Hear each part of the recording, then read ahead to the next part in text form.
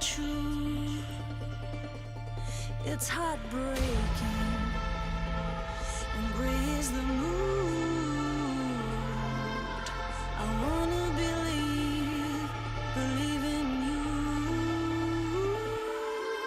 You can run and you can hide, learn to live on your denial. Oh baby, I'm losing faith.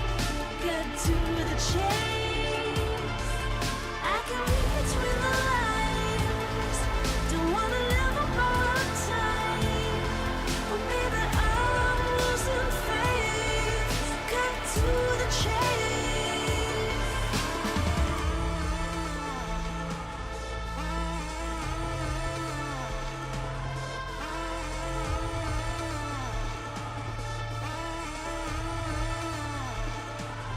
Liberating, you know what to do. Don't let your demons define you. You can run and you can hide, learn to live on your denial. Oh baby, I'm losing faith. Get to the chase. I can read between the lines. Don't wanna live up all time. Oh baby, I'm losing faith. Cut to the chase.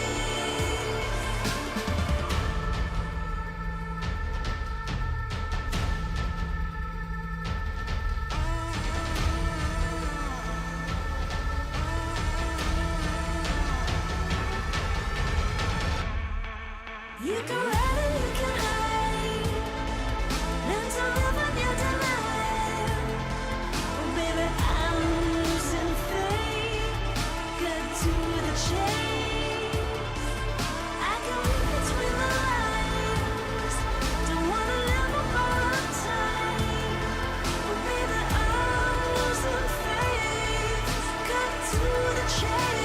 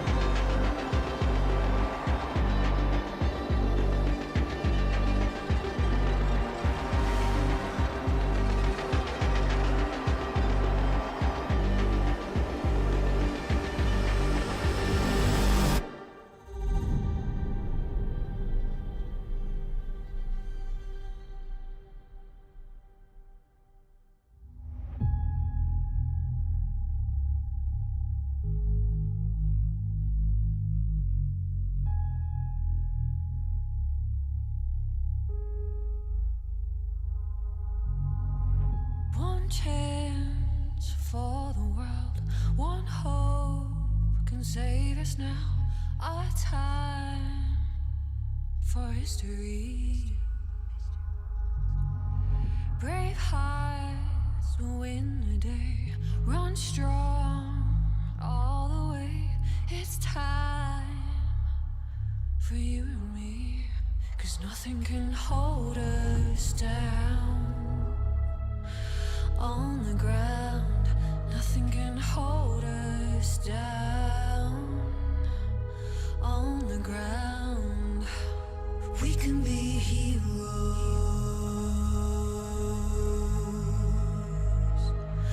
We can be heroes.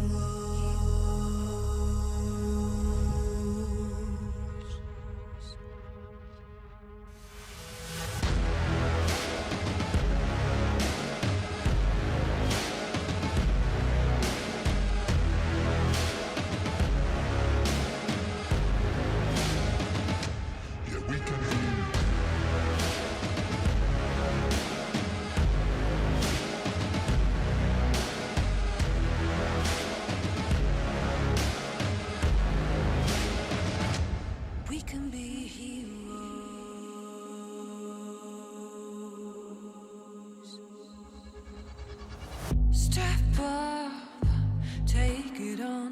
No turning from the storm. It's time now for what's to come. Together we will stand 2 feet on the ground. Let's hope now for better days. 'Cause nothing can hold us down. On the ground, nothing can hold us down. On the ground, we can be heroes.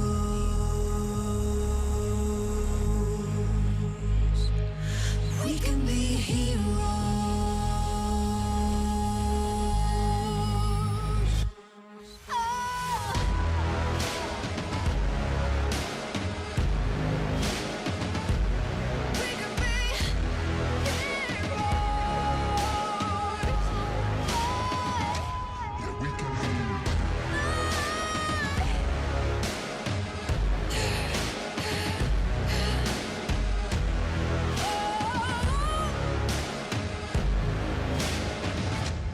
We can be heroes.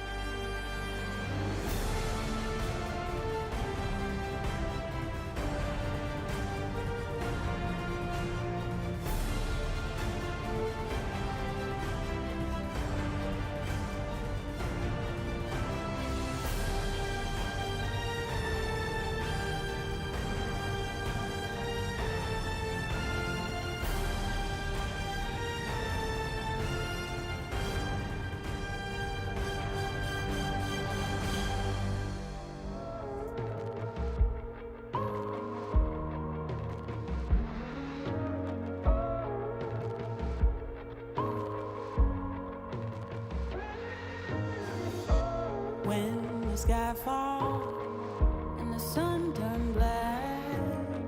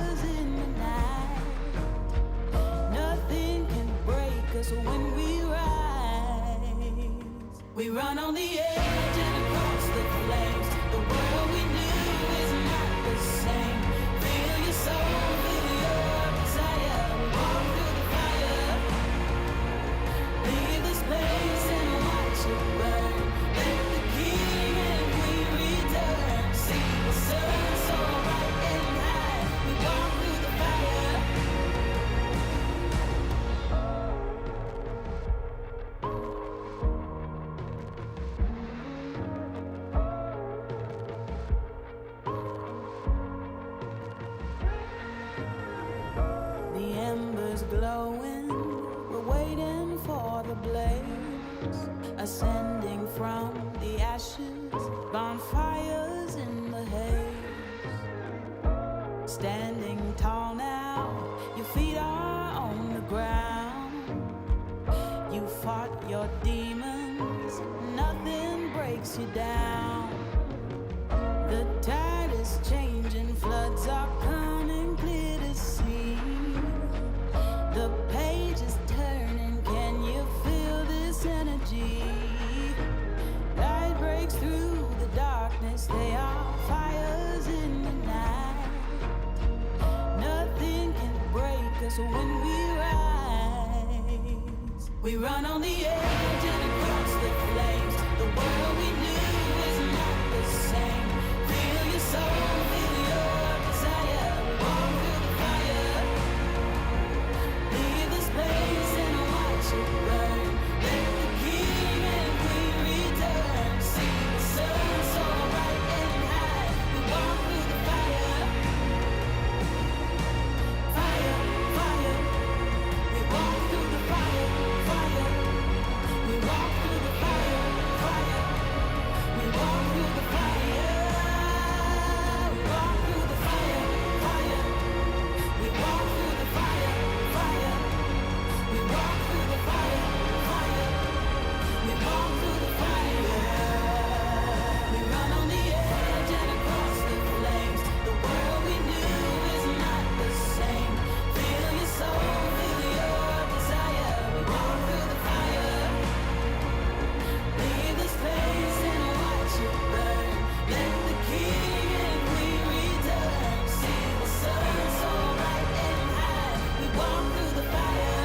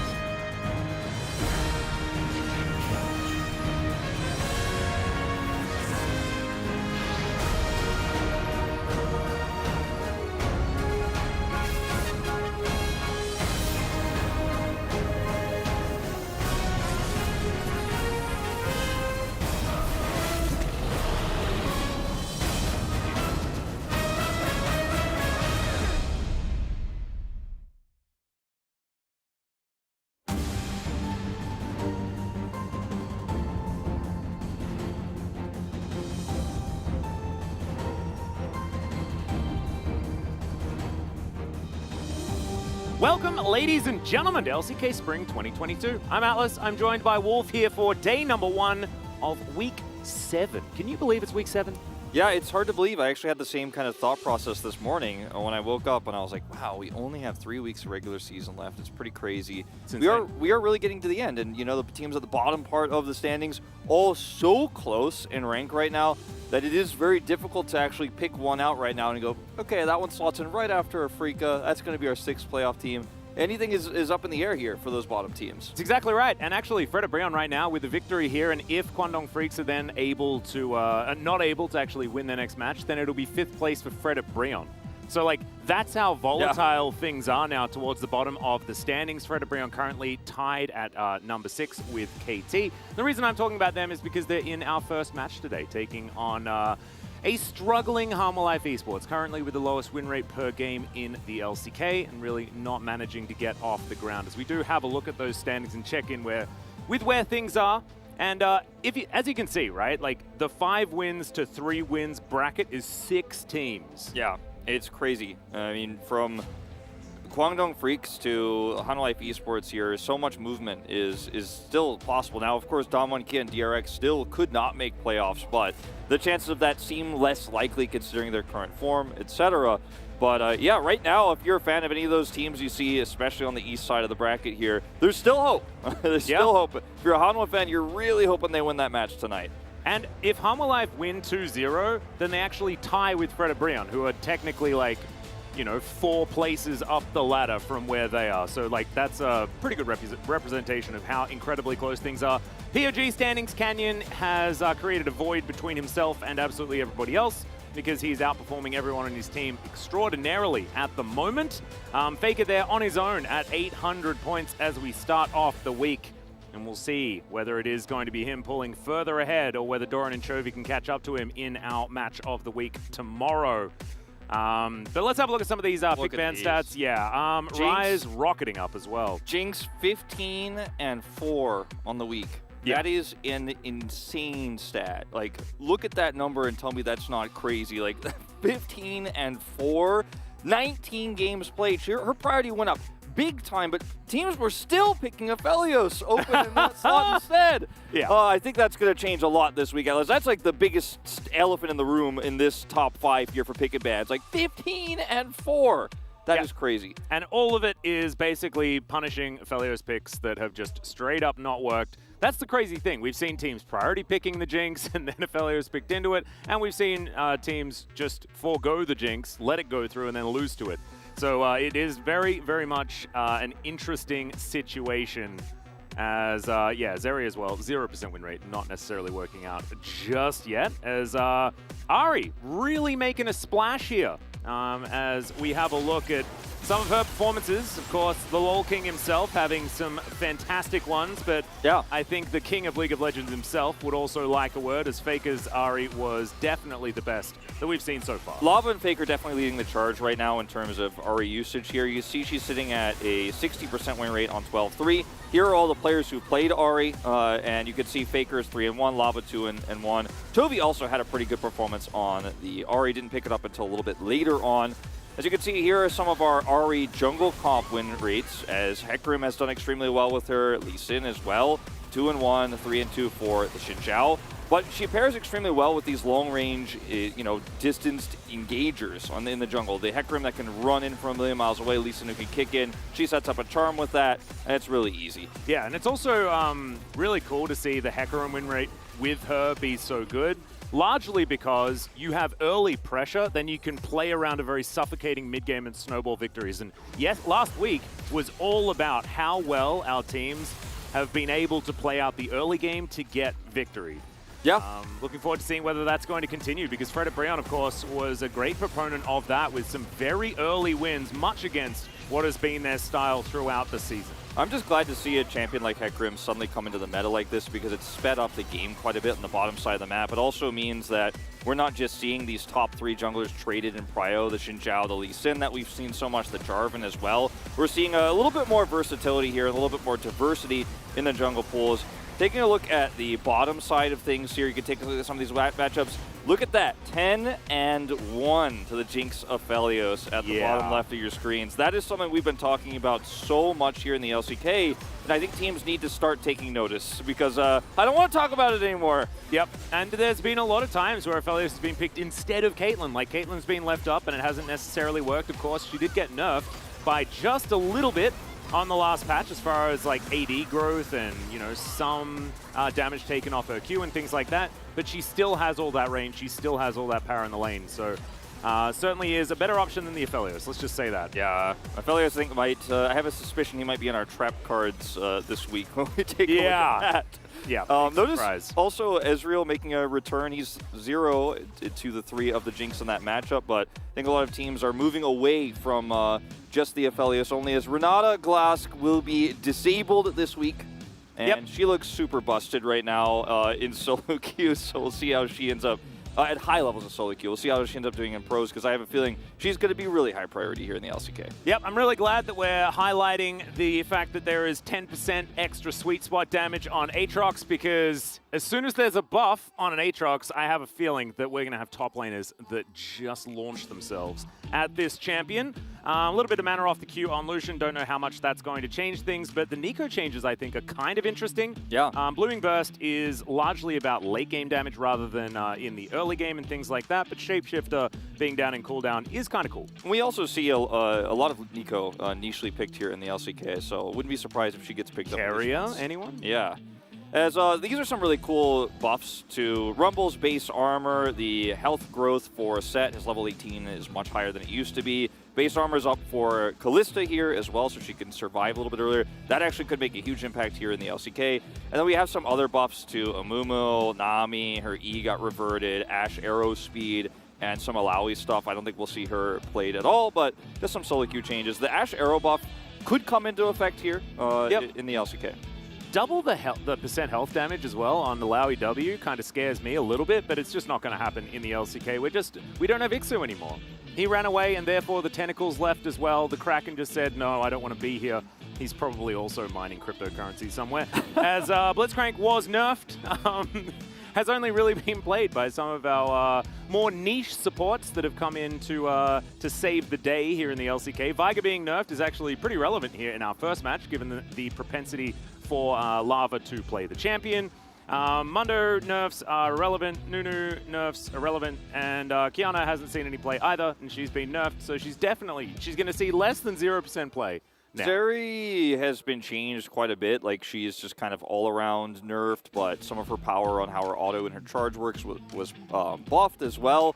So she's overall still the same champion, just some numbers are tweaked. So I don't know if I'd really call it a nerf per se, but it is overall a nerf.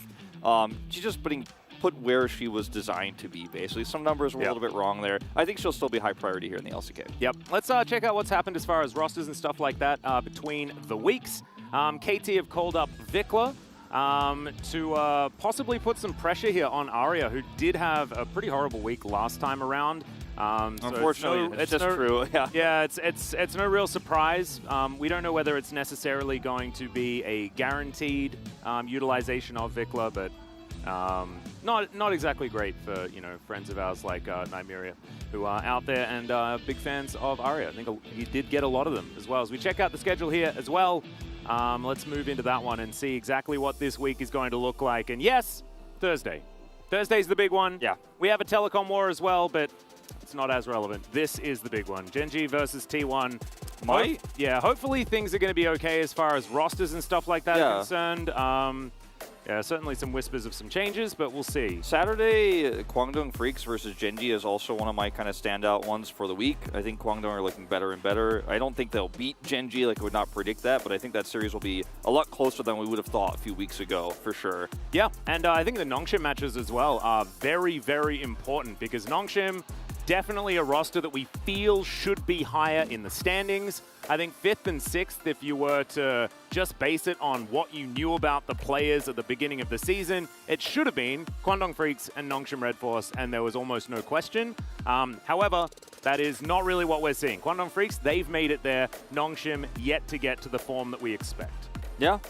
It's really important for them. You know, they're definitely the team I have right now as my #1 front runner for being that 6th place playoff spot behind Kwangdong Freaks. And not to say Kwangdong is guaranteed, but those are the 2 spots we're most worried about right now.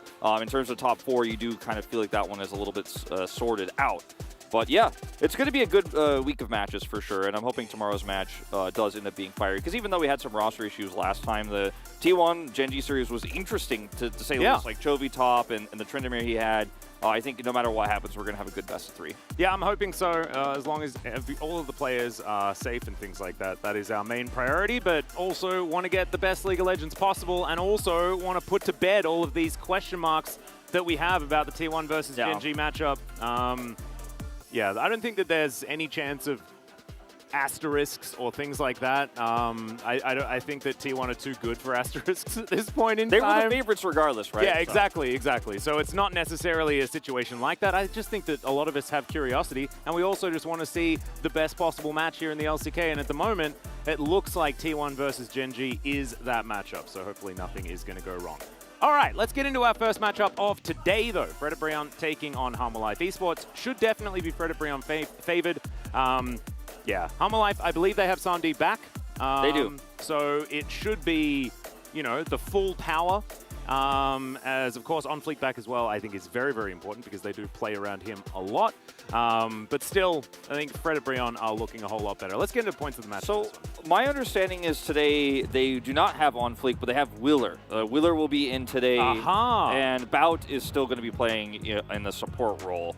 As you mentioned, 6th and 10th place, chaotic mid to low rank battle for playoffs, right? Because this is so important. Every single match we have between especially 2 teams in the bottom half of our standings will be incredibly important for playoffs. Now, you can steal a win away from a top team if you are on that bottom half. Those matches are important too. But these are the ones you can realistically expect to take if you're Fred Brion, if you're Harmalife Esports. This is the one that you really need to be focused on. This is your realistic win you could take to get yourself one step closer to playoffs. So Harmalife Esports on a big loss streak right now. Is long time no see Wheeler. How is he going to perform against Can Yum? General Can Yum? No. I don't know about this. That's a no from I'm going to veto that one. Yeah, no, he's General Umpty. He doesn't need to pretend to be any other player. He is Umpty, okay? I love how just the fan signs in the audience need to get a little bit more creative. Like we had General Dread a few days ago. I'm like, guys, that's Umpty's thing. Like we can't just make every jungler who does well a general. Yeah, you know? no. This is Fred Brion are the team with a ranking system, right? It's a ranking system. I think it's a monarchy as well, given the fact that we have some lordship towards the top side of the map and a king in the mid lane. But yeah, no, let's just leave that to Fred Brion. They're our team that, you know, just likes to have some hierarchical titles within their team names. I'm looking forward to seeing what Henna and Delight's titles are going to be as we move further forward. I am pretty sure that Sword is a blacksmith, though. That's how it has to work with his propensity to play Ornn in the past and the fact that his name is Sword. I think that one's a guarantee. So Bout's back with Samdi, who's now returned over Chunny. So Chunny is back down in Challengers, of course. Bout played the Blitzcrank last week, which was very exciting and very interesting, but it did not work out in the end. It was very cool to see him try something new. See what he does today is he's up against Henna and Delight, who have been a pretty strong bottom duo. But we do not see Aphelios priority for Henna, though, because he has been very miss on the champion. He has looked a little bit weaker on it and has been so countered right now. Yeah, as some of these stats you'll see Fred Brion, I mean, first dragon percentage, something you come to expect from this team. Even last year when they were towards the bottom of the standings, that was something they were great at taking, and that's continued here this year. Certainly has. Fred Brion as well have played equal most games in the LCK as far as the amount of best of threes that have gone to 3 games. I think they're tied with T1 for that stat, interestingly enough. But their game time is a minute longer than the aforementioned team, even with a much faster week 6. So looking forward to seeing some more sped up Fred Brion, you know, trying to get some decisive victories under their belt and really create some believers out of us when it comes to the power of friendship that this team does supply us with. Because they're a fun team to get behind, and you can see it in their comms when they're winning games, you know, when it's Lava and Umpty and they're being jovial and stuff like that. You can't help but love this team. You just have to root for these guys. I mean, it feels like a lot of people do, and here they are coming out on stage. Fred Brion are a team that stuck together for the most part with the addition of Morgan and Sword, right? And I think it really does show in their gameplay.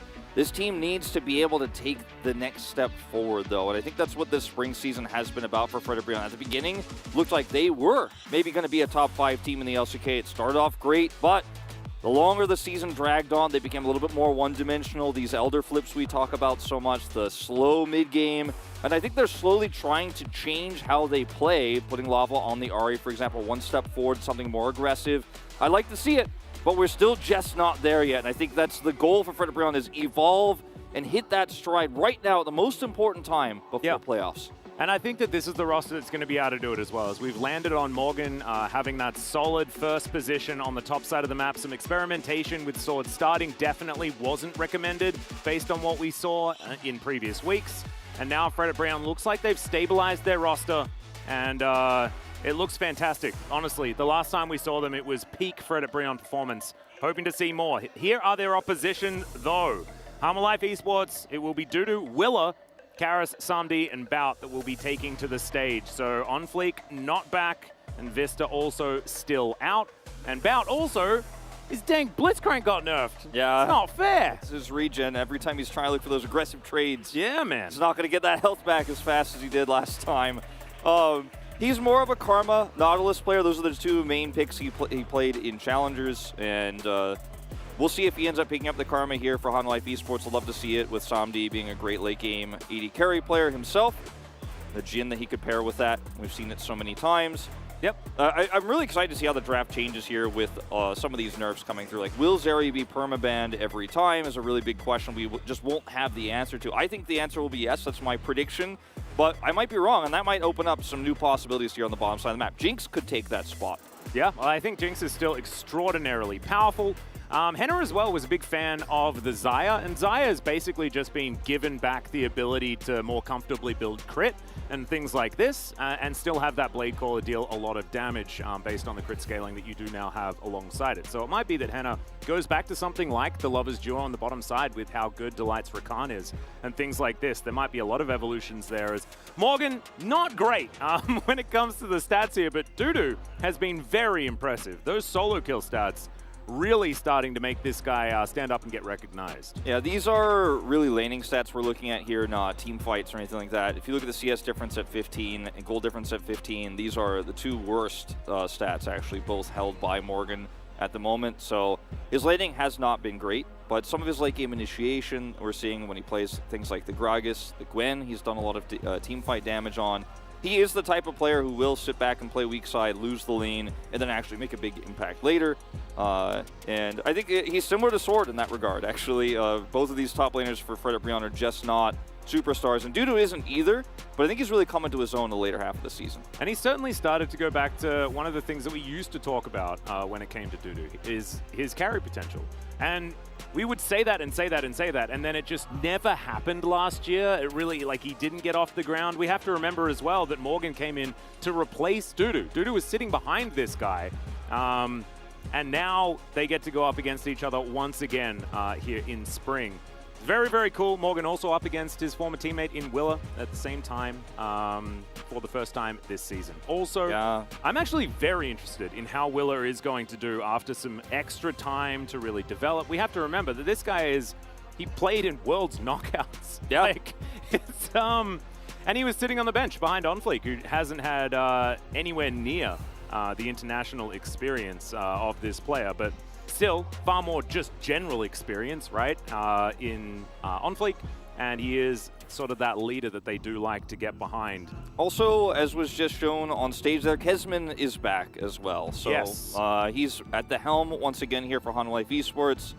Has some experience with Willer on his team. Of course, really the main remaining player here from last year's roster. Yep. And this this 5-man. Quirky banned away from Lava. That has not changed on this patch. That's going away. Yeah, not going to give... I think that the current iteration of Fred Brion doesn't even want to pick Corki with how much they've sped up their gameplay, but I do like the respect. Yeah, don't want to give him the ability to fall back on it if it was open. Caitlyn removed here, so we're thinning it out. There's Zeri, so at least for this first best 3, our answer is yes, the nerfs are real, but they're not big enough to actually pull her out of here. Yeah. not going to happen. The Rise as well, a lot of respect there. Oh, I think we're heading towards horse first pick territory. I think so. I'm feeling it. I do agree. Yeah. I don't want to see Henna on the Aphelios that he is currently 0-5 on the blue side here. Oh, it's and horse. it's Umpty's horse. There's no horsing around here today. We're doing it, getting straight in there. Harmonife Esports, I very much enjoy this. So the Jinx is going to be picked away, and as well as the Ahri taken from Lava. So Fredit Breon paying a pretty heavy price. It's a pretty heavy price indeed, because now you have so much pick potential with this Ahri. You can actually help against the Hecarim engages super well with this Ahri too. You charm him when he tries to go in for the initiation before he ults. You can actually stop him in his tracks, do a ton of damage with the Jinx follow-up that you have. Yep. Xayah. Yeah, Xayah Rakan. I love this. I absolutely it's Henna Delight, you know? Yeah. Xayah's crit got buffed on this patch. Rakan's back in the picture here for Delight. And, you know, you have so much follow-up for the Hecarim with the Rakan. It's a really strong pairing just in general, and we're talking about Delight's Rakan here. The answer will be the Xin Zhao here. Feels like it's following the tier list, but I'm liking what Fredit Breon have put together a lot more because there's so much team fight potential here, but also with this Hecarim, a lot of early power around lanes. Yep, and a lot of engage potential as well. Rakan Hecarim is actually just so much lockdown. The fact that you can get the quickness in there, charm everyone up, and then be pinpoint on your use of the Onslaught of Shadows to maximize the amount of disruption. Very, very cool. So, I already like what Fredit Breon have put together. However, the tier list loves Harmonife Esports right now with the Xin Zhao as the follow-up. And we're banning some solo laners here as Dudu's Gwen going to be taken away, and the Vex and the LeBlanc removed just to avoid Ahri having some rough matchups. Things like I this. would not be shocked with even with the changes to Veigar and the nerf to his early armor. It's not going to affect him into an Ahri, for example. I think that's something we could see here. I think the Azir is also another great option because Fredit Breon wants something that is not going to get trashed on by this early game Ahri power around the lane, while also giving him something that has kill pressure with this Hecarim. As the Thresh will come through for the Jinx, no shocker. So I could see something like a Victor here, a Azir, or that Veigar for Lava if he wants to just play. I'm going to late game scale it up. Oh, yes! And Renekton's going to be powerful early. It's Morgan as well. This is the Lord. The Lord and the Silas of the Crocodiles. Yeah, and the Silas will come in. This is one of your I've been favorites. wanting this one. Yeah. You want Spirit Russian Silas. I want a Spirit Russian Silas every time, and we're going to get it this time. All right, as well, Lava really does enjoy this champion, so it is going to be very brawly. This is going to be like, if Harmonife Esports can select Conqueror on as many things as possible, they're going to be feeling pretty happy about it, because even Xayah doesn't have a lot of range. But I like how Fredit Breon's comp synergizes with itself. Dudu just going to take the Jace, and the tier list is going to continue looking pretty good here. Solo lanes looking like they will have the shove in the early stages, absolutely, for Harmonife Esports, so Willa will be able to get around that map on one of his favorite champions. If you remember back to when Willa was playing, Xin Zhao was definitely one of the big ones. So Harmonife now have a draft that has a lot of control early on in the game of the lanes, like you say, do have some late game scaling with the Jinx. The Thresh is going to make them pretty easy to, engage, but also escape from some of the fighting that Fredit Breon is going to look for around the mid game. With Fredit Breon, they had the opportunity to go down the path of scaling mid laner, like I was talking about. Before they picked the Renekton, they had, okay, we got Xayah for scaling later on. She's buffed on her crit, but we also have Hecarim, so we can actually get the early game going early, and then kind of, as the mid game goes, we start to go towards the later part of the scaling. With something like an Azir, you could fight out around those early Drakes. But they went the Silas route now with a Renekton, so this comp's late game has fallen off massively. Like, the scale is tipped into extreme control of the early to mid game as what Fredit Breon need to succeed. Yes, you can somewhat rely on an extremely fed Silas in the late game if that happens, and Henna will shore up some of the scaling.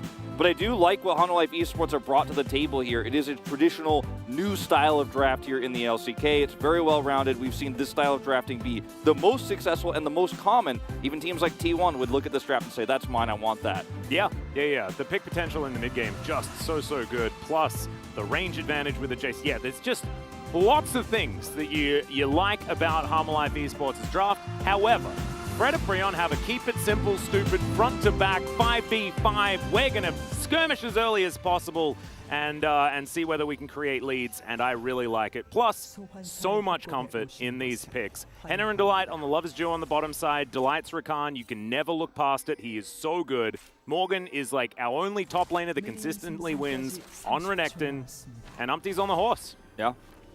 And they just need to get that, what we like to call a tempo advantage here in the LCK. Just get that lead and then try to continue to use that lead to take all the objectives on the map, force fights as often as possible. I think the build here for Karis will definitely be Everfrost into Horizon focus, given that, he can lock down some of these melee engagers, and then, of course, use his Horizon focus to actually follow up and burst these targets down, get Jinx that first kill, and turn the fight at that moment. Especially with Jace blasting Shock Blast through as much as he can, as often as he can. Some of these front lines are going to be a little bit weakened before they actually start to engage. So, yeah, Karis has a lot of utility in this composition, actually. Definitely does. Henner, as you can see, has gone towards the Aerie, which means that he's likely going to continue down the lethality route. Of course, that was not changed. Just gave him some crit options on the Zyra if he'd like them. Did go Gathering Storm for it this time, but yes, did go Gathering Storm. So shout-outs to him. Samdi as well. He's taken the Gathering Storm. We're Gathering Storms everywhere outside of Umpty, but he didn't want it anyway, so that's fine. As long as we're not scorching, we're happy. Yeah. I feel like I don't hate Scorch as much as you guys do, but I don't like it that much. Yeah, I think, we're pretty anti-Scorch here, but it's okay. It's okay. Sometimes things frustrate, and it's fine. About really aggressively positioning here. Just want to hit that level 2 first with the Jinx, rocket. The AoE is just going to get those minions down quick and look for a potential hook flay pick. Yep, Frederibrion respecting it. Definitely good. Able to use that range, use that AoE advantage in order to get things done in the early game. Here in the mid lane, of course, Lava is going to struggle. Range versus melee, yada yada. But as the game goes on, and especially if they can open up the map and give Lava the ability to get out of this lane and really start affecting, then it's going to be real scary for Harma Life Esports. But right now, Karis should be able to retain control and get this one shoved in so that Lava is going to be kept tabs on throughout the majority of this early game. Yeah, we talked about the Ahri success recently. You could see that's a 5-game winning streak from some of our top Ahri players, Lava included. And we'll face her this time around instead, as this is going to be a pretty unfortunate time here for Morgan. See how many mistakes he makes in this early game. Yep, as Samdi actually going to get spotted out here. Level 2 for Henna. Doesn't quite have the feathers down to rely on any sort of blade caller damage or anything like that. So it's going to be fine. Umpty now as well, wandering over a ward here as he tidies up his topside jungle. Looks like the southern scuttle should be taken by the horse if he can get down there. As Willa has already got things done when it comes to the shellfish on the top side of the map. It's very difficult to gank Ahri, actually, with this Sylas. Even if he has the Spirit Rush, Karis can use his defensively and avoid it. And then the Hecarim getting in there, as long as Karis isn't really greedily positioned or doesn't have a, has a vision problem, for example, there's not going to be a lot of kill pressure for the Sylas here. His power is more going to be around this upcoming Rift Herald fight, the first 2 Drake fights. This is where the Sylas needs to start getting online with the Renekton. When level 6 gets hit for both of those champions, fight early with Lethality Xayah, use your early game power, get these squishies blown up, get your Hecarim ahead, and then rule the map with an Iron Fist is the idea here. Yeah. And also, I mean, a play can be made around that sort of level 5 to 6 mark. If Lava can get ult first, then he gets to steal it away from Karis, and then you can do all those shenanigans with Abduct, Abscond, Spirit Rush, all of the mobility in the universe times 100. And something could potentially happen there, but you probably want to be able to get a flash out first, and that's not going to happen with Umpty getting his farming on throughout the majority of this early game. You can see now him paired up with Delight, moving towards the enemy jungle, and Willow might be in a little bit of trouble, but no, just setting up some vision and making sure that Lava's going to be A-okay here in this mid lane as he tidies things up. Yep. It's really interesting, you were talking about King Morgan, and we've been talking about LoL King Lava and things like that, the monarchy here. I feel like it's interesting to see Willer back, because if we're going to make like a Game of Thrones reference, he's kind of like he was Chovy's Hand of the King, okay, and now he's back here in a new kingdom, and he's actually the character who hasn't been seen for a whole season, but he's back. Yeah, it's like the actor got in some trouble or something like that, or was unwell or needed to get some surgery or something like that, and now they're back for the next season. The audience doesn't remember him, so there has to be like a previously on LCK. Damn, why didn't we film that? Content option completely removed. Yeah, I'm just curious to see how he's going to perform here against one of our stronger jungler players in Umpty. And so far, obviously, due to the matchup, he's losing out on a lot of control of the jungle itself, but is going to be able to get an early Drake. Yep. And you can see Umpty is looking to steal away his chickens. Will be able to collect this Cloud Drake. Information is completely on the side of Fred and Breon, and so that's why Umpty's more than happy just to move into the jungle and steal this one away. As Bout and Samdi going to move up just to make sure that the low health Xin Zhao is going to be fine. And this is really important for Hanwha Life Esports to make sure they can guarantee this, because winning the Rift Herald fight, while not impossible, is very challenging for their composition without a few really nice setups. The prio they have in lanes is going to help them get over there faster, and they will, of course, have the ability to do some Shock Blast damage before the fight ensues. So Umpty may be getting punished here. Yeah, he's going to get the speed up. Knocked back, though, by the big old hammer. As Will be able to get towards Morgan now, and Will is going to have to flash. There's the dice, the flash, and the first blood for the horse. Now Dudu desperately trying to run away, and he will make it underneath his turret as Morgan is going to pick up Karis as he gets here. Karis has eyes only for the Stallion, and will be able to grab that kill. So it's a 1-for-1 there towards the top side of the map. Lava a little bit late on the rotation. Yeah, so it ends up being a 1-for-1 here. Forces Karis out of lane, but he won't use any summoners for this. Just took his Spirit Rush to get up there. Is going to cost him a little bit of CS potentially here. Actually looks like he should be fine. He's got full health. And, at the end of the day, this was a pretty nice punish attempt here from the side of Hanwha Life Esports, but they have to respect the power of the Renekton, right? His ult is, though, going to be on cooldown here for a little bit longer, so the timing of this Rift Herald, if Hanwha Life Esports started up right away, if they rush over there, they might be able to take this small advantage and turn it into their favor. Is, right now it looks like, okay, we are 2v1 versus the Hecarim, but he's like, but I'm Hecarim, so I'm just going to run away real fast, do a ton of damage while I do so, and then Morgan's going to come over and ult, and you guys can't win this fight. Super nice flash there from Morgan, getting in there, doing that damage. Dudu will, help turn this around with Karis, but a lot of time lost here for Hanwha Life Esports. Not to mention that Umpty was able to steal away some of that critical farm. No, exactly right. All the while, I believe minions were dying to the turret as well, so not great news for Dudu, but he did survive, and so was able to stay there and actually collect the farming experience. If it was Dudu that died instead, would have been even more punishing for Hanwha Life Esports. So, as you can see, it's going to be a slight advantage in gold for Hanwha. Largely to do with Karis being a little bit ahead as far as farm, Dudu doing the same thing. This is what we're expecting, right? Yeah. With some early lane control from these champions. The Dominus isn't up yet for Morgan, but it will be in just a few seconds here. And with Karis taking a back seat for a second because he went to the top side of the map, it means that Silas can get over here first. He's going to take his blue buff. Now, slowly but steadily, Hanwha Life Esports identify, okay, they're not on this just yet. Going to try to clear up some more vision.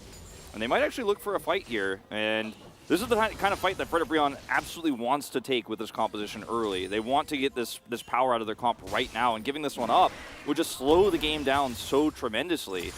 The thing that's really difficult, though, is the fact that they don't have that push control. Morgan's going to come down. He has to move into a river that's in the control of Dudu. As Umpty's going to move on over. He's got ulti, though. And Morgan with his ult up is definitely a very scary prospect. Now the wave's going to equalize in the mid lane, and Hanwha Life Esports not feeling like they can take on the Rift Herald. I think that was actually very well done from Fred at Breon, as Hook is going to connect onto Delight, and Delight straight up does not care in any way. Yeah, Fred at Breon playing this so slowly but so correctly, waiting until they had the group up where their comp is going to be stronger, trying to get Hanwha Life Esports to stay longer and maybe force that fight. Hanwha Life Esports, though, on the other hand, also played this very well. Came over, checked, cleared out some vision, tried to see if they could get away with this or maybe potentially get a pick with this Ahri. No opportunity to do so. Well, we're going to leave. We're not taking that team fight. We're not giving you that potential gold that your comp so desperately needs.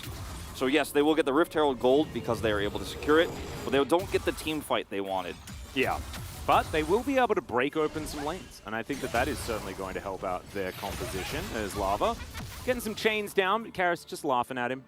Having a great time here, continuing to just hold on to that control. But as you can see, 3 minions in it between the Silas and the Ahri. No worries at all for Lava as we move towards the mid-game. As Bout's going to move in, just going to help grab some control here, share out some minions, stuff like that, and retain control mid. So much control here of mid, grabbing a plate here is Karis because he has the cannon wave and was helped out here by Bout. And look at all the vision they have around the top side of the map. Means they might be able to get a quick early double Drake here if they can group up for it faster. They don't have prio on it at the moment. Ooh, Umpty. Looking like he wants something towards that bottom side as Samdi is going to move over there. I think they had vision of where the Thresh is, so they know that the Jinx is alone, but looking like they're looking for the 3 instead. Ulti comes forward. Charm is going to go wide there from Karis, unfortunately. Willa burning down. Super Mega Death Rocket's going to sail by as Lava looks for the chain, does not get it. That is just going to be Harmalife Esports tidying up Umpty. It looked like the engage was good, but they didn't have enough. Yeah, they didn't have enough. That was a really nice setup there from Umpty, right? Okay, we're going to try to bait them in here. I'm going to ult over. Yeah, bit of a fight here towards the top side as Dudu just going to get sliced and diced and just walks his way out. Absolutely fine. It's a bit of a worrying sign for Fredibreon that they weren't able to turn this play into a successful one. And the reason why they wanted to force it right then and there was because they knew they didn't have enough prio and lanes to actually look for a traditional Drake fight. But if they could get a pick beforehand, that should be able to win them the war of attrition to even up Drakes. As Karis is going to get the charm. Yeah, very nice charm as Lava has to use the ulti. Crescent sweep going to be now on cooldown. Hijack going to be coming up again in a little while's time. We'll be able to get another Spirit Rush as well. As now Dudu going to get smoked as Umpty's just going to zone the Jace away from this turret. A few plates are going to come through and might even just be the turret here as there is a cannon minion down as well. Will is going to come on over. They're going to need a lot more help though as Ari's back in base. Doesn't have teleport, remember? So those 2 plates do go down and Umpty decides that he wants to hold on to the Rift Herald for a later use. Yeah, I think he knows that with the bottom prio that Fredibreon have right now, there's just no way that Hanwha Esports could be getting that Drake. So they can actually drop it mid and try to get the mid turret down, remove some of Karis' ability to safely farm here while getting more value elsewhere. Because they got 2 plates topside already. They're going to grab 1 here, maybe even 2 off of this. Looks like not off of this wave. But, you know, it'll be their 3rd plate going down here. And they're getting a lot of value on the map. Now, this was a really cool attempt here, a nice bait from Delight, but I think they just didn't expect that the follow-up would be so quick, and it's a really amazing hook here onto Delight. The rocket goes wide, and Charm went wide, but just in a longer fight like this, you need something like a Renekton. You don't have enough staying power just yet. You didn't have an AD carry. And also, the quick fingers on the Crescent Sweep allowed Willard not to get CC'd by that knock-up, and that would have been enough time to secure that kill. So just really, really good fingers, although Fredibreon probably should have known that he did have an R button available to stop that one from coming through. But bit of a skill check, and it was absolutely passed there by Willa. So Rift Herald is timing out here. I think Fredibreon had several good opportunities. Now they're going to try to force it bottom side, which will be successful. There's not really much the Hanwha Esports can do. But it doesn't lead to necessarily a Drake here if Hanwha Esports respond quickly. Xinjiao coming down. Yep. This is a really important moment for Fredibreon to start choking the map out here with this Rift Herald. Won't be a turret either, just a few plates. Well, Morgan gets on over. I'm going to cull the Meek just a little. Looks like this top lane still just chilling for both of these players. 3CS the advantage for the Renekton. This is greedy here from Fredibreon, but they might just be able to have enough control over this choke point to pull it off. Yeah, they've got a lot of vision of the area. Willa, entirely known, is going to turn off that ward, but it is just going to be able to spot him as Umpty's going to take down the Ocean Drake. We're up to an Infernal Soul this time, so definitely some spice when it comes to the mid-game, fighting over these dragons that are so important for both of these teams. Fredibreon almost needed to retain some relevance for both the Renekton and the Hecarim. Yeah, the Sylas to a certain extent too, you know, the 0-0-0 Sylas at the moment. You know, Lava's not past his prime yet. In fact, it's starting to really hit a big spike window here once his first Mythic is up. And we do see Karis does have his first, the Everfrost I was talking about. We'll see if the Horizon Focus comes through second. Does have a few stacks of Dark Seal. But yeah, this is the point I was about to make. You're kind of leading into it is, did Fredibreon do enough with this composition early? And I think the answer is a pretty resounding no at the moment. They're 100 gold, just less than 100 gold behind Hanwha Esports. They're a 1-for-1 on Drakes. They didn't secure the bottom turret nor top. Mid lane has always been under control from Karis.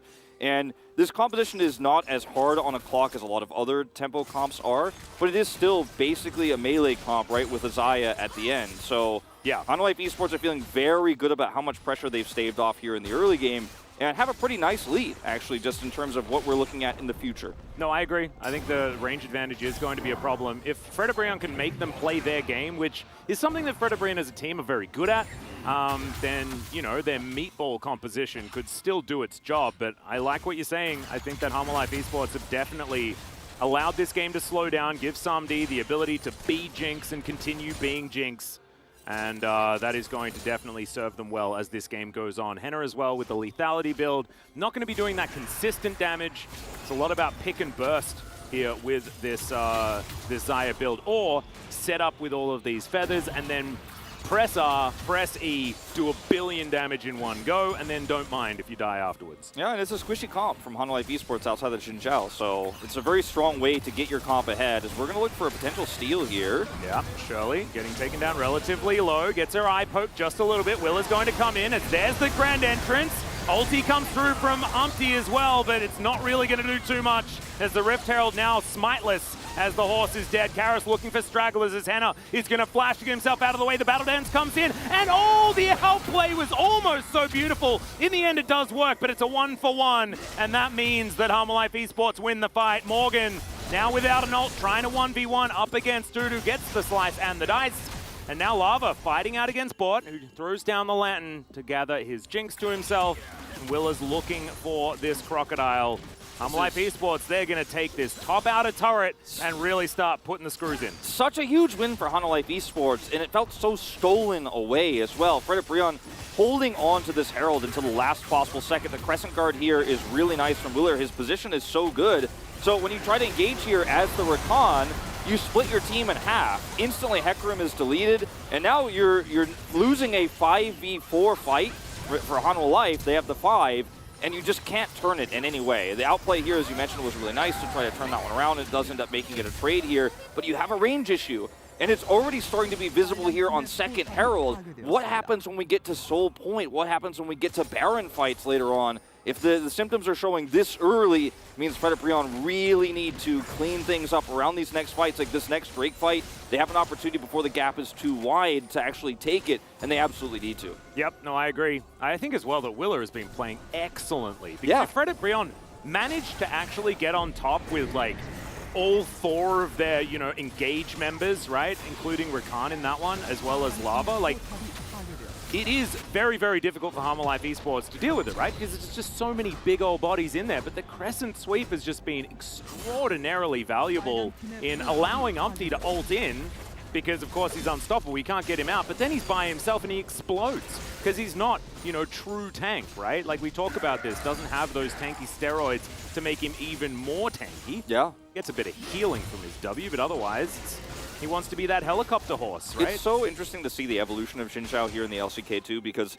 in the beginning, it was a bully champion who ganks often, ganks early, gets a lot of kills, and then sometimes falls off, and then sometimes otherwise is just kind of an ult bot. But in the LCK, we're seeing now teams are so adept. Even players like Willer, right, who is his first time playing this season, at splitting teams in half when the engage comes through. He's used as a disengaged champion so well. Yeah. And like, LCK has changed the way they view Xinjiao and the way they team fight around him, and it's just awesome to see. It is really good. I think Umpty as well could be a little bit more respectful of it. And not just press R straight away, maybe try cantering around a little bit, you know, just test out some of those equestrian ways that you have available to you. There's Morgan looking for a bit of a flank here. Morgan picks up, Willer picks up the aggro of this Drake. And the Crocodile continuing to move on forward. Karis dives on in as Umpty now presses W and stays back this time. Henna's going to grab that first kill onto the jungler as Karis dives over again. Umpty, good fingers on that smite, as that's a brilliant Everfrost, as well as Karis is going to get blown up. A double kill for the Xayah and Fred. This is what your composition's supposed to do, and I really like that this time Umpty was patient. Yeah, and you know, ㅅ here was the target, right, of the first attempted Spirit Rush charm pick onto him, but he doesn't have the items to follow up yet. You can see he's kind of split between this Morel Namicon, the Blasting Wand, and the Oblivion Orb. Watch Karis on the edge of this fight. He comes in, looks for the pick onto ㅅ, doesn't really do enough damage here, and once the Xinjiao is done here, yes, you've got Morgan zoned out, but going back in here with your last Spirit Rush was really just one step too far. The team fight was lost. Definitely could have tried to retreat elsewhere. And Yeah. I think there was a little bit of a disconnect in the communication here. Meanwhile, you know, Fredit Brion played it a lot slower, like you said. I feel like Hanwha Esports dropped the ball outside of that initial engage, whereas Fredit Brion played that one a lot slower and a lot better. Yeah. If Karras goes over the wall there and like gets a kill on someone, gets another essence back, resets his way out, then maybe you do it. But I mean, he used his abilities on a Drake when, as we could see, it was a little bit damage mod check when it comes to the Ahri in the first place. It's just it's a comp where you want to use the Ahri more as utility. Like, you don't have to actually kill the 80 carry first with the Ahri in this game. You can actually just peel for your 80 carry to outrange and do better damage long term. And when the Renekton's running at your team, then charm the Renekton. When the Hecarim's running at your team, charm the Renekton. Or excuse me, the Hecarim. Yeah. Or just charm the Renekton. Which animal are we talking about? The croc or the horse, man. Either Yeah. way, sit back, play it safe. You don't have to be going over walls trying to kill the enemy 80 carry to win a fight. And Ahri can do that extremely well, but she doesn't necessarily need to in this case. Is the Morellonomicon second year rather than the Horizon focus, which is, again, a choice that suits the Sylas on the enemy team, right, the Renekton, but Yep. would have liked the Horizon focus's ability to do a little bit more damage. Whoa. The burst damage from Henna here is starting to get scary. Eclipse is done. Neuramana also completed. And so Henna's going to have to start getting respected. He was the one that grabbed a couple of those kills as Lava picks up a Super Mega Death Rocket. Sumdi's dead if he hits him with it, and he's going to sidestep, presses the heal button, gets the extra movement speed, but also is able to get out of the way anyway.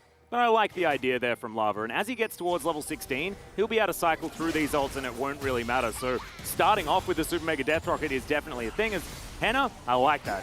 Just don't press your heal, don't press your ulti, just take it.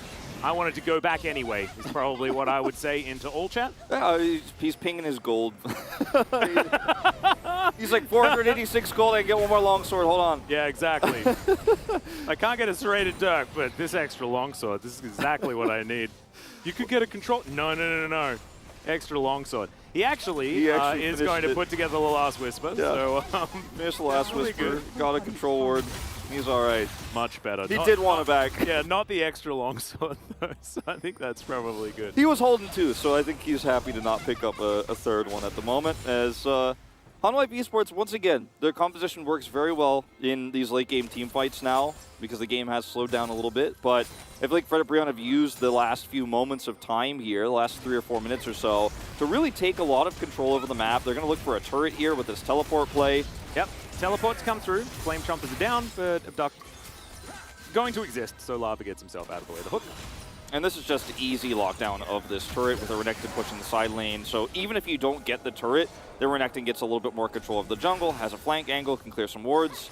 Yep. He's got a sweeper available. Actually, he's just going to back here, but right now is Hanwha Esports when you don't know where the Renekton is, when you don't have complete information in moments like this. You know, Fredit Brion, the way they're playing this makes it so threatening, makes you want to just sit back and wait, which is exactly what Fredit Brion want because they want to have Drake Cryo here for what is going to be potentially their sole point for Infernal.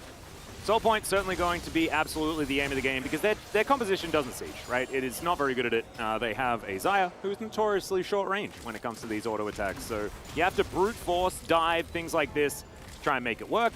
And Hanwha Esports should have the answers to that with Zaps and Super Mega Death Rockets and Shock Blasts and all that sort of stuff. As Hanwha Esports now take it upon themselves to pressure their way in. They do get control of the mid lane very comfortably and now access to the river. 27 seconds before this Drake comes up. Control wards everywhere, and I love this timing.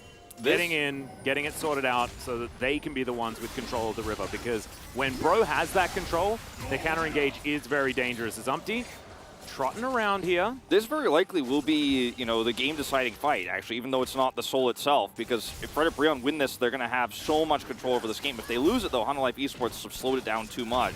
This is so critical. This fight is very likely going to set the pace of the rest of this game. And Morgan, nice angle here. He's got a control ward, so he knows he's unseen. Now seen. Places the control ward down, as now Henna down to half health. Super Mega Death Rocket lands onto the light. Who's standing in the back there, but there are lower health bars. It needs to be on Lava as the quickness has been popped. And now Delight's trying to get on in there. It is going to be the Drake for Umpty, and look at the AoE damage. Lava stunned to pop off here as the Sylas is now online. Sumdi's going to have to flash to get himself out. Chains are going to miss, but the damage has been done. And ㅣ2022, can they get even more? I think that this tower is guaranteed, but what else can they pick up? Yeah, Hanwha Esports really chipped away at the health bars of ㅣ2022 and felt pretty confident to actually start moving in to look for the Drake fight itself, to actually smite fight over this and look for a harder engage. But unfortunately for ㅅ2022, they just snapped Hanwha Esports' neck instantly. They turned so quickly. They were very fast to actually punish. Getting on top of that Jace, the AoE damage, like you said, was massive. Morgan was exactly where he needed to be. Yep. And they used the Renekton's pressure to actually get that Drake down to smite range and force Hanwha Esports to react. And this is what you could do with soul point fights like this. Look at where Morgan is standing. He's full health here, completely untouched by any shock blast. And when Lava and he go in together, the health bars just start melting. Karus once again on the edge here, looking for a pick, when the reality should be that if he just peels here, Jinx will do the big work. It feels like Karus is trying to get a POG right now, but that's not what his team needs him to do. I mean, he did eat an entire ult from Umpty. Like, this is the ridiculous thing about how much work Lava and Morgan just did there. They did it by themselves. They didn't have Umpty. He was running after the Fox Lady alongside the Birdman. They were just... Yeah, they ran into a stopwatch to Ahri, but then the damage was still there from Lava. They just played it out so well, and Lava was standing, or rather, Morgan was standing in such a way that he couldn't actually be harassed by the Jace in any way before he came in, so he could push super hard. And they're making this melee comp work, you know, against this Ahri who's on the wrong side of the team fight, who isn't there to charm or push. And I think the Drake is not as important as the team fight win, because it wasn't actually soul, it was soul point. And Hanwha Esports, a little bit disjointed here around the objectives. Yep, I would agree. And I think that, you know, flanking is what you do want to do as the Ahri, right? Because if you group up as a ball, you're all going to take recall damage that's just absolutely absurd. Sorry, Blade Caller damage. And things like this, right? There is so much AoE from ㅅ2022, we've spoken about it, but you can't just be throwing your life away, because then it's just a 4v5 and 4 of them are grouped up and then it's even worse, right? Yeah, exactly. Yeah, it's a lot of this is on Karus needing to get more work done, and unfortunately, it's more pronounced, it's more obvious when it's so necessary that it is going to work. So Hook landing onto Morgan, he's just tidying up this this vision around this area, and it really feels like with this 4,000 gold lead, this turret is going to fall down. Umpty pushing further. As Delight, always there, always ready. I mean, Karus is really just trying to pull his weight here on the wave clear, but he put himself at risk again. I don't want to make this the poo-poo on Karus cast, but like, that was really risky. You know, the observers were like zooming in like, I think he dies, and he just barely does get away, and he will get out. And the defense is real because they have enough wave clear, and Karus did do some pretty big work here on the defense. But now ㅅ2022 have so much control over all 3 lanes, can put up deep vision. The Baron buff here giving them 3,000 gold worth of objectives, and I mean, as Hanwha Esports now, like, I agree with what you're saying about Karus, right? Like, you want to be on a flank angle, just not on the opposite side of the Drake pit, like maybe on the top part of the team fight where you can actually Spirit Rush in and try to charm the Renekton when he goes forward, charm the Sylas, or after the Renekton and Sylas run through, get onto the back line, get back there and take out Henna. But I feel like the way this comp has to work for Hanwha Esports is with that Ahri's utility. She has his Zhonya's now, so she's going to be a lot more survivable again in this fight. But ㅅ2022 have just shown us that they are the stronger team in terms of 5v5 fights, whether or not their comp has fallen off a little bit. And Lava now, he's got a Soul Stealer online. Like, this guy is going to do real damage. He's got a stopwatch and his Zhonya's. He was already doing so much damage, it's crazy. Yeah, he's got all of the stasis in the universe, a bunch of ultimates that he wants to be picking up with his hijack as well, and he's hit that level 16, so has that lower cooldown on the hijack. Multiple ultimates are going to be available in short periods of time, and the Super Mega Death Rockets will be able to fly out before these fights pretty reliably. As now Umpty just cantering his way around, the happiest horse you'll ever see, because he's got every single camp under his control. Cyrilda's done here for Henna, but Dudu does not have that one put together. They bought, you know, full inventories of control wards here, ㅅ2022, after that team fight win, and they're still holding on to several of them. So every time Karus clears a ward like this, you just put another one up in its place. It's just so difficult to actually get onto this Drake first as Hanwha Esports, but they have to fight for this. And Jace is clear in the mid wave, does have teleport, but he's not going to be hitting Shock Blast before the setup happens. He just won't. He's just not here. Yeah, and Lava has teleport, so he'll be able to get down whenever he would like to. As teleport to come through from Hanwha Esports, Willa is going to engage onto Henna, but the Feather Storm is going to be there. Fair bit of damage, and now Willa, he's just standing alone in the front line. Karus doesn't find the charm, and Lava's teleported in as well. Brion do not give up position, and the poke damage from Header is higher than Dudu? Yeah, it's just unreal. Now they have control of this choke point with this Renekton. Right now his ult is going to wear off here, but they still have the Hecarim ult. Brion get this Drake for free. That is the Infernal Soul at 30 minutes here. Yeah. And unfortunately for Life Esports, they just have not had any opportunity to set up first, utilize that Jace book. Dudu, he came in late to the fight and only got to use 2 shock blasts, and neither of them landed. Yeah, that's the big problem. And now I think we need to remind people that this is Willa playing for the team for the first time. On Fleek is out because of illness. Bout is in as well. Vista definitely a huge voice for this team. And I think that last fight was very indicative of a team that doesn't have the coordination yet. And they shouldn't. This is like, I know it sounds like I'm making excuses. I am, because there are excuses. Yeah, this is not the main roster of Life Esports, and that is where you really start to fall down, is in that level of coordination in these team fights. And so yes, it was bad, but also, it's understandable that this is the mistake that you're going to make. No, exactly. I mean, it's really easy for us to identify that this team just needs more time, and they're not going to get it because hopefully everyone will recover and Life Esports will go back to normal. The problem is, and why we have to talk about this so seriously, is that Life Esports, might not make playoffs if they lose too many more games like this. Yeah, they're already at the bottom of the standings. They need to get victories like this because moving away from that only 3 wins, they're the only team right now that does have that. And Brion is one of their big competition moving towards the playoffs. They need to be better than this team, otherwise they're never going to get there. And Brion now with a whole host to control. You can see 7,000 gold, well 6,000 gold I guess is the advantage, but the Infernal Soul as well. Everyone's doing so much. Lava is absolutely terrifying. Lichbane now online as well. He has 2 stasises, as we mentioned earlier. He still hasn't had to use those, and right now Brion could just, with the vision control they have here, just straight up clear this ward here on the Baron pit and start it. In fact, they could even just hide it. They don't even have to clear it. Doesn't even matter. And also, like, now it doesn't matter, right? Because Lava can always just dash over the wall. Yep. Crescent sweep. He's still sitting on that one. Super Mega Death Rocket comes in, but it's not going to be enough. Actually, relatively well timed, but not going to do it. It's a good smite there from Umpty. Guarantees that one. So now they're getting closer and closer to Exodia. 3.5 minutes until that Elder is going to be available, so it won't be actually possible to have all 3 of the Gigabuffs available. But still, I think that, yeah, that's first world problems, right? They could just 4-1 this, too. They could put someone on the top side of the map and try to get the top inhibitor, which will pull Life Esports away from the bottom objective while pushing the 4 towards that bottom inhibitor turret, which is already very low on health. And it looks like that is relatively the idea here. You do see Lava going up to the top side of the map. Everyone else is grouped more towards mid, and then we'll be able to collapse down and get that bottom. Samdi cannot die here, or the game will probably just end. Yeah. He will get away. Wanders away from the Krug camp that good old Lava was making sure he managed to retain some control of. It's a low kill game, but it doesn't feel like it's been like lacking in battles. It's just a lot of the battles haven't necessarily found a lot of kills. Yeah, it's usually a higher kill game when the team that has the Renekton, Hecarim, Sylas comp is right. Like usually 8,000 gold up. The Brion comp has like 12 kills to 2, and it's like, okay, they did it, they pulled it off.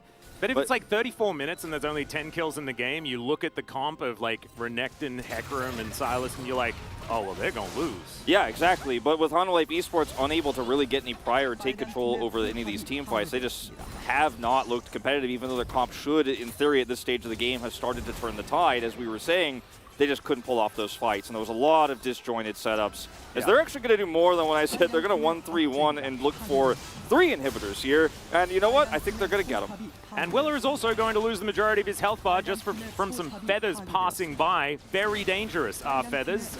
Certainly watch out for those. Birds, scary, scary creatures.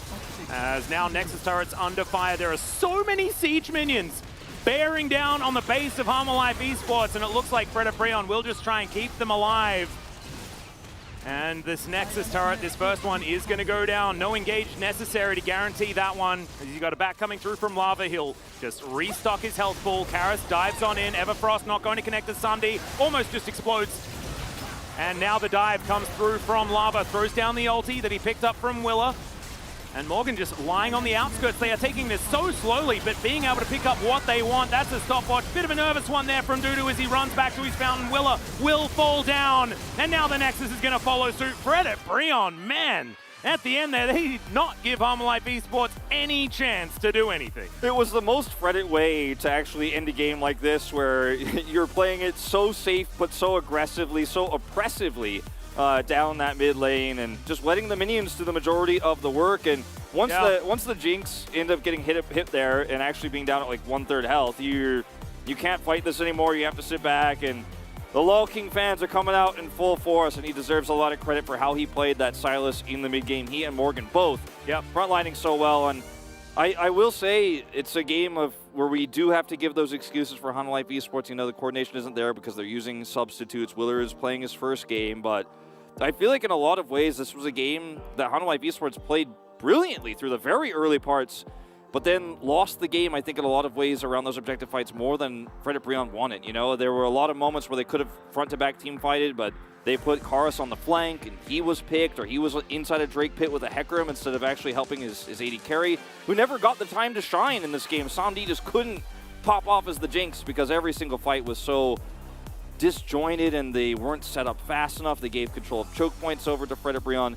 Yeah, and the coordination just wasn't really there, right? Because if you've got Karis going in, landing charms, but there's also a hook, there's also a Xin Zhao smashing his face in there, you know, getting that crescent sweep to work out in favor of them, like creating the chaos on your terms, then it is much better. But I think that, like, you can wave your finger at Karis and things like this, but I think that the rest of the team not following up on what was probably the right idea for this guy, it really didn't work out. I mean, the Spirit Rush with his last charge over the wall there to die was bad, right? You're not going to say that that was a good thing, but the idea of being on that flank and making those plays, they have to make some sort of play if they're going to win the game. As Henna, 24.2k, this Xayah, absolutely fantastic. If you have a look at the composition, Wolf, can we call it Sylas and his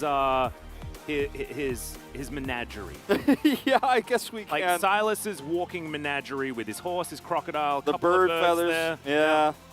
And he's got his chains, and those chains weren't to lock him down. That was just to allow him to walk his animals.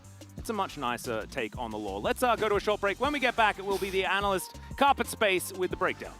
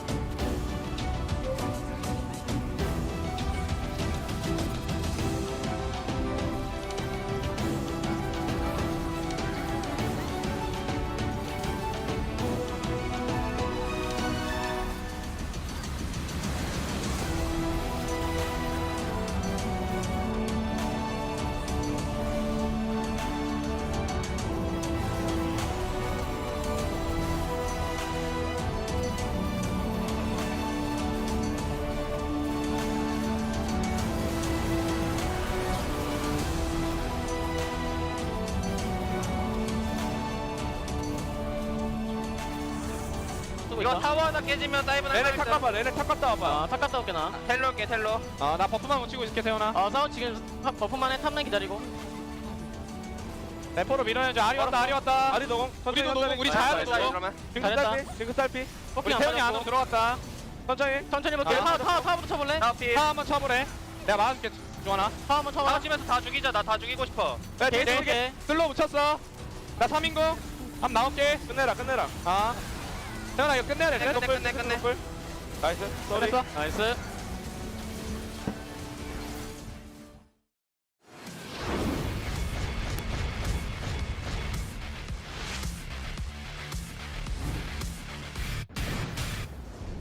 Faker here, but if he goes too deep, he's going to lose out, and Faker can sit so far away to do his damage. Yeah, Look he at the dives root! in. The light binding is so good from Carrier. Callan taking a lot of damage here as well as Faker just tidies up the Jinx. That is going to be the ace.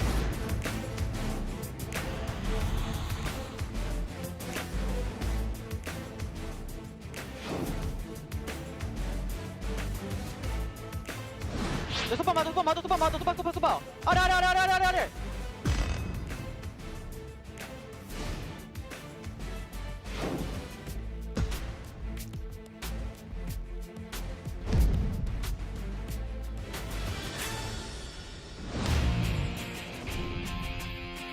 Kilometers per hour. This guy could actually probably settle life on another planet because he moves so quickly as Morgan tries to go in. But yes, Def just runs his way around it. And now Umpty, yeah, caught in no man's land. Can't heartbreak your way out of that one, but your heart definitely going to be broken as everyone's diving the fountain. It's a triple kill for Deft in the end. Quadra kill make that, and the Nexus will go down. DRX.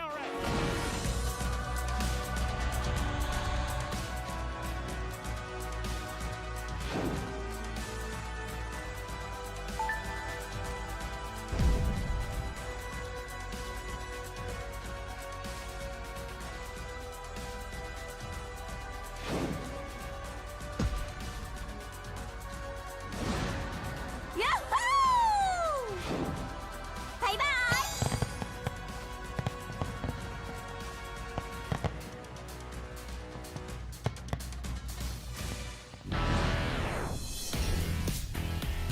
Well, let's see whether Karras is actually going to make his way in. Immediately does start the teleport off. That is the Everfrost to come down. On Fleek is going to get the knock-up. That's a three-man Gnar into the backline. Onslaught of Shadows, triple kill instantly from Ice, but he's going to get murdered by the Baron. That's so scary, but he stays alive. Johnny now 1 versus 4. Zeri definitely is not.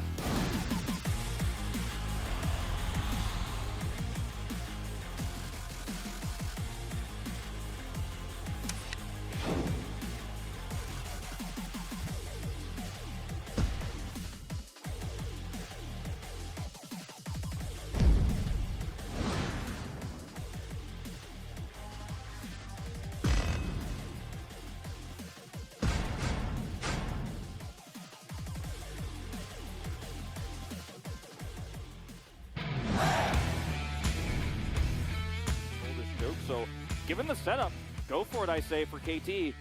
Yeah, but here is the follow-up as Ari gets in the backline. Lavi just gonna blow up aiming. Where was the peel? The Yuumi looks like he was on Cuz, and unfortunately that's all she wrote for this fight. Is Lava even gonna be able to flash?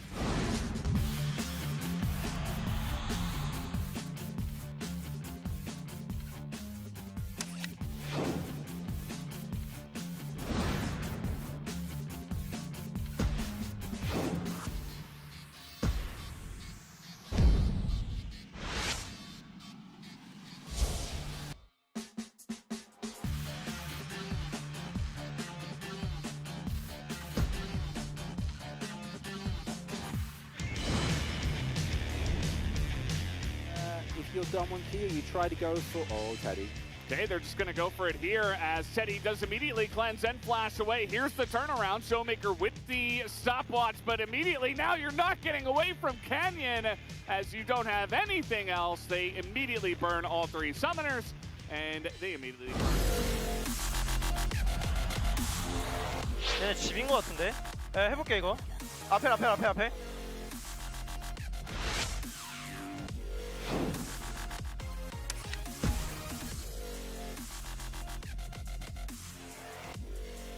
해볼게. 앞에 루플이야.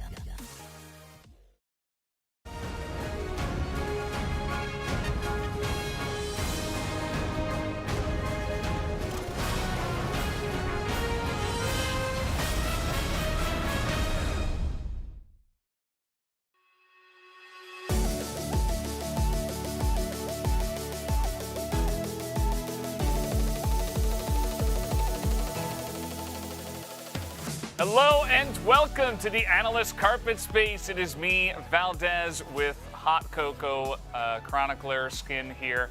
We're going to break down game number 1, which you can see here with the draft. There were some things specifically in this draft that we were not so happy with, Chronicler. And to me, the biggest issue, if we look from the side of ㅅ Brion, honestly, even though they won this game, is leaving up in the Jace. I think that the Xayah and Rakan work really well, specifically because one, Henna is comfortable on the Xayah, kind of self-explanatory, and I think Delight might be one of the best Rakans that we have. Hecarim and Rakan is a great combo, so that part I honestly like. I also would like to see teams try different approaches than just locking Xin Zhao into Hecarim. Like there's a lot of different opportunities. But then banning Graves instead of Jace from ㅅ Brion I thought was a mistake, and I said so as well during the game. If you have a better team in the place of Humble Life, I'm pretty sure that with this draft, as we're going to see later on, especially in the first team fight, could have won this game.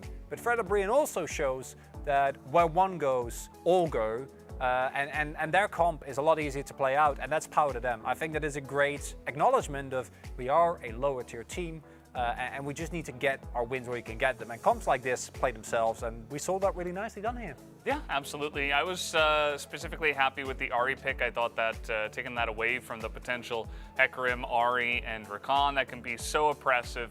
You already talked about the Hecarim and Rakan and what it can do. But yeah, I mean, it was amazing what ㅅ Brion were able to do with their composition, just set up kind of a front line and deny any kind of engage. And on the side of Humble Life, they didn't really know how to pilot in that kind of situation. Yeah, and that's the biggest thing, because if you look at the individual lanes and the overall fights, we're even going to see this a little bit in the initial game, that the Humble Life comp, in theory, has amazing neutral, because you can just fire with Jinx, you can fire with Jace, and the kite back and the disengage is incredible. But actually executing it is a whole nother thing, and this Humble Life roster, especially with the subs that they have, wasn't quite up to the task. Yeah, absolutely. We were pretty happy with the Thresh pick as well. Did get a lot of stuff done, but at the end of the day, Bout couldn't carry it himself. But guys, we're going to take a look at highlight number 1 here, as a lot of fighting over these Rift Heralds. And this is perfect. What we're going to witness here is like they're poking, and then when the engage comes through, perfect flay, 3-man knockback. They're trying to engage through a box and the Glacial Ultimate and a Xin Zhao, right? And this is honestly how every single fight should be played. But what happens instead, and I think this is a combination of the inexperience of Karvis and the roster as a whole, is that while this kill I think is fine, you know, goes a little bit too deep, but that's pretty whatever. What we see there should have been the blueprint for how Humble Life play out every single fight from that point on. But they don't do that, and instead they try and find flank angles, and that backfires, because then, especially if Jinx doesn't have 4 items yet, she's not going to have the time to actually kill any of the front line, and then it's Renekton, it's Sylas, and it's Hecarim that just stand on top of you, and then you die. Yeah, and a lot of those fights as well that we see a little bit later on in the game, it was like ㅅ Brion kept getting total control of the objectives and setting up a wall, whereas if Humble Life were in the lead, they can just kind of absorb that pressure and say, well, I dare you to come into Xin Zhao and Thresh again, and the Ahri pick and stuff like that, but we never really got to see that this game. Yeah, the inexperience just really shining through for Humble Life. They kind of were given the recipe for how to play out the game, and then they pivoted away from that. Yeah, definitely saw that a bit here, as we are going to take a look at highlight number 2. And again, this is ㅅ Brion on the Dragon, and they do take a big win in this fight. And I think you win neutral. As we can see, playing Xayah into this comp is a pretty miserable experience. But the problem is that while giving over this Drake is one thing, Karvis again goes in so deep, and it leaves open the rest. Dudu also going in way too aggressively here. And then at that point, the Flay can't really change anything. Morgan is already on the backline. And as we mentioned, somebody at this point doesn't have the items, can't actually get through any of these people yet, doesn't have his IE at this point in time. And that's basically it, right? And if you have Karvis instead play where Dudu was, and then Dudu behind that, then you might win that fight. You might give it to Drake, but at the very least you can turn it around. But it's Humble Life, they're playing with subs, and even if they had the full roster, maybe on Fleek would have had enough experience of Vista to kind of call this in a different direction. But ㅅ Brion played to this, their own strengths and the weaknesses of their opponents very, very well. Yeah, for sure. I thought that Lava had a great game as well. I thought his stealing of the Crescent card and using that to zone everybody away was fantastic in that last fight. We're going to take a look at the player of the game from game number 1. And speaking of which, it will be Lava. And Lava had a very clean game. I personally was kind of in doubt who to vote for. For Delight, as per usual, and his Rakan looked very good. We also saw that Morgan, again, he's the only one that consistently gets the wins on the Crocodile. But Lava was really the front runner of a lot of these engages. Hannah was free to just keep pumping out damage due to the great front line that was provided for him by that two-man unit of Hannah, or sorry, of Morgan and Lava. Great ultimate usage. Silas is always a champion that can feel a little dicey if you don't actually... Perfect. Yeah, love it. Absolutely perfect. Yeah, pretty nice there. We did get one vote for Morgan as well. Little shout out for him. And looks like you guys, the two English side, the caster and the desker, both going for Lava, which makes a lot of sense. But guys, that's going to do it for us for this segment. Let's throw it back to Alice and Wolf for game number 2. Thank you so much, Valdez and Chronicler, for that breakdown, and I think we basically agreed with the majority of what you said. Yeah. Armor Life Esports crafted themselves a decent comp and then weren't able to actually execute on it effectively, largely due to the fact that their coordination with a couple of subs was a little bit off, as you would expect. Plus, power of friendship. Also, absolutely respect that one Lord Morgan vote for the Renekton that honestly didn't do a whole lot, but he existed, and it was Morgan, and I loved it. Yeah, the way that Fred and Brian both played out those fights and punished some of the moves that we saw from Honda Life Esports was great. Like the RE's utility just I felt was really underwhelming, unfortunately, in a comp that really needed it. And I have to say, I thought Karis's games, the win they took over DRX, for example, 2 weeks ago, like that was a fantastic game from him. Like he has looked really good in those types of games. And this one I just think just coming a little bit short for his team and playing maybe a little bit more individually because the communication isn't there. Maybe Bout and Willer not talking too much here. But they could turn the series around potentially, and they really desperately need to. As you mentioned, they're number 10 right now in the standings. A loss here would put them at 3-10 and -11. So widening the gap and making it a much longer climb if they're going to make it to playoffs. Yeah, exactly right. This is actually one of the first, really dangerous nails in the coffin for Harmon Life Esports if they're unable to take down Fred Brion, because any of the teams that are in the bottom 6 matter so much to get victories against if you get an opportunity to face them. As Edgar now looking to see whether he can pilot his team to another victory. This is a team that just feels like they're meshing better and better together as the season goes on. And let's hop into the draft and see how this one's going to go. Hummer Life Esports will now have the blue side, which is theoretically an advantage, but we saw in the draft that they were still able to create themselves something that should have been able to really give Fred Brion a run for their money. See whether this side is going to give them even more power here, and see what the bans are going to be from Fred Brion, because I feel like the Hecarim first pick worked out very well for this team, and Umpty looked so comfortable. I also think that even though we've seen Karis find success with the Rise, and Twisted Fate is another option for him, I don't think you're necessarily as worried about it as Fred Brion, as was shown in that last game, that coordination that's required to play the Rise successfully, the Twisted Fate successfully around the mid-game, might just not be there with this substitute roster. So one of those two will be open here potentially. Yep. And Lee Sin is going to be, the follow-up ban here. Do not want to give that one over to Willer. Oh, wow. So it's actually going to be the same champion's ban by the looks of things. If the Rise is taken away. Yeah, so it's exactly the same bans. First pick, Jinx. This is a little bit rough, right? Because Jinx, absolutely, gigantic win rate, especially last week. She is extraordinarily high priority, but I think giving up the Hecarim in place of it is so dangerous, especially when Hecarim Ahri comes in now, and Fred Brion are feeling absolutely fantastic. You're in a position where you've given Lava his Ahri, right? And he's an extremely good Ahri player. Or you just take Hecarim Rakan. Yeah, I mean, that's also a possibility here. I wouldn't say that Hanoi Life Esports is necessarily going to take that one away right now, so don't need to take it yourself this early. But Fred Brion, I think, have such a strong way to control the early mid-game with this comp that they're putting together here. We'll see if it's the Ahri or not here in the second slot. I think it would be a travesty to not see, as Umpty is communicating whatever Lava wants here is not necessarily going to get, and it is going to be, once again, the Xayah to come through here second over the Ahri.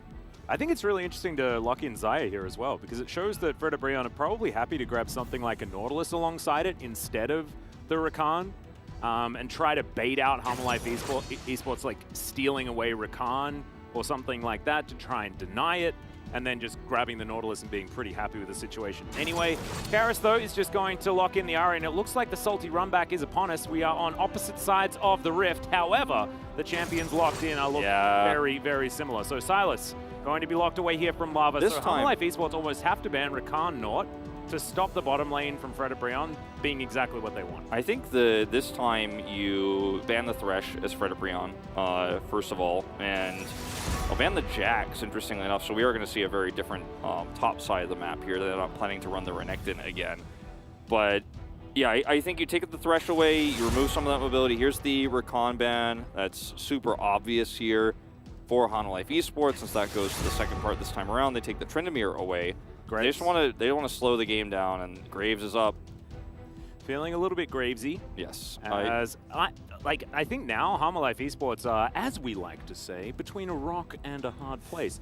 Because you ban Nautilus, they pick Graves. You ban Graves, they pick Nautilus, and Fred Brion are very happy. If you ban Graves too, they can also feel pretty good, Fred Brion could, about taking the Jace themselves, because it's really strong with their composition, shores up some of the range issues that it has.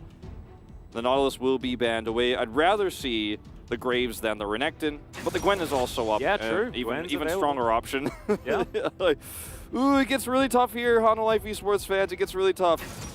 Well, the Akali into this, too. And this is a good matchup for the Akali, theoretically. We've seen a lot of players be able to pilot this Akali effectively. Yes, in the early game, things can be rough. However, it does seem to work out as the game goes on. Tahm being considered. Leona still available. Delight can grab that one if he likes as well. No harm, no foul. The Gwen in this case is going to function so much as an insanely strong front line. Will be able to rip through the Ahri, and if he ever gets on top of Samdi here, then the fight is over, basically. You know, that cannot happen. He's going to have to be protected by the Tahm Kench. We'll have the Xin Zhao to Crescent Guard, try to push them away. I think Harmalife Esports, in one way, got a more well-rounded composition than what they had last game, but in another, it feels like very risky in terms of the Akali Ahri early game in this composition. You know, it's somewhat two-faced, right? Ahri can be very strong against Silas in the lane. We'll have Prio. Akali not as much, so you'll find yourself a little bit vulnerable on the top side of the map. Yeah. This is just once again going to be all about execution. Like, I almost don't even want to break this draft down to its minuscule parts, because we just need to see Harmalife Esports play this one better than they did in game one. Yep, and what I really want to see is Silas steal a Devour and solo someone, because I've never seen that before, and it sounds kind of fun. And he is on the table here today. But he's not going to pick that, because he's got a billion dashes in the mid lane, and then a couple on the top side of the map as well, and then an extraordinarily high-powered ultimate coming from the jungle. Another phenomenal Silas game here, and especially once he hits that level 16. We were talking about the fact that you can offer pokeback with the Super Mega Death Rocket that you hijack away. I think that Fred and Brian are almost more happy with this comp this time around, and I feel like Gwen fits the style of composition so much more, because you can catch Ahri on flank so much better by throwing down your mist as soon as you see a charm and then dashing on top of her and snipping her up. So I really, really like this from Fred and Brian, and I'm a little bit worried for Harmalife Esports once again. Here we are, onto the rift for game number 2. Harmalife Esports, a little bit desperation stations right now. And if they can turn it around, it's going to be absolutely fantastic for this squad, being able to so quickly turn on a dime and sort out the coordination. But I think that if you're worried for this team, it's justified after what happened in the last game. Certainly true. You know, the Renekton pick we saw from Morgan felt like more of a, you know, I don't want to call it a desperation pick, but it was like, all right, well, I think it's good. It's comfort, right? And this time he got the better option in the Gwen. The early part of this matchup not going to be easy for the Akali, but she can end up doing a lot later on. The other problem for Akali into this is that there's a lot to peel for her, right? There's a Leona that can just bodyguard. Silas, if it ever gets on top of the Akali, not going to be a good situation. The Hecarim, like, it's a rough time here for Dudu, but he has been a pretty standout player for his team. You know, the Akali he's picked in the past, you know, definitely one of his stronger ones. Yep. I I want to believe, like I want to have faith, because as we said on the cast in Game 1, and as Chronicler also said on the desk, kind of echoed the sentiment, if it's a better team, they win with the situation they had in Game 1. If it's a better team, they set up the fights correctly, which they didn't do in the late game. And they gave the first fight, the first highlight there in Game 1 was so well played by Hanwha Life Esports. It gave me faith. I was like, oh, okay, they pulled this off. But see what happens here in Game 2. Yep. Morgan. Yeah, this is difficulty of this lane, as Dudu just going to get snipped as he tries to make it into experience range. Yeah, he does manage to get the experience, but none of our top laners managed to get any of the CS. But as you can see, yeah, this is what we were talking about, right? The Akali in the laning matchup theoretically does end up winning the game, even if the early laning phase is Gwen favored. She just has a lot more mobility and has the ability to duel better later on, because it's hard for the Gwen to actually hit the Q, and the Akali hides herself, and then you just get through the mist. Like, it's mist versus smoke screen. Yeah, smoke versus mist. I like it. Yeah. Definitely a lot. It's an environmental battle here. As hope they don't use aerosol. Yeah. No, it's very true. You got to make sure you protect the ozone layer and stuff like that. Hopefully Runeterra is protected. We do like talking about the environmental plight of Runeterra just in general.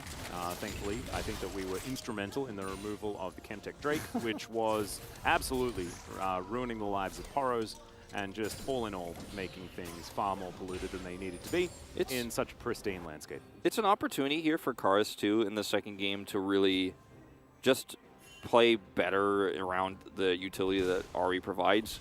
You know, it isn't as black and white, the same style of draft, right, as what we saw last game. Like the Renekton, not just going to be running at her, it's going to be a Gwen who's got a, you know, more subtle flank angle and actually can blow up the Ahri, so you have to play more respectfully. He's taking a lot of damage here, and that is going to be first blood to Hannah. I think he was just trying to hold that wave for Samdi as he came back, and he held it too long. Yeah, that is... I'm getting Game of Thrones flashbacks now. Hold the wave. Oh. Yeah, I did it. I'm sorry. Well, you know, this is a big problem. That's first blood. Going over to Frederick Breon here is, yeah, he's just holding it so far away from turret and in Zenith Blade range. And I don't think we have to say anything else. He also flashed. I didn't realize that the first time around. Ooh. Yeah. Yikes. That's a painful one. As at least Jinx has a call, which is going to be like, don't ever do that again. And we're going to hope to get this call finished, and maybe we'll have a chance. Oh my god, that first back is revolting. Oh man, Henna goes back, gets himself his serrated Dirk and a tear. Oh. Yeah. And he's still holding on to 3 pots, mind you. Yeah. That's a lot of potions. And also a biscuit. Yeah, if he gets hungry. Snacks galore. He's like also got a peppermint in his back pocket. It's just not shown. or like, is it sunflower seeds or something like that? What do birds like to eat? I know parrots like sunflower seeds. It may not be the same for, I don't know what kind of bird Xayah is. Haven't really done that research. I apologize, everyone. Yeah, I think that's going to really shift how the pace of this game goes, because Fred and Breon want to be getting early fights again with this comp, not as desperately as they were last game, but still, it is very important, and getting a free early Dirk is massive. Is Umpty? Yeah. Oh, Chains just barely missed there as they do get the flash out of Karis. Level 5 for the Ahri is now Lava's going to flash as well. The Ignite's ticking down. And they are going to be able to get this minion wave out of the way. Lava goes back, doesn't have teleport, but there is no wave, so he should be able to make it back just fine. Is down a couple of waves when it comes to the CS, and him having to flash there means that the pressure that he gets from wanting to have that level advantage and then utilize Spirit Rush first, not quite going to be there here for the Sylas. Yeah, no Ignite to follow up, of course, in these fights is going to be massive, but at least he was able to use the Ignite to force Lava's flash out. And the lane will kind of slow down after this, but if Umpty gets that kill, if that chain connects, I mean, this game just goes off the rails so quickly. Umpty, once again, going to come over here, steal this jungle away. You could see on his experience bar, he's not quite close to 6, so he might actually be looking for a follow-up pass on this Ahri, who does not have her ultimate just yet, but is going to be a little bit further away from that.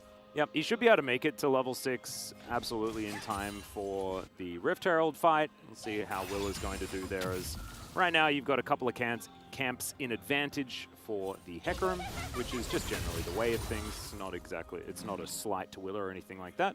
And he also took a lot of time to take down that first Drake. So it's going to be Mountain up second, and then we'll get our Cloud Soul that I know everyone's been waiting for quite some time here today. Not getting it in our first match is kind of unacceptable in my opinion, but second is, you know, better late than never. That's what we say here at the LCK. Karis actually taking a fair bit of damage here. Point blank chains are going to connect as picks up the ulti anyway. They're going to trade Spirit Rushes. Everyone's just rushing around the mid lane, and Karis is going to bear the brunt of it. And Silas starting to feel like he's getting scary, like he weathered the storm. He has gotten through the early parts of this, and oh man, now he's actually looking for bot lane. Oh, the chains connect, and Bout's like, everyone's here! Shield of Daybreak comes on through, and that is easy pickings. Just going fishing there on the bottom side, grab themselves a catfish, and they'll grab some plates here as well, so they got something to eat it on. I mean, this is, you buy the call as the Jinx because you're expecting to sit under turret like this and just farm it out because you died early, or your support died early, that is to say in this case, but you do lose control of the early lane, but now you're up against this lethality Xayah, and you've lost a lot of farm. You know, he is going to shore up the last part of that minion wave down there, so it won't be too massively behind CS, but he has no support in this game. 2 deaths now on the Bout, and you can make this play happen as Lava with the exchange that happened in the mid lane, which is so rare at level 6 for a Silas to actually have enough prio to roam down bottom side, but when you have bottom prio with it and your jungler is down there, you can dive deep. Yeah. You know, Bout doesn't have flash. It's coming up, you know, in about 45 seconds or so, but it was perfect timing. Honestly, that whole passage of play from Lava was just brilliant. Make sure that you put enough pressure onto Karis, get control of the mid wave. Immediately, he rotates. Willer is going to see the Leona here, and that will stave the pressure for now. Yeah, Hecarim now moving up towards his topside jungle. We'll probably tidy that one up before he does decide to go and fight for any Rift Heralds, as Henna's rotating over as well as Samdi. It looks like we will be able to get our 5v5 around Shelly. And Hanwha Esports have a really nice control of the river. They got here first. They're going to clear this wave faster, so Fred Brion, even though they really want to take this fight desperately, they are not going to have the positional advantage going into this. Dudu also trading out very nicely. Yeah, Morgan gets into the mist, but Dudu's in there as well. The Ignites are ticking down, and Dudu's going to win the battle. It's a solo kill on the top side. Make that 12 for the top laner of HLE Esports, but they're still going to go for the fight. Fred Brion, can they actually get themselves in here as Willa has to flash to get himself out of the way? The onslaught of shadows is there, and Lava secures the kill. Blade Caller not going to find any targets, but Samdi is trying to run away from Umpty. Karis is going to come through and save him, and the Rift Herald is going to be ignored for the moment. Good chains are going to connect as Karis. Can he actually escape from this one? Super Mega Death Rocket comes down. The last rocket just barely not enough, as I think the trade was in favor of Hanwha in the end, but the Rift Herald is going to stay alive. That's the, you know, the biggest win here for Fred Brion, is they're able to push HLE Esports off of the Rift Herald, even though they did not get those extra kills there. And it looked so close. It looked so likely they were actually going to be the ones to trade up in the end, but they weren't able to secure those last few hits. The Zap missing then, the Super Mega Death Rocket missing. But this is the really big key in all of this, is that actually Dudu ends up winning this trade swimmingly here. Bit of an error to actually engage onto the Akali. He could sweep through here, and that ends up being HLE Esports picking up this, turning this into a 5v4 right away. You can see when this starts here, they try to zone out the bot duo here, or Karis and Bout here, and it doesn't end up working out as successfully as they would have liked, because when they trade, or when they follow here super far, they don't actually end up getting those kills. If they had just turned on the Rift Herald here, you know, I think they would have had a better shot. Either way, at the end of the day, not as bad for Fred Brion as it could have been. No. And Lava as well, 2-0-0.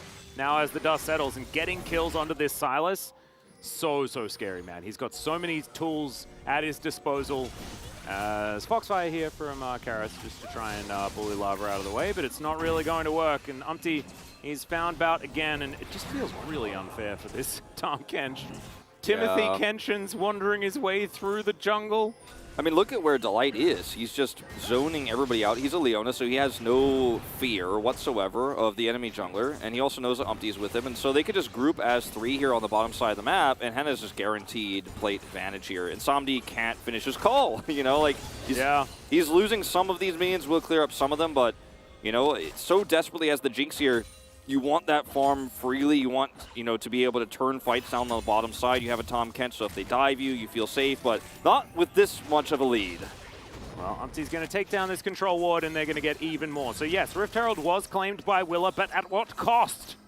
All the plates on the bottom side. One of them was already taken, so the 2 plates that you should try and get in trade for the Rift Herald have been taken here. Senna moves back, but it should be the Drake going over to ㅣ2022 to even that count out as well. Still, early game absolutely fine for Hanwha Life Esports with the tools that they have, but after seeing game 1, whether they can execute it correctly is going to be the big question here. As Umpty secures the Dragon. Got to be so careful here, too, as Hanwha Life Esports grouping up around a Drake that is very likely to be lost. You have no prio whatsoever. They don't end up getting punished for it. Yep. Hanwha Life Esports now sitting in a territory here with this very, very behind Jinx, with the Lethality Xayah coming online, the Silas getting those 2 kills. Even though he's down 20 CS, it's more significant that he actually has the money in his pockets from those kills, 4 stacks on his seal. You're now as a Kali feeling really frustrated because you're like, oh, I just wanted the Jinx to be fine because then she's going to hit some big zaps and she's going to chip away at the enemy team. Then I'm going to go in and execute them. I'm going to get into the back line and blow those targets up. Same with the Ahri, not feeling too great at this stage. Not going to be happy with the AD carry and the range advantage working for you when, you know, unfortunately the Xayah is a bigger threat at the moment. No, I agree. Morgan and Dudu fighting it out once again. You can see Morgan, the tides have turned. Leeching Leah done for Dudu. Going for that Riftmaker build as well. And this is a pressure point that Hanwha Life Esports do have in favor of themselves. Dudu had a bit of a slow game last time around on the Jace. I actually felt like he wasn't finding a lot of the key shock blasts that he'd like to have. But he does play these sort of melee assassins inside lanes effectively. I'm very much hoping that he can have a bigger impact this time around, because right now, I mean, picking up that solo kill, absolutely massive for Hanwha Life and what they can get done here. Yeah, there's a bit of a Samsung Galaxy fan. Is delighted as he makes his way out. We'll be able to get out of here, no problem. Just going to eat a tongue lash. Yep. Ward goes over. Isn't going to be dealt with here because there's a Rift Herald moving down towards the bottom side. Henna not here. Dropping this one down bottom. Yeah, Sandy will be able to grab 3 plates here at least, as we can see. Yep. That's so definitely decent, but it is just going to trade back the advantage that was already there as Lava picks up the Spirit Rush. Does now have Kingslayer on cooldown, so going to be getting back, but Karis really wants to try to turn this into something, but yeah, Charm's going to miss. The chains miss as well, though, as Orb of Deception goes down. Lava's going to get lit on fire as he Spirit Rushes back, flashes to get out of the way of the potential Orb of Deception, gets the Ignite out, but he has to use the flash. Karis still has his.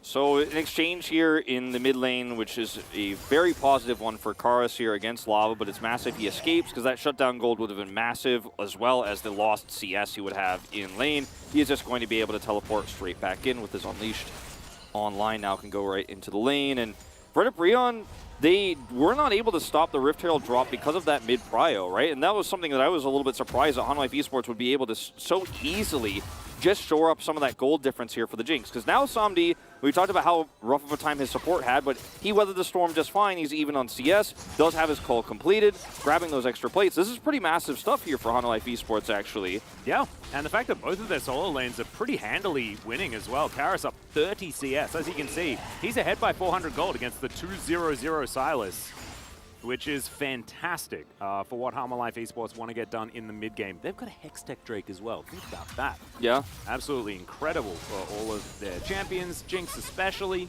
being able to slow with some of these autos is going to be really scary. Same can be said for ㅣ2022. That means these dragon fights are going to be pretty important and both sides. I'm somewhat hesitant to make the same sort of claims we made last game here, that, okay, well, is this enough of a lead for ㅣ2022? You know, like, we're even at gold at 15 minutes, and did they get enough done? We're 1 for 1 on Drakes. Like, so many of the stories for this game and last game are almost exactly the same.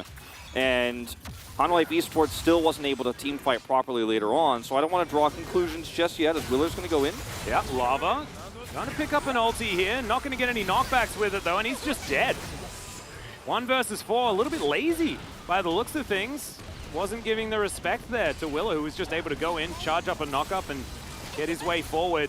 Freda Brown will be able to defend this. I don't think this turret's falling down just yet, but Lava can't be doing stuff like that. I mean, he's just losing so much farm on the map, you know, every time he has to back or every time he's picked. This is his first death of the game, but he's already playing into a tough lane into the Ahri with the range issue that he's going to have early, and then he fell behind, was roaming a lot, so lost a lot of farm. And so as you say, even with the 2 kills he had, he's fallen behind the Ahri, and now he's falling significantly behind. He's now 30 CS down, so all of that lost farm is really going to stack up as, yeah, Lava just really not showing the proper respect here. The knock-up plus the ability to follow through. If the Ahri is anywhere in the vicinity, she can lock you down here, even without hitting a charm necessarily, because she's got Everfrost. Yeah, just gets popped. So now Harmalife Esports with a couple of big pressure points on this map right now and an insurance policy in SAMD. Just got to make sure that they can execute effectively, not allow Freda Brion to do what they want. Still, it's like 400 gold, the difference between these two teams. Not like it's a big lead or anything like that, and Freda Brion do still have a lot of late game tools that they can use. As now they're going to catch Willer out of position. There's the ulti, he gets feared, knocked back, devoured. Now, Bout going to get stunned up there, but Willer is going to be able to make it out relatively safely. Super Mega Death Rocket is going to sail off into the atmosphere. And Harmalife going to trade what looks like this Drake for an outer turret in the mid lane. Yeah, so you'll be pretty happy about getting this turret, especially against the, you know, Silas, who has fallen super far behind, but Xayah doesn't necessarily need that to farm if she's just going to be the one who's taking those mid waves, which she will be most of the time. Lava just down here desperately farming on the bottom side. And I like the point that you mentioned, because Freda Brion have a comp that isn't bad at scaling by any means compared to the last one, because they have a Gwen. And yes, the Akali got ahead and did get a solo kill, but she's only 15 CS behind, and it's way easier for Morgan to actually make an impact in these upcoming fights here as the Gwen, kind of by default, just by the way her kit works and how Freda Brion are going to be running at the enemy and fighting these out. So it is a lot harder for Dudu to actually execute those backline targets or blow anybody up if Freda Brion are in formation. So once again, the burden is going to be on Harmalife Esports' execution, target selection, getting cryo, and controlling vision. And you know, so far, even with the pick they got on the mid turret, for example, they're not able to actually turn that into a vision lead or Drake vision control or deep warding, right? If you look at the map, they have a lot of vision on the top side where the Akali is winning lane, but otherwise the map is fairly dark for them still. Yeah. Second Rift Herald will, you know, give them a little bit more structure control. I really liked Umpty taking that teleporter, by the way. It really did look like my people need me. I must go. He just sort of gets the heck out of there. Is going to be all right. As now, Willa spots Lava waiting in this brush. The horse as well. Here's what I'm talking about. Get some deep vision. Be aggressive on the map. Yeah. Use your lead. It looks like this blue buff is going to be the battle. Umpty's the one that secures it. And this should guarantee, though, this aggressive posturing, this bottom turret will go down. Yep, it's a lot of experience now just getting eaten by a turret as well. Yeah. They are going to be able to destroy this. Kind of minion experience, things like that. Harmalife doing well to deny. That is going to extend their lead ever further. 2,000 now. If they can turn this into, you know, if Freda Brion showed elsewhere on the map, they could maybe even turn that into an inner turret take here on the bottom side with that Rift Herald. Unfortunately, not enough wave control here, and Freda Brion are all grouped up. Yep. And, you know, that's the name of the game here for Harmalife Esports is, okay, we have a lead now. How much of the map can we sign our name on, you know, and really push this forward? Because it's not a massive lead, right, with this composition. And it's just the burden of the execution we've talked about so much. And, you know, and if the nameplate is different, I trust that they've got a massive, I would even go as far as say they have a pretty massive tempo advantage with their comp. But let's see how it plays out before I get excited like I did in Game 1. Exactly. I mean, it's all about the execution and the fact that Freda Brion still just teamfights so well with what they're given in a lot of instances. So we have to remind everyone that this is a team playing with 2 substitutions. Willa hasn't played so far this season. Bout as well has had a bit of a rough showing thus far. 0-2 was picked on in the early game. But they do have the lead that they're looking for, and their carries are very powerful right now. Dudu and Karis, both of them very, very strong. There's now Umpty looking for a flank angle. It looks like this inner turret's just going to be brute forced, and SAMD gets excited, moves on forward, and Harmalife just not taking their feet off the gas. I absolutely love this. Yeah, just 4-1, use your range advantage, siege these turrets, because The one way that ㅣ2022 can make a defensive play while you're trying to take turrets and trying to drop your second Herald is if you are 2 split and Umpty gets behind you or Lava gets a nice stun, gets into the back line. But if you're all grouped up as 5 and you use this Ahri pick for the utility that it holds by just standing near your AD carry and being ready to charm the Sylas when he comes in, then it's very difficult for ㅣ2022 to play around these sorts of, okay, Akali's mid and the rest of the 4 are going to get an inner turret and there's nothing you can do about it. You will see an opportunity for ㅣ2022 later on around this next Drake fight, for example, in 75 seconds here, to actually take a 5v5. And that is where, for them, they need to really start putting things back on the board because this game is starting to get away from them very quickly. Yep, I think a fight around this Drake is exactly what the Doctor ordered. ㅣ2022, they are going to be on a ward here while they take the Gromp together. I like that bit of teamwork because the Akali is pretty scary. 20 CS up, that solo kill still the only real participation Dudu has had. But 1-3-1 going to be coming through here from both sides. And this is the dangerous thing about this, right? Is that when you have 1-3-1 comps on both sides of the map, things can snowball out of control. And right now, Time of Life that do have that control, and that is being executed on really beautifully here thus far. But can they keep it up? Will this level of coordination be retained? And that's one of the big questions. Right now, Dudu does have teleport. Lava can match him. And the Drake prio and the vision around it is good for Hanwha Esports here. It's not completely controlled because they need to catch this mid wave, and they don't have control of the choke point vision-wise here. But this is a better job so far than the last game. And they should be able to slowly rotate over here, find where Delight is, and then play this fight out with a teleport in from the Akali. Well, Morgan, he's just going to engage on this one. Puts down the miss. The flash out from bot is there as Willa. Now going to look for Umpty, and he does so. Super Mega Death Rocket going to get collected by Delight, and Umpty, oh no, goes in when he probably shouldn't have. Let's see whether ㅣ2022 can stop them from taking this. Time was of the essence. They were hoping to try to win this fight and get control with the Solar Flare engaged there from Delight before he's pushed out of that choke point. But the teleport came in quickly. They punished Umpty immediately. And Hanwha Esports poised to take this. Lava is going to look for an angle. Yeah, well, it doesn't have ulti. Let's see whether Lava can actually lock him down here as the Xayah grabs the catfish. Still more fight in Hanwha Esports, though, as Willa is not... Oh, he's not going to be able to grab the Drake. It's secured by ㅣ2022. Lava as well goes golden for the first time here as the charm is going to go wide, and now Henna is on the offensive. Samdi flashes, looks for him, gets excited. Now can he mop them up as Morgan? He's got more mist, and it's not going to be enough. Samdi grabs it in the end, and Hanwha Esports do manage to win the team fight.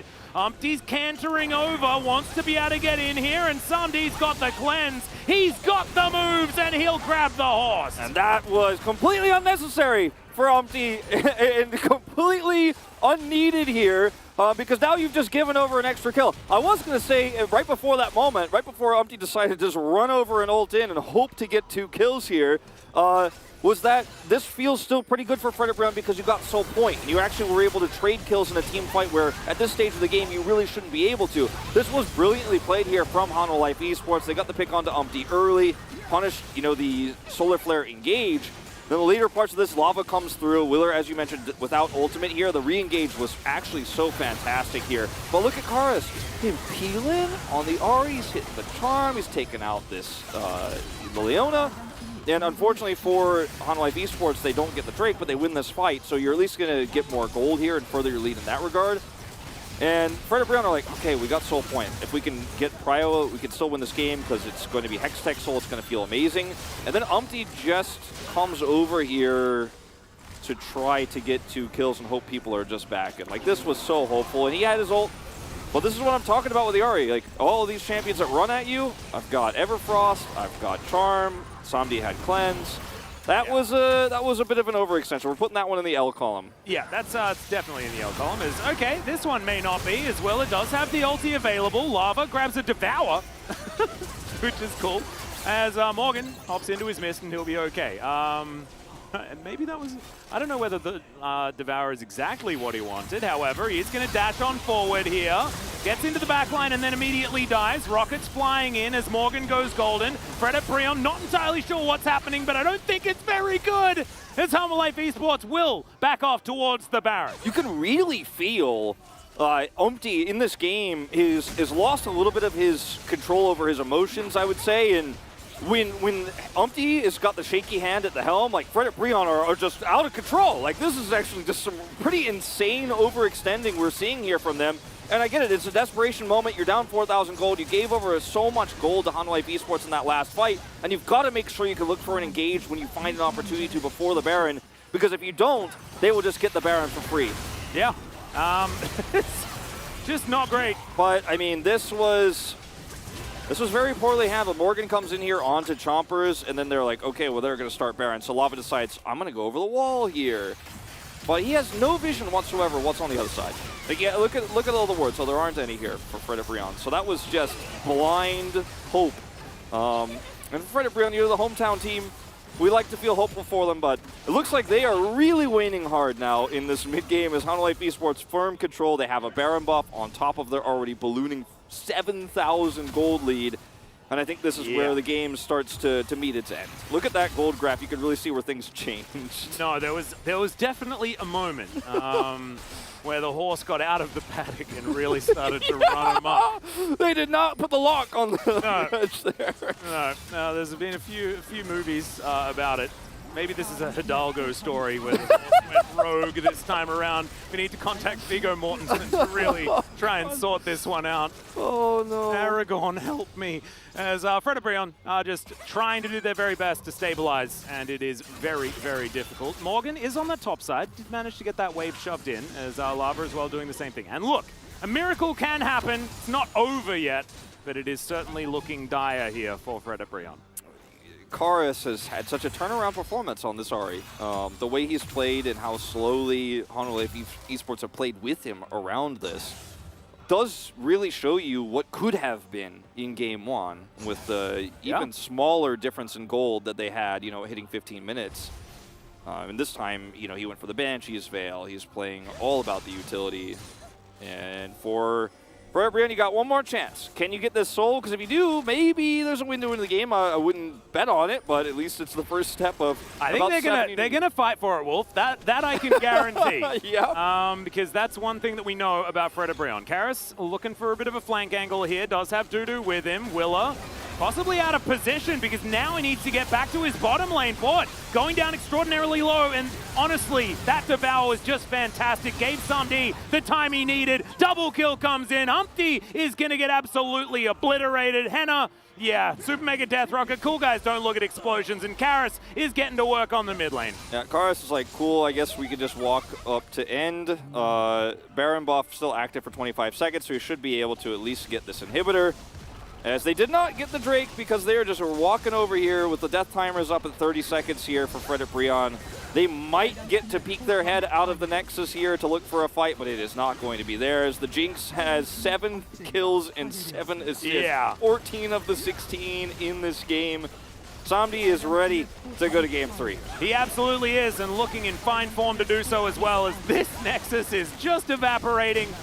Delight going to go down for another kill for Samdi. 807, legendary on the Jinx.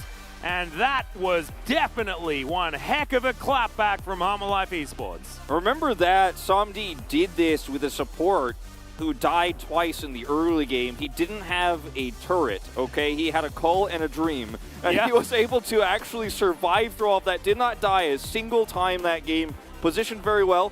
And you know who was the hero in that last fight? Was the Tom Kench. He was like, oh, you're going to all in on the 80 carry and all use all your abilities all at once at the same time? Well, I'll just devour him and we'll win the game. And that is exactly how Game 2 of this series ended.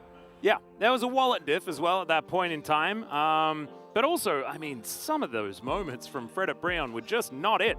Straight up, it was Hanwha Life Esports just keeping themselves together this time. I felt like even in the laning phase, Karis was better, but his execution in teamfights and around the map was so much better as well. Not to mention the fact that Dudu gets a matchup that he knows extraordinarily well and is able to execute beautifully.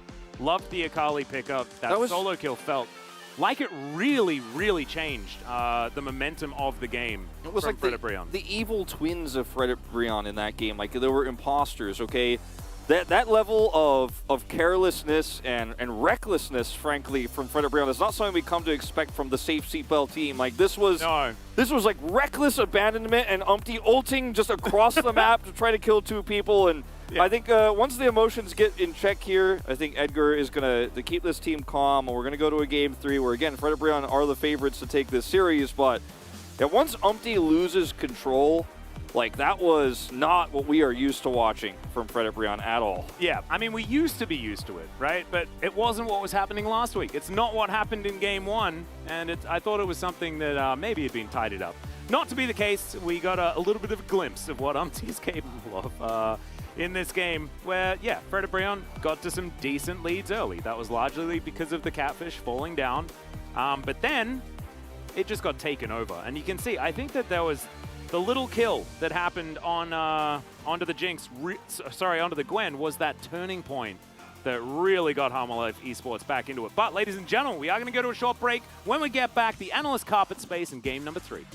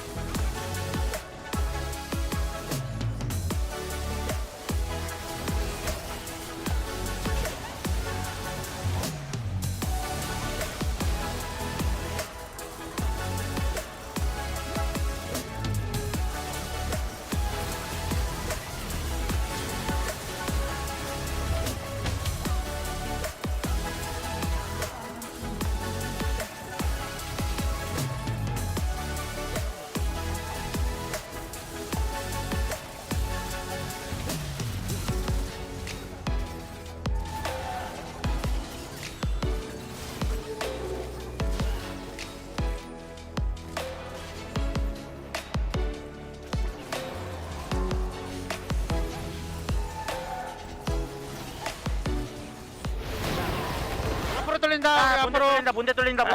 오케이. 떼었어 일단. 할만해. 나 잘 봐줄게. 천천히 가. 자야 먼저. 말고. 그냥.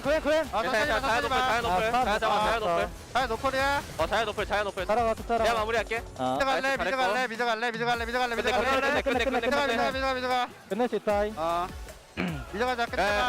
야, 재훈아 빨리 뛰어. 끝내. 빨리 와야 돼. 너 가보자. 미드 가보자. 이 녀석도. 이 녀석? 나 스스로? CS 먹고 있었는데. 그러니까 이 녀석도 빨리 스트레스 먹고 있잖아. 빨리 가야지. 알았어. 끝내. 할만해. 우리 끝내면 그냥 끝났어. 레오나 10초 이거 포탑 몸대줘야 돼. 믿는 많이 있어. 내가 먼저 할게. 내가 먼저 할게. 내가 먼저 형이 먼저 해. 나 보면 안 됐다 근데. 형 비켜. 그냥 맞아 임마. 뭐야? 미안해. 박았다. 포탑. 빨리 밀어. 레오나. 안돼. 빨리 깨. 뭐야?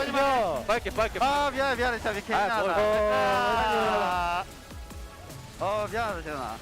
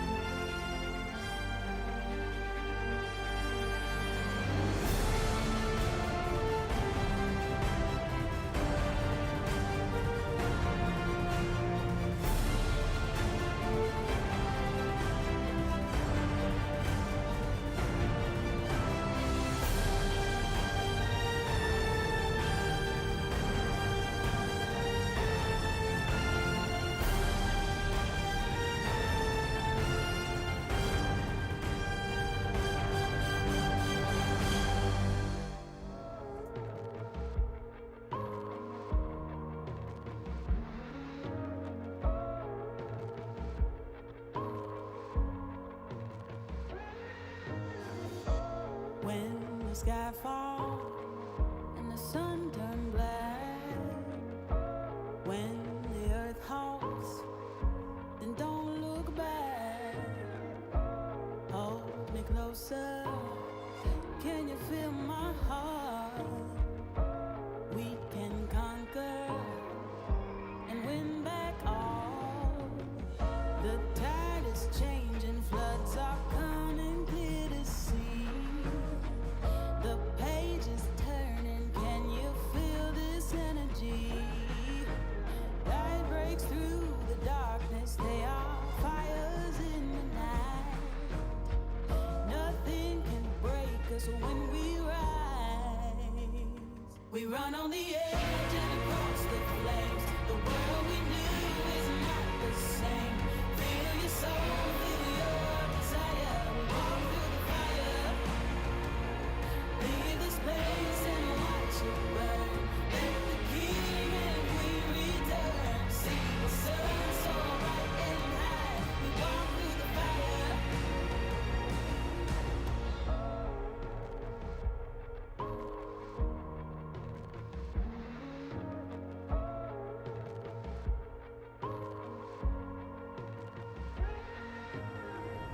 The embers glowing, we're waiting for the blaze, ascending from the ashes, bonfires in the haze. Standing tall now, your feet are on the ground. You fought your demons, nothing breaks you down. The tide is changing, floods are coming clear to see. The page is turning, can you feel this energy? Light breaks through the darkness, they are fires in the night. Nothing can break us when we rise. We run on the edge and across the flames. The world we knew is not the same. Feel your soul, feel your desire. Walk through the fire. Leave the space and watch it burn. Let the king and queen return. See the sun so bright and high. We walk through the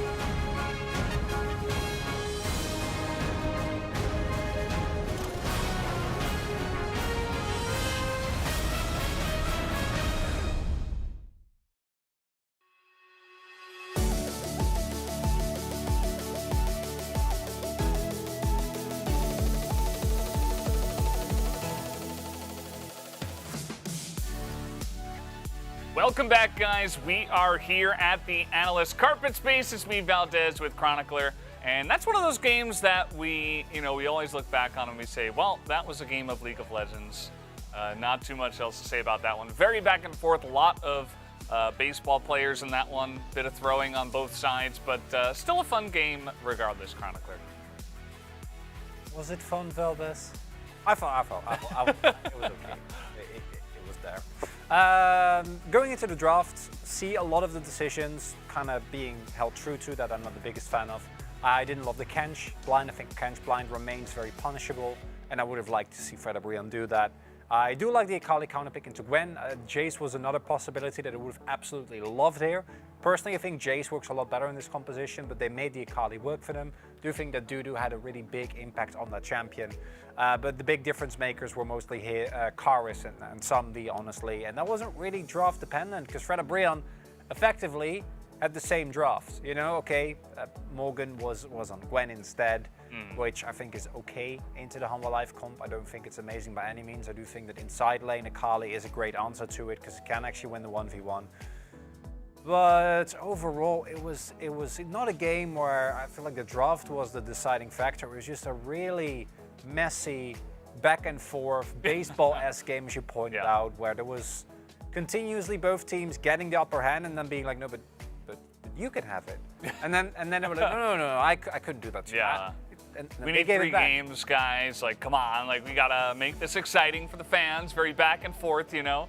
I think it was pretty clear, as I think Wolf mentioned on the cast as well, that this team of Fred Abrion clearly revolves around and orbits Umpty in the way that he's playing. And I think in this game specifically, but also today, like, remember the last time they played, Umpty looked like a god and carried them to a 2-0.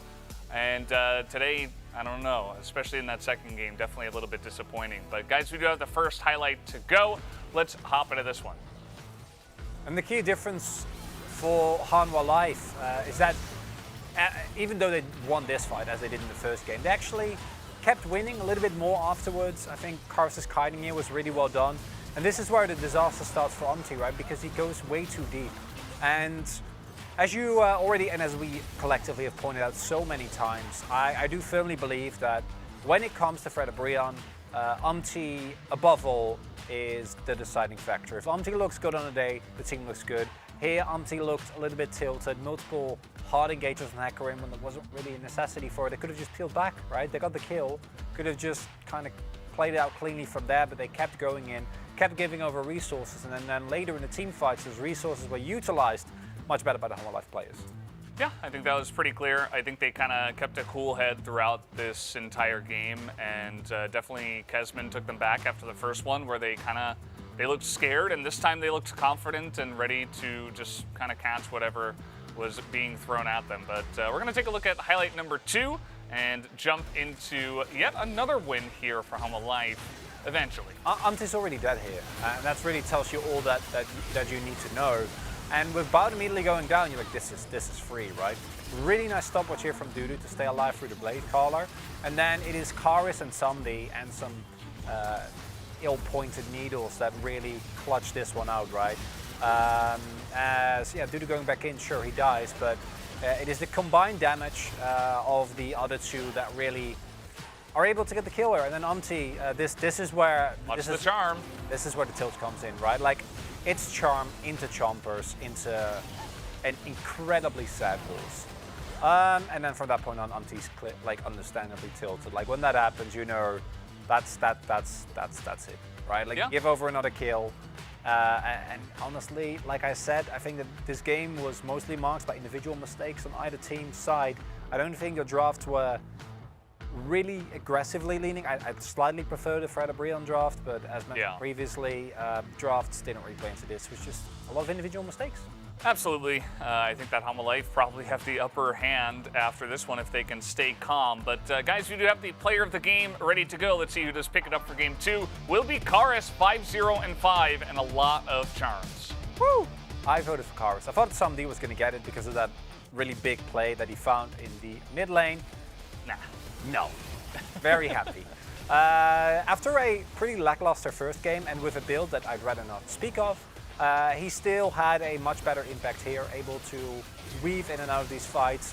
Just to reiterate, if you go for Lucidity Boots, Horizon Focus is a great item on Ahri if you go for 1v1s, but he went for Oblivion Orb, which he didn't have to, which I think must have been a miscommunication, didn't actually finish that. And then the Verdant Barrier into the Banshee's Veil, which into the Rogue Comp is okay.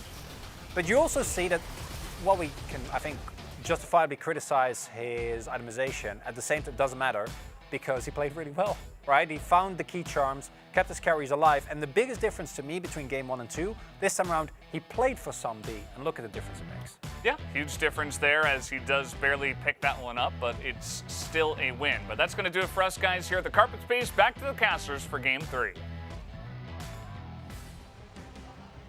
Thank you so much, gentlemen, for the breakdown on the Carpet Space, and I love this. This means that basically draft is irrelevant and craziness will ensue. That is basically how this has been going. Yep, that's a play-by-play's dream, Wolf. We don't want to talk about analytical points and all this silly stuff about people having a draft advantage and stuff like that. No, we just want to have fighting happen over and over again, and any team can win.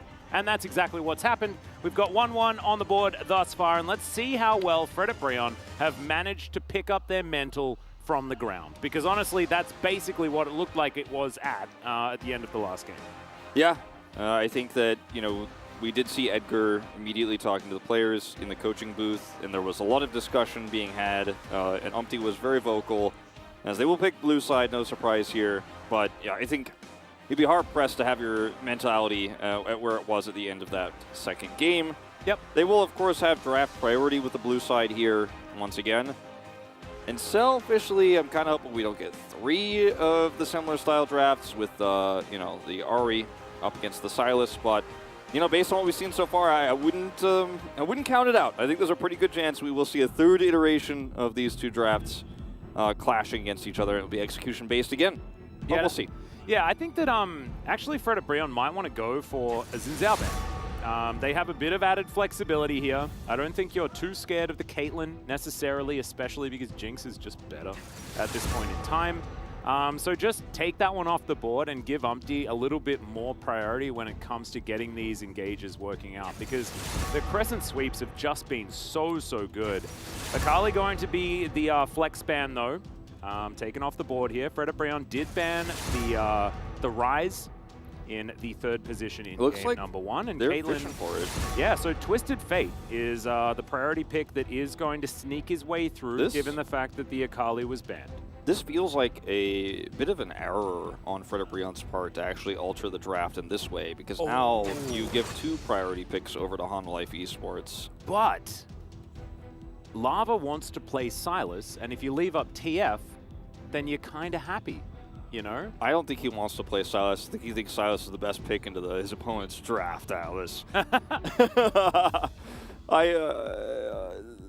Don't do that. Don't do the Aphelios. Yeah, I was like, there was too much hovering the Aphelios. Here it is, Ahri and Hecarim, the combo that is undefeated thus far. I mean, this is what we saw them find success with already, and you know, Xin Zhao is going to go over here to Umpty here with arguably a support pick right now for Delight. You know, the Rakan is still an option here, definitely a little bit weaker into what Hanwha Life Esports is running. It's very fragile.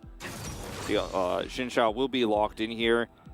You just have to play a very different style now as Fred and Brion, which is what they have been doing so much, and what they are so good at, as it will be, it looks like the Nautilus here for the Jinx on the bottom side, giving you a lot of power. Can lock down this Hecarim if he's looking for early dives, try to keep the Jinx back while she's farming with her Cull, sitting there behind turrets. So I do like this pick a lot.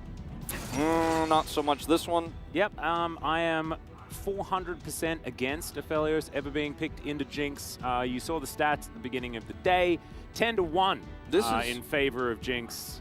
And there was a lot that they could still have picked up there. Samdeep, very good Jhin player, and that would have potentially neutralized the lane. Karma is still available. They could have just picked Karma. Yeah, actually quite like that. It's Henna's worst champion as well, but like he's on the other side of things now, laning into this, and he loves to play his Jinx, right? And you know, I feel like as Henna, he's like, no, I'm not picking that. I can't believe you guys are picking that into us. Now, what Henna will have to deal with is a lot of plate pressure on the bottom side of the map with the Hecarim, with the Ahri that is hoping to get prio. That is disabled. That is disabled. So, you know, I mean, on one hand, I could see the Aphelios snowballing out of control if Hanwha Life Esports play the early game very well, get plates in both bottom and top potentially. And I think that's going to be one of the win conditions here for Hanwha Life Esports in this draft. And because this is a scrappy matchup between 2 of our lower teams, like, it's not unrealistic. Yep. Renekton Twisted Fate. Don't know whether I like that, but it is going to happen. It is going to happen, and it is now locked in. And it's Twisted Fate into Ahri, so that could be very volatile in the mid lane. Yeah, and also Ahri was historically a pick into Twisted Fate, just because she does have the ability to lock him down and things like this. And it's Hecarim with the Ahri too, so even if Twisted Fate is fishing for gold cards, you know, the counter engage from Willer can be really strong. They will have a Gragas for Peel later on for the Aphelios, and Fred and Brion once again have this somewhat twisted identity with this draft where they have the Twisted Fate Xin Zhao Renekton, which is a lot of power potentially in the early game, and you know, you can use that pressure to get Jinx ahead while she's playing the bottom side very slowly. A weak side bottom, you know, has the call early, farms it up. Then you have that late game, but it doesn't synergize well with how Renekton will fall off in the late game. So you do have to play both sides as Fred and Brion. You need to get ahead, but then also make sure the Jinx stabilizes. Whereas on the enemy's team, you know, they have pick potential. They have Leona engaged. They have the Ahri, right? And they have Gragas, who's going to be very great at setting up team fights later on, disengaging against Renekton Xin Zhao. Yeah, I think the disengage is also absolutely fantastic. Yeah. I like the comp of Hana Life Esports better here, actually, at the end of it. And it's sort of, as well, a little bit of a worry, right? Because Umpty failed to find the victory on the Hecarim last time around into the Xin Zhao, and now Umpty has to be a better version of Willa on this champion this time. So there's a lot on his shoulders, and emotionally it could be even more damaging if the early game goes poorly. Karis really got his eye in game number 2, and maybe he'll get even better in game number 3 on this Ahri.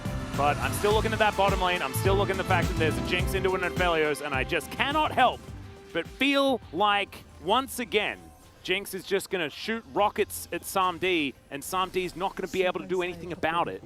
We did have... The game might end. We did have a lot of top 3 versus bottom 3 kind of scenarios going on in terms of matchups last week, and I think a lot of the top teams were like, well, I'll take the Jinx, and the bottom teams were like, well, I'll gladly take the Aphelios. And I think the win rate, you know, if we put under a microscope what happened last week, I think a lot of it would be, yes, the stronger teams are smart enough to realize how to use the Jinx into the Aphelios, and it's a stronger pick. Like, I think we are all in agreement on that.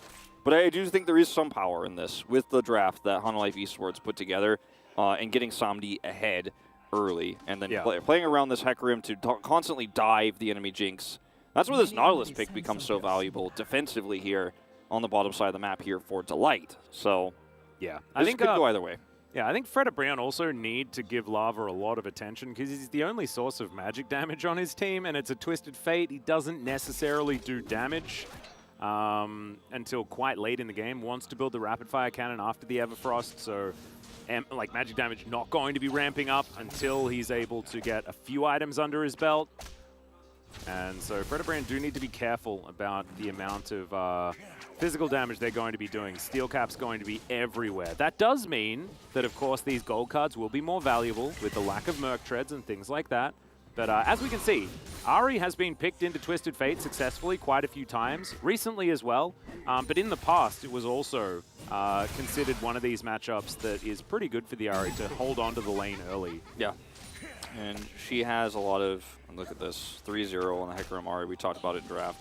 She has a lot of ability to re-engage with this Hecarim into Twisted Fate. So Twisted Fate doesn't ever really want to gold card her unless he has 100% knowledge of where the enemy jungler is. Nice hook. Yeah, it's going to land onto Bout here. We have to remember as well that Morgan is 100% win rate on Renekton. So you can take all of your analysis and all that sort of stuff. 3-1 now. 3-1. Okay, so he does have a loss. So I guess never mind. I take it all back. Maybe the Lord got into my head and I reinvented stats. But he has lost one game. I'm going to ignore that. He's undefeated on the Renekton, and so analysis can take a backseat to being a god of crocodiles. So I talked about the Henna not enjoying Aphelios earlier when it was picked, even though he wasn't the one to play it, in part due to the fact that I think he's one of the Aphelios players in the LCK that understands the most the pain of playing Aphelios into Jinx in the late game. See how well he abuses Samdi later on. He does survive through what will be a very tumultuous and horse-filled early game down there on the bottom side. At least for the time being, they're doing quite well. I mean, this is unfortunately just Twisted Fate is going to struggle to compete for now. Yeah, it's a rough time. He's not down by too much. He's going to teleport back to this lane. Probably be kind of all right. Yeah, Morgan going to stun up Dudu a little bit, but he's Gragas. Just does not care about stuff like this, and currently is doing very, very well in the matchup. It's going to be pretty even. It's just a few CS that has gone awry. Okay, bit of a decent trade there for Morgan. Doing the right things. There was a horse waiting in the wings, but not going to go in for any sort of gank or anything like that. Xin on the bottom side, and I'm looking forward to seeing where Fred and Brion make their first Destiny play, because it could be the top side. Of course, gold card plus the Ruthless Predator is a lot of CC. It's tricky to try to make that play happen topside because even though right now Dudu has the push in, he's never really going to have enough prio to feel good about that. And so he has to make his plays so transparent. If he walks away from the lane, then Cars can push hard or can look for a charm deny. And this is also a different game for Ahri in terms of summoners, right? She took teleport this time to match him in lane, as here we go. Oh, yeah, Umpty is here in position. Bort's going to have to flash, and Umpty's right on top of him. It's a great knock-up. Flame Trumpets are even better, as Bort knows that he's just real dead. And Umpty's going to steal away the kill. I would have liked that one to go to Henna, but being able to snowball the rest of the map, definitely going to mean that can transfer that gold around, but he does need to do more. Orbit Deception, oh wow, that was really cool. It's like walking through the middle of the truck, you know, like, what is that, in the Matrix or something like that, where the bike goes underneath the truck or whatever? That charm is going to land, so Lava hit by the truck that time. Yeah, it's definitely frustrating to have the kill go over to in a lot of scenarios, but I think in this case, on the bottom side of the map, going back to that bottom side gank, the surprise play from Delight, is, yeah, like, is going to be valuable everywhere else on the map with this Twisted Fate comp, and Jinx will just by default kind of farm it up. She's got a call, she's going to be okay. Like, the call will pay for the lost kill. She takes the assist money, and it's going to be all right. This is a really nice play. hides where he is, and you feel kind of safe because you have a Leona here against anything, but unfortunately has Follow Flash and the knock-up, so Bout just tries to Zenith Blade in here to save his 80 carry. Wasn't necessary, but at the end of the day, does go down here, and you know, it's unfortunately for Bout, like now his 3rd early game death here in this series. Yeah, and remember, Bout, he's a sub. Stepping in for Vista because Vista is unable to play right now, so yeah, I don't think we've got anything bad to say. Also, his Devour in the end of the last game was absolutely fantastic, keeping Sandy alive and things like this, so I'm going to reserve some judgment, but now he's on, you know, a support that does want to be far more proactive, and so far is on the back foot. Yeah, and this is really painful because this lane normally, you know, after a few trades, will start to actually get the upper hand, and the threat of the Hecarim usually means that you can't make plays like the one that Delight did there on the bottom side with waiting in the wind. So, you know, for Hanwha Life Esports here, Wheeler a little bit late to the party, hasn't been able to make an impact on the bottom side of the map, hasn't been able to make one in the mid lane where Karas has had a small advantage here. So this Hecarim pick is looking a little bit muted at the moment, definitely looking a little bit weaker so far here. He will be able to make an impact on this first Rift Herald fight, but you're feeling very good as Frederick here on the bottom side in this early game. Yeah, one of the worries is the fact that Willer is not ahead in farm, so even though Auntie's already had a successful gank, looking for his second one right here as well, as the dredge line is going to miss, and therefore he is going to vacate the area. The Hecarim hasn't been able to capitalize on the cross map, and Auntie's now looking to grab this first Infernal Drake as well, as Orbit Deception flying through, and we're seeing that Karas very happy in this matchup, as he should be. Sidesteps that one though, and Lava is going to be all right for now. This is going to be a first Drake going over to Frederick too, so this also slows the game quite significantly. And it feels like Willer has just been straight up absent from this game, as he's here now. Yeah, gonna get over that wall as Sandy gonna come on in here, flashes out of the way as Umpty's going to be dead. They should be able to trade, but they're a little bit split across this map right now as Sandy looking to try and help out, but Karas is moving down, and they can't grab the follow-up kill. Yeah, they can't follow up here. Delight wanted to hook so badly, but he knows that there's just too much of a turn for Hanwha Life Esports, already having the ability to rotate down, and so ends up being a nice pick here. So Willer does show up. All he had to do was accuse him of being gone. He's like, I'm right here, Wolf. Watch me come through, make a play around the bottom Drake. Though it does go over to Frederick Brown before he can actually make this happen. But otherwise, the early game here was, you know, relatively absent for the horse. He wasn't able to stop that bottom play from happening. A second one was attempted, and he wasn't there. So a lot going wrong here, but he does turn this one around. He does not have 6 for the initiation in this fight. It's a really nice pressing guard from Umpty. There just isn't enough damage here on this Jinx. And it looks like also the Twisted Fate ult a little bit delayed. Well, I mean, if the communication had been cleaner, then Lava would have just gold carded the Leona, they would have got the kill, and it would have been okay. But instead it was split, you know, he throws the card at the horse, everybody else throws everything else at the Leona, and it's just not exactly what you want to see. Plus the dredge line missing was pretty awful as far as the outcome for Frederick Brion. Not the quickest response here from Frederick Brion to try to turn that one around, but oops, Solar Flare immediately cleansed. There's no Hecarim here though, you know, he cleanses the Solar Flare, and where is the pressure on the map? Is it on the Rift Herald here for Hanwha Life Esports? No. Is it on trying to kill the Jinx for the bot duo? Yes, but the Hecarim isn't on the same page. He's trying to catch up and farm right now. And yes, this will give the Aphelios an advantage, but it could have been better. If Hecarim is down here, you get more than 2 plates, and then you can maybe even get the whole turret, go top side, and go, oh, well, yeah, you guys got a Rift Herald, but look at what I got instead. It's way better. Yep. And unfortunately, Samdi, he will get the 2 plates, which will even up the Rift Herald drop. But I think that Hecarim could have definitely done more. Now, he did take away some of the farm here from Umpty, so it's not just like he wasn't doing anything. He definitely did steal some of that away. Oh, that's a flash depth charge as Samdi's going to get knocked up. Oh, good sidestep, but also another one of these dredge lines that does not work. Samdi just walks it out. Didn't have flash, but had the cleanse, and that's going to keep him alive. Yep. Definitely some mishaps in this game to start off, but yeah, good proactive play. Delight's not really having the best time on this Nautilus. Has been one of the best performing players on this team on things like the Rakan, and has had great games on Nautilus as well. But at the end of the day, like, they force out a cleanse. They've got this way of pushing. Umpty could just drop this down, and suddenly the Aphelios, yes, he got 2 plates, but the Jinx, who already has an assist, is nearly going to complete her goal. She's going to get this plate gold.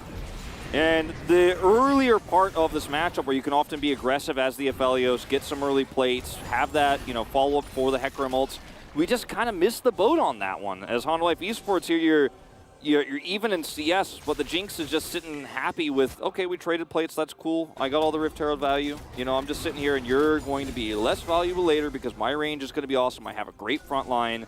Yeah. And now you got Willa walking over, turned off vision. Good control ward goes over there, spots out exactly where the horse is, and I think that they have an inkling that there is a Karis moving on down here as well. It does mean that Morgan does have a lot of space up here. You can see farming behind the turret over and over again, and that is going to allow him to have a slight advantage. And now Lava walking up the lane, looking for a Destiny opportunity, dives right on in the middle, and Lava's now in a bunch of trouble. They're looking to lock down Samdi, and they'll grab him. In trade for the Twisted Fate is now Henna. Can't actually auto-attack, he's in the alcove, and it's not the kind of gaming he wants to be doing right now. As Bort blocks the Super Mega Death Rocket. Umpty's gonna get taken down, and Karis will turn up. Immediately the helicopter shreds through, and Honda Life Esports are going to get so much more. Felt like a forced play here for Frederic Brion in a position that they had a nice little edge in on the bottom side of the map. There was no reason to actually go all in on this idea unless you're expecting that Karis is going to appear, because they did not know where the Ahri was. And on one hand, you could feel like, okay, well, if Lava doesn't make this play and Ahri's coming down, then actually we lose our Jinx and we lose the whole bottom turret, so I have to go down there. I want to watch what vision they had of the Ahri. Nope, she's actually in the mid lane when the Destiny is pulled. So they know that they could rush this through before she gets here. At least that's the idea. But Henna, he's level 7, right? This is early game Jinx. He can't actually just carry this fight super hard. And in a longer fight, the Hecarim will win out, in this kind of 3v3 awkward fight down in the alcove, as Karis does show up eventually here and help secure the kill. So 2 kills to the Hecarim. Yeah. Now 3-0 and 2. Honda Life Esports taking the big trade up after the Destiny gameplay from Lava. Would have been kind of good, I think, if Henna managed to get a bit of extra gold from the first kill, perhaps, but also standing in the alcove and not being able to get auto attacks off was a big problem for Frederic Brion. But still, forcing that play, I don't know whether they necessarily needed to do it. I don't think so. Certainly showing like they haven't really shaken off some of the downsides of the first match. Still, it's not over or anything like that. That Drake advantage certainly going to be there. They were able to grab the first Rift Herald as well. As this Drake has now spawned 13 minutes into the game, and there is still a fair bit of vision lingering here for Frederic Brion, but it looks like control of the river will belong to Harmful Life, and they can start off this Drake if they want. They can. They also could try to grab one more plate for the Aphelios, who's got Crescendum. Instead, they're just going to play this one safe, guarantee the Drake group up around the pit. Twisted Fate does have Destiny Gate coming up soon, but it's not soon enough, of course, to contest this. So Henna will just sit under turret, farm it out. Yep, another Hextech Drake going to be coming up as well. Certainly will be good news for Frederic Brion if they can pick it up with their Jinx and things like that. Aphelios will love it also. The early game here for Frederic Brion I thought was so good, and now they've just kind of, with that last Destiny Gate play bottom side, tossed back so much control, not only of this game, but over Drakes, over bottom lane. Like, if you make a play like this and you win it, what you gain, I think, is so much less significant than what you could have potentially stood to lose. And I know I'm kind of tulling on this a bit, we're going back to it, but it's just so huge what they just gave back to Honda Life Esports in this game when they otherwise had so much control of the bottom side. Jinx was farming it up, and you felt like okay, my comp is working, we're doing it. Not anymore. Yep, now it's swung all the way back in favor of Honda Life. Evened out Drakes, things like this, and now we're looking for another dive. Umpty here for the defense, but Karis is going to come down as well. The Destiny and the Gate are going to have to be fantastic at saving this one as Orbit Deception and Charm go wide. They're not going to be able to find the pick, but they don't lose anything from this either, because Karras, of course, shoves his lane out and roams. That's precisely why the Ahri works out in this position. And now goes back, picks it up, I think, before it even is going to get towards that turret. So not going to lose out on much at all as Willer's down here once again. And this turret is going to get brute forced. All Willer has to do is be in the vicinity, and it's a turret, right? And this is what I expected to see more from him in the early game, is just constantly threatening plates with the Aphelios in tow, especially when Aphelios has Gravitum in the early parts, you know, like level 4 or 5. But now now that they gave that extra gold back over and the map control that comes with it, he actually is hovering around a little bit later. So yes, we didn't see the full plates Aphelios into top side Aphelios kind of advantage that you often kind of need to have against a Jinx. But he is 430 gold up against a Jinx who bought and finished Call. Yeah. Getting that early turret, so it is paying off the roams that Willer now has bottom side, and has been a bit of a juggle game between who's in the lead here between these two teams, and we have seen some overextensions. But right now, HLE Esports once again back in the driver's seat. No, they are feeling absolutely fantastic board as well now, able to get back towards the mid lane and threaten if any of these face checks are going to come in. Looks like Shirley should belong to HLE with the tempo advantage that they have. Umpty, I don't even know whether he's going to be able to get his blue buff here as Bort moves over, and Willer is going to get the smite. Breon pressured out of their own jungle. It's getting really, really dicey. Yeah, and this is not a fight I think your comp is ready to take, but this is the identity crisis I was talking about with the Renekton and the Jinx, right? Renekton didn't get a big lead, and Jinx isn't online yet. So how do you win this fight? If you fall behind with a comp like this in the middle part, you're in a huge power trough. Like, it's hard to even imagine climbing out of it because you're like, oh, Renekton is really strong here if I had enough damage, but I don't, because Renekton's not fed. Or, oh, if my Jinx was fed because we played the bottom side perfectly, we didn't throw things away, then we can actually use the Renekton to fight for her, but it didn't happen that way. Well, Dredgeline going to be buffered nicely here by Delight. That's going to get him out of there. Lava is just on this bottom side wanting to grab this turret, and that means that the Rift Herald's not going to really be necessary here to take down this outer turret. Might be able to get some work done to the inner as well, unless Lava makes his way back. Morgan looks like he has no intention of leaving. Oh, actually will. Teleport in. And now the Crocodile is going to save the inner turret. And the Twisted Fate stays bottom side. I actually like the communication here from Breon. They do manage to equalize on the Drake take. Oh, sorry, on the turret take. Yeah, trading a turret for a turret, only expending a teleport, which, you know, it feels bad to have to use when Dudu still holds his, but was a bad situation turned into an okay situation here for Fredit. Yep, those are the kind of trades you need to be taking at this stage of the game when you're in this power trough and your comp is struggling to look for team fights. And if HLE Esports have full vision and have full push, you know, in mid turrets down, or, you know, as Fred Breon, when your opponent has this much control, you can't really look to initiate. You can't look for the Sig Crescent Guard split, right, with the sweep coming through. Those are the things that, you know, Fred Breon's comp was supposed to operate around, but it's just going to need more time now for this Jinx to come online. Because then you could just throw yourself away as a Renekton. If the Jinx gets one kill, you're like, okay, well, that's a trade I'll take because now Jinx is excited and she carries the fight. And Morgan's also, like, massively far ahead. He's like 40 CS up on Dudu. Currently 20 above the clock as well. Actually having a great time here on the Renekton. Hitting 200 at 18 minutes. Very nice. Looks like Morgan learned something from playing on a team with Chovy as Lava turns up. Going to find that gold card. Gets it on top of the Gragas. Everfrost is going to be there as Morgan. Tanking up the turret maybe a little bit too much, and they do get the teleport out of Karras, who's now looking for Umpty. Good little sidestep there, but I think he's still really dead.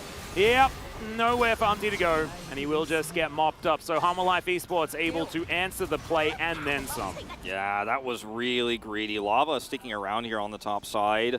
And is going to just try to take the empty moment here once the Gragas is back to actually push the turret down. He'll do so alone as Morgan's going to back and buy items. He's going to force a reaction out of Cars. So, I mean, there are some good parts of this for Freddy Breon, but, I mean, we're really fishing to try to find the answers here. Is once again, just such a careless Freddy Breon tonight, I think. And now you've given up Drake control. So, this is the seatbelts have been taken off, Wolf, of your seatbelt comp. Yeah. Your seatbelt team. It's really... not feeling like that's the style. It feels like something has cracked in Fredit Breon, and I'm not talking about Umpty's mental. It's like the ability for you to make a play like this is there if you're further ahead. It's there if Gragas doesn't have cast, right? And if they don't have a teleport. But you stay here, and then Umpty's like, oh no, I'm so dead. I had no idea where Willer was. And a play like this has to be executed on as fast as you can snap your fingers, and you have to have a lot more control over the lane. Things like that. You can't be doing it under a turret if you don't know where the enemy jungler is. And Freddy Breon are just desperate. Like, we need to make a play. because they've kind of passed the window of, okay, Jinx is just going to scale up and we're going to win the game that way because, you know, the Renekton isn't going to be powerful there. So they want to get him some more gold now. Yeah. It feels like such a lose-lose situation for Brown this far behind now, giving up Drakes, not getting those team fights their comp so desperately wanted. And also, I mean, Hextech Soul is just so powerful as well, so these Drakes, it's not irrelevant whatsoever. It's extremely relevant, yeah. As Hanwha now with a very good 1-4 style of composition as well, with the Ahri in a side lane, and then all of the disengage that you want with Dudu hanging out with the rest of his team. Morgan over here is starting to struggle to really put too much pressure onto Dudu as well. The equalization of the tank Gragas that you can do is certainly very, very powerful. As now Morgan's going to move up, and let's see whether ㅣ2022 can actually take down this outer turret in the mid lane. They've got a Hecarim coming. Yeah, there's the Destiny to come underneath this turret as well. Big flash comes out, but I don't think that Dudu's going to survive this one. Great capitalization from ㅣ2022 as Lava moves out of the turret range. And Hanwha will lose their turret. Great dredge line there as well, as now Willa possibly in trouble. Solar Flare goes wide, as Bort could be the one in trouble, and I like this. Just play it front to back, ㅣ2022. As Zundi's trying to get the work done as he throws out the Moonlight Vigil. It's a double kill in the years! Just split ㅣ2022 apart! Karis, can he survive though is the question. Jinx gets excited, but Hannah not wanting to get too much more. And HLE Esports again able to trade up. I mean, this was very messy. But my biggest criticism of what ㅣ2022 are doing right here is, yes, they have a control ward in the river, but when they go all in on a Gragas who has Cask, who does have Flash, excuse me, as well. Might have a Flash. And a Flash. Yeah, might have one tucked away. Definitely has one of those. He's got one tucked away. Against a Hecarim who could have been closer than it looked, you actually get punished here as Hecarim's got his ult available and he can turn this very easily. I don't know why Esports do eventually do just that. Willer comes around here with a flank. It's a beautiful engage here with the Leona. Bout does end up giving his life for this in the end, but the engage was actually so great. Actually does not give his life for it in the end, does he? But the engage was so great from him, and then they turned on this with the Hecarim so well, and ㅣ2022 were just... The play you make as ㅣ2022 is, I will kill this turret at all costs, no matter what. I'm going to remove myself off the map. I'm not going to have any vision of where the enemy Hecarim is going to be. The rotational power this comp has with an Ahri. It's a lack of respect for what HLE Esports could do. And if it was a weaker team or a team where they had a little bit more vision, maybe you make that happen and everybody walks out scot-free. But you got a turret, but it's such a high cost that it wasn't worth it. The gold gap widens again. I mean, luckily for ㅣ2022, also, like, most of the gold is on this Hecarim. Last 100% kill participation, 4-0 and 5. He's huge. If it was on the Aphelios, you'd be feeling a lot worse. Yeah, this is definitely a far lap performance. Willer is doing very, very well on the horse. And this is one of the things that we were a little bit worried about, mentality-wise, is, you know, you pick the other side of the matchup as Umpty, and then you take the first kill, and then 2 and 4, you know, and Willer here steps in for the first time this season, 4-0 and 5, really flexing his muscles here on the horse. Yeah, he, you know, with Bout, he and Bout were the ones to turn that around and turn that into a trade up on the map, and he punished the risk that ㅣ2022 took. So now, you know, with those kills and the map control that comes with it, HLE Esports can posture around a Baron, you know, take that vision away, force a Jinx rocket out, and then go, well, okay, I see you called our bluff now with your ultimate, and now we could just clear this wave, and then we have Drake Cryo for Soul Point. Like, this is HLE Esports' game to lose right now in terms of how much vision they have. Yeah. I don't know if starting this is actually the right call. I think baiting a fight is the right one. There's the Destiny they bait. Yeah, they are going to be able to get that. Lava also actually going to commit to the gate as well as he moves on in. Bort needs to be respected. He's got that Eclipse available, and now everything's gone dark yet again. It's a great charm, but immediately Umpty is going to press that R button, and they've broken up the fight. It's the two tanks, but there's no one doing damage off to the side. Morgan, just too beefy. Bort caught by himself, and he is going to get taken down. And HLE not going to win this one. They've won every single skirmish up until this point. And it's starting this instead of taking the more simple and guaranteed objective. They already had vision control over the Baron Pit, so I see the idea behind this as HLE Esports, but starting this was just so extremely high risk. Because if you mess it up, you give ㅣ2022 a window back into the game, you lose your Drake advantage, where you could have actually tried to force that Soul Point fight when you're hitting your big Aphelios spike that's starting to come online. And it's a nice turn attempt here, but unfortunately, as you mentioned, the Renekton is just too tanky, he's just too big at this stage. Bout is denied his ability to rejoin his teammates, so they end up getting the pick here. They can't start Baron, but they just pick a Drake. Now we're even on Drakes, and it's the baseball toss going back and forth a little bit more here. Could have just threatened the Baron and then walked straight to the Drake, and you've got it unlocked, because ㅣ2022 absolutely cannot trade Baron for Drake. They're just not at that state. No, and I think Soul Point would have been so powerful as well, but it was sort of like a commitment that Hanwha Life had made already, because they were walking into darkness getting out of there, right? And then they would have had to take the long way around if they wanted to be safe.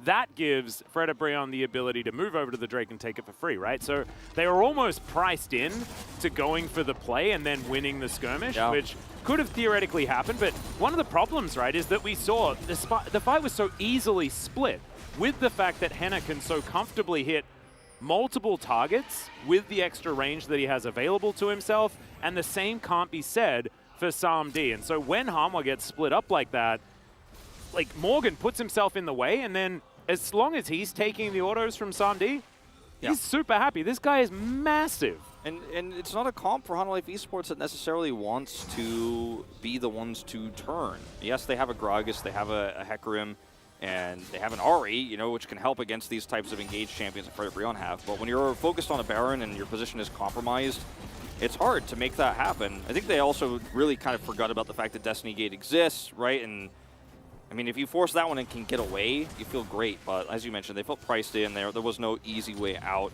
Yeah. And once again, here's the group up because they have a little bit of vision advantage, and they want to force these fights before this Jinx becomes a huge problem. And you have a comp that can pick.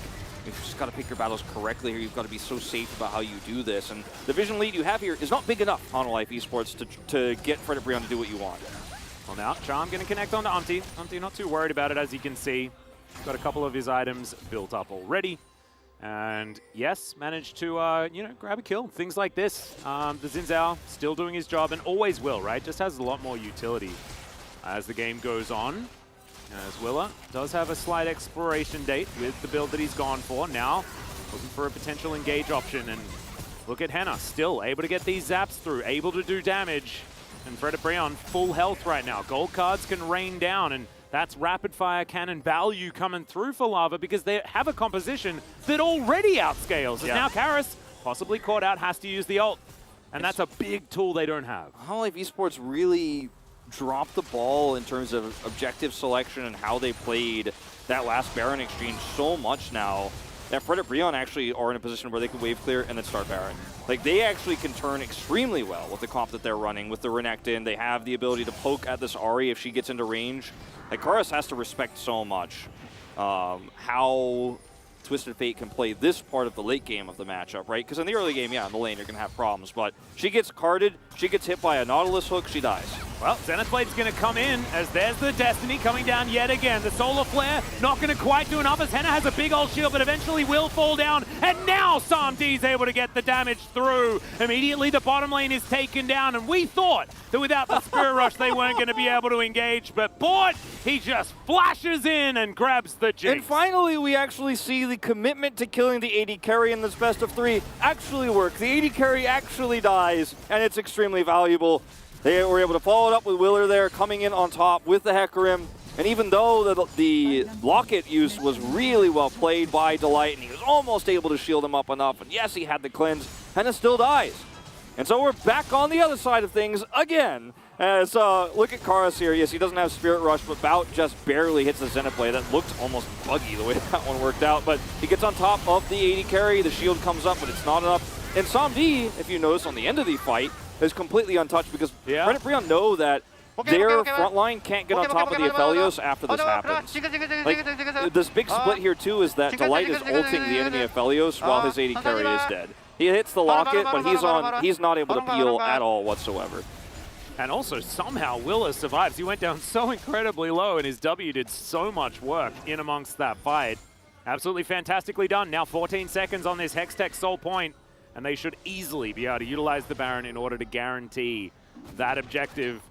Already, Vision has been laid down as Delight, just going to walk out of the Solar Flare. I like the attempt there from Bort, but He had vision. In fact, there's a lot of wards still around the area. As you can see, control ward goes in, spots one of them. Samdi, hold that thought. I think an engage might happen. Yep, here we go. The horse is going to get knocked up. Here's a teleport to try and get the crocodile in amongst this fight. The horse going to get taken down as Henna running away from it. The exhaust going to be used. Spirit Rush still there. One more charge yet available as the Moonlight Vigil comes in. Henna goes golden to try and avoid the Infernum ult, and that is going to put a dampener on Hanwha right now as they look to get out of here. Drake's still alive. There's 5 members up from Fred Briam. They can't go for it. I mean, I was going to say this before the engage happened, but I'm like, you're putting yourself at risk of getting picked. You don't have enough vision. You don't know where the Nautilus is, and you could just take the sole point that the Baron guarantees you, which is exactly what you said, Atlas, right before this happened, and then we're up here clearing control wards. You're not, if you do this with someone on the Drake, you lose your, you know, it's usually not Hecarim who dies in this case. The Hecarim's on the Drake and everybody else is looking for a potential pick. Then you lose somebody, but you get the Drake at least. In this case, you end up losing 2 people and you don't get the Drake. And you aren't threatening an inhibitor. Maybe if you get a few kills there, you could end the game. But why play that way? Just play it safe. Take the advantages you have. Both of these teams are taking leads and tossing them in the wastebasket 3-point shots, okay? Yeah. Because, like, I mean, this is just, I want to see the gold graph. I want to see how much it oscillates between leads here. Because Hanwha Esports, I mean, they still have a gold lead. I mean, I think Hanwha have just had a gold lead the whole time. It's just that they haven't been able to necessarily find those game-winning fights just yet to put their lead any further forward. You've got 20 seconds left on this Baron. Looks like Inner Turret will be the reward for that one. Baron power play sitting at 1100 after that. So still lost gold, I guess, based on the amount of gold that you actually pick up from the Baron, and then that subsequent time, they lost gold. Technically, it's so unfortunate when you see moments like this where Hanwha Esports, they lose their Baron buff, basically, like you said. When the push ends there, they have like a little bit of residual map control because of the last parts of the Baron. Then you see them like go over back towards the Baron, but on the way out, they're like, let's clear some vision over here, and they're like, oh wait, that's right, the Baron isn't up and isn't going to be up for a long time, so we just lost it. And there's no Drake to ward or control, so you just like go back home and you're like, well, I guess we'll buy some items with that Baron buff because there's nothing else to do on the map. We gave our opponents control over the game during our own Baron buff, and yep, it's rough. I mean, we see this happen in the LCK sometimes when teams get a little bit too aggressive or think their lead is bigger than it is. As you can see, this team grouping up to try to control vision now, but with no objectives coming up anytime soon, Fred Brian are like, well, we'll just sit back.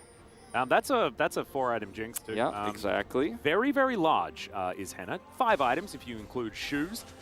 So yeah, Fred Brian, need to keep him alive. He's got double summoners available right now. 3 minutes on that Hextech Soul, 2 on the Baron.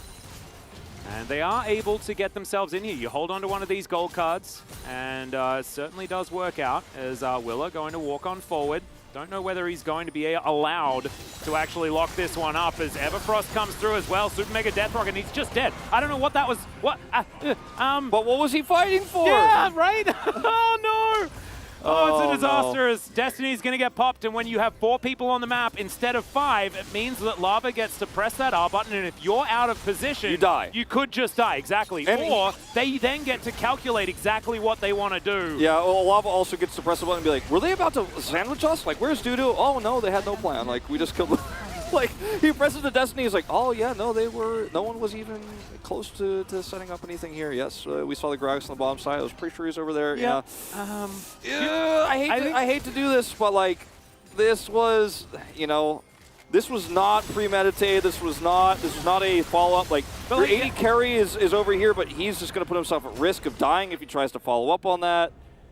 Yeah, that was a Wonter play, not a Willa play. Yeah, that was not it. The 4-0 at 7 Hecarim was like the redemption arc, and then he died trying to clear that control ward instead of taking the Drake, and then this time, I'm still trying to figure out to explain what he was trying to do there, but he was picked. He was fighting He knew that there was a control ward. He wanted to kill it. He thought that he had ult and would live because he can press RB safe, but he could not press RB safe because he was take damage, be dead. He was be dead. Yeah, that was... Now, this fight over Vision is actually relevant because the Baron is coming up at 20. So this time, Hanwha Esports are exactly where they need to be. Knows how little vision Fred Brian do have around this section of the map, and so have to take a wide berth around the jungle.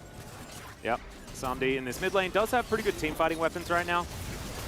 with the Calibrum Crescendum, and does take a lot of damage here as they're going to try that play one more time. Henna's going to flash, get himself out of the way of the horse, and can still get some auto attack damage in here. No one's dead just yet as Umpty trying to flash his way out. Keeps himself alive for so long as Samdi eventually takes him down, but Henna can't get those auto attacks in, avoids the charm, and now Karis, oh, mistimed a little bit there. Unfortunately with the zappers, now Samdi is going to get locked down. The Lord has spoken, and Morgan will allow this team to win. Fred Brion off the back of the heroic Croc walk up the mid lane. Oh, Fred Brion, they definitely were given some gifts this game. They gave some of their own, but they will get the last gift, which is the most relevant one, as that was a team fight. I think HLE Esports really messed up, and look, Willow looks extremely upset. And Umpty's like, hands off keyboard, shaking his arms around. Yeah, the other side of the stage here on Law Park is definitely a somber one, as HLE Esports came close to a really important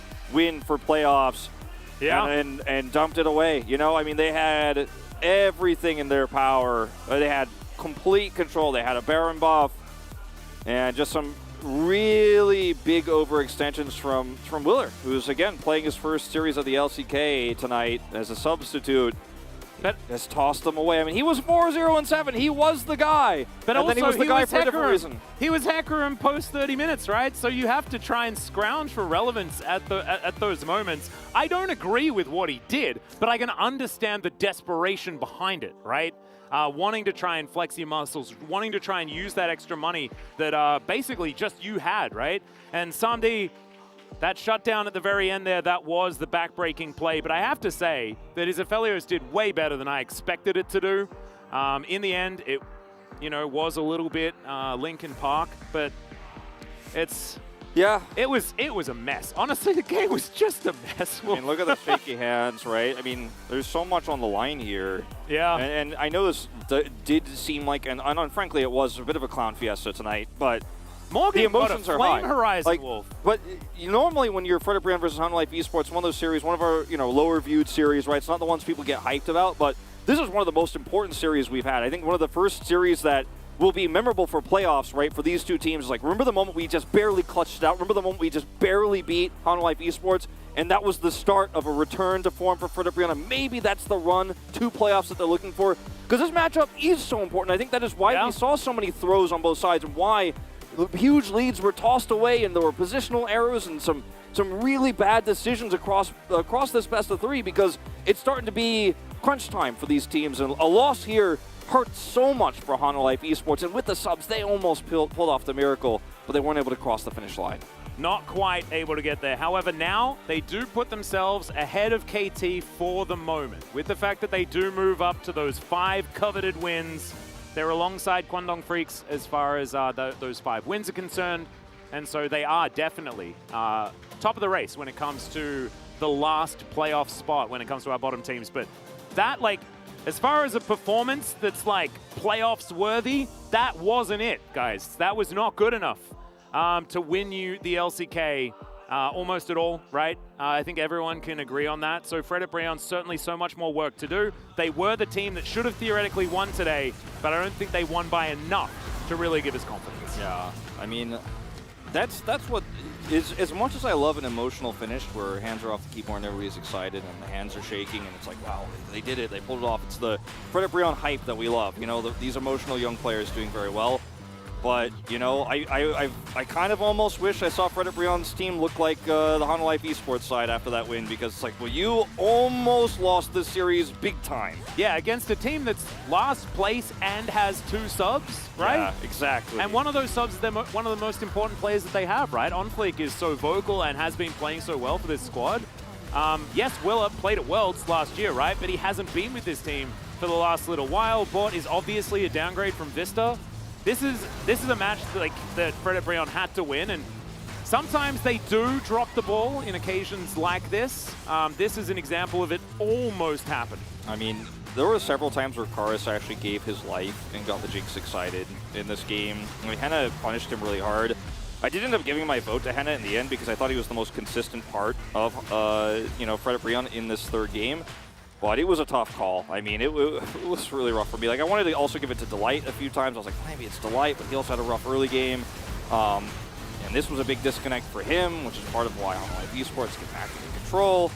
But yeah, in the final fight, like, watch Henna just survive and then eventually get excited, and then the game ends. This flash out from Henna was just actually what did it, right? Cleanses. Cleanse, flashes, and then the horse cannot get anywhere near it. And then, you know, at this point, HLE Esports feel like they're priced into this fight, and they continue to forward. And Karis goes towards the AD carry for some reason with his last Spirit Rush and stopwatches, then thus guaranteeing that Henna is going to get a kill here and will get excited. The top side of the fight is going very badly, and Umpty is super hyped because they know this game was definitely lost for them several times. There were several moments where there was actually no coming back, and the HLE Esports gave them a window back in. But Morgan played that so beautifully, man. I was eyes glued to the croc throughout that last team fight just to work out how he managed to get onto Samd, because it looked like Morgan was sort of like, with the fact that his AD carry was zoned out of the fight, him frontlining wasn't exactly useful at that moment. But the fact that he goes in front of him, gets the stopwatch out, stopwatches at the same time, gets a bit of health back, and then gets some cooldowns to lock it up. Could an Aphelios flash into a Raptor pit and an auto attack through the other side against the enemy team? No. But kind of Jinx, does the Jinx have the range to do that? Does she have the opportunity to do that? Did Henna make a great play to cleanse and flash over and say, I have really good range, I'm playing Jinx? Yeah, I think it's time LCK teams to move away from the Aphelios, especially into the Jinx. Yes. Especially if you're not going to get him early plates or ever visit with the Hecarim. He didn't even come to the bottom lane early. Oh, well, that's my rant. Yep, it's now, thankfully, the desk's turn to have a bit of a conversation about that draft. So let's throw it over to Valdez and Chronicler to break down the final game. Hello, we are back here at the carpet space. It's me, Valdez, with Chronicler. And what a game that was. Chronicler's left pretty sad as, I don't know, felt like HLE, they were priced in to win that series, but then a lot of things kind of went wrong, and it all starts with the draft once again. I still need a moment, Valdez. I still haven't recovered because that was a game. I think looking at the draft that there are, again, as the cast already pointed out, the Aphelios problem. But honestly, I think Brion's draft was way worse. And I think that HLE this one in the bag 100% had they played a little bit better, had they managed their team fights better. Because the composition of Brion does exceptional if they can get ahead in the early game, which they should, because they have TF and they have the Xin Zhao, right? So that in of itself, I think is perfectly fine. Do I like the Aphelios? No, absolutely not. I think that there are so many picks that you can go for that are going to feel way better into the amount of backline threat that are going to be available that don't get outranged as horribly by the Jinx. But overall, the Brion, or the HLE draft rather, like, got to the point where they should always win, and they didn't. And then Brion had also a position early where like there were a couple of opportunities. They lost a 4v3 in bot side, which was a great fight to take just through misexecution. It was a lot.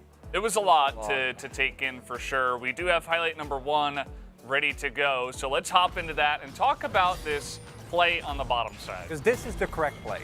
You are engaging even 4 versus 3, like this is completely fine. The problem is that Lava goes in way too aggressively and doesn't have stopwatch available at this point, right? So with him getting immediately taken down, this is the kind of situation that even if you're not Conqueror Hecarim, which by the way would have been great this game, you excel in, right? You can, with the Rampage stacks and Spirit of Dread, tank these type of fights for a really long time, and it gets them into a great position.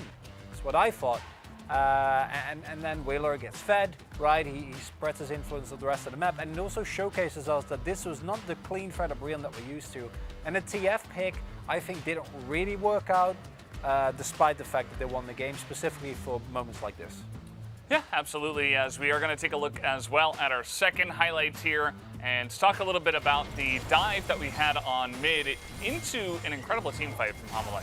And this is what I thought was going to be the game-breaking moment, because they use a lot to just kill Dudu here, Destiny Gate as well as Depth Charge. So then they are not really respecting of the re-engage that is going to come through. I also thought that Bout had an amazing game on the Leona. And as you can see here, it's going to go back in a little bit, able to actually hit Umti, who has a very unfortunate flash there. And this is where Wheeler is still fed, where he's still really relevant. And this should have been the game-ending moment. But as the cast pointed out, there were a couple of key moments where Hanwha Life made wrong macro decisions, where they went for other Barons, even though they had not enough setup and were playing like 5v5. It could have just gone for Drake, which would give them the sword point. And it's just an inexperience, I think, really shining through for Hanwha here. And this is a matchup that tonight, not always, but tonight they would have won against ㅅ2022 100% had they had on Fleek and Vista. ㅅ2022 is a very day-dependent team. Today was not that day, and they barely got away with it. Should have been Hanwha Life's chance to take it down, I think, with on Fleek and Vista to call the shots. They could have done just that. But we do have highlight number 3 and a miraculous team fight that ㅅ2022 took at the end of this game. And here again, we see the inexperience for Hanwha, because while I think Hannah does a great job at staying alive here, if this is a more uniform team, you pull away here from the pits, right? And you actually peel for your Aphelios. If they kite it back here a little bit, instead Karis goes in by himself. And this is a problem that Karis has had throughout the series. Instead of playing for his Aphelios, which at this point in the game is way more important, he gives Morgan the opportunity to find a really big play. Hannah's play at the start of that fight was impeccable. Stays alive, which is the most important thing to do. Yeah. And that's the end of the game. It's kind of the power of Jinx, too. You know, regardless of the comp, regardless of what happens, if you run into an excited Jinx, she can just carry 1v9. It doesn't matter at 40 minutes into the game. But guys, we do have POG ready to go. Let's see who does pick it up for this first one, or this third one rather. Will be Hannah, and I think this is well-deserved. Definitely. Had a couple of rough moments in the mid-game where he was actually repeatedly engaged on by Bout, but he also had the game-winning play. And sometimes that's all you need, right? And I think that had he not been as crisp as he was on that final engage, this would have been a guaranteed loss for ㅅ2022, right? Like that team fight, losing it would have been the end of it immediately. As here we see Karis having, I think, a great game number 2, but a pretty subpar game number 3.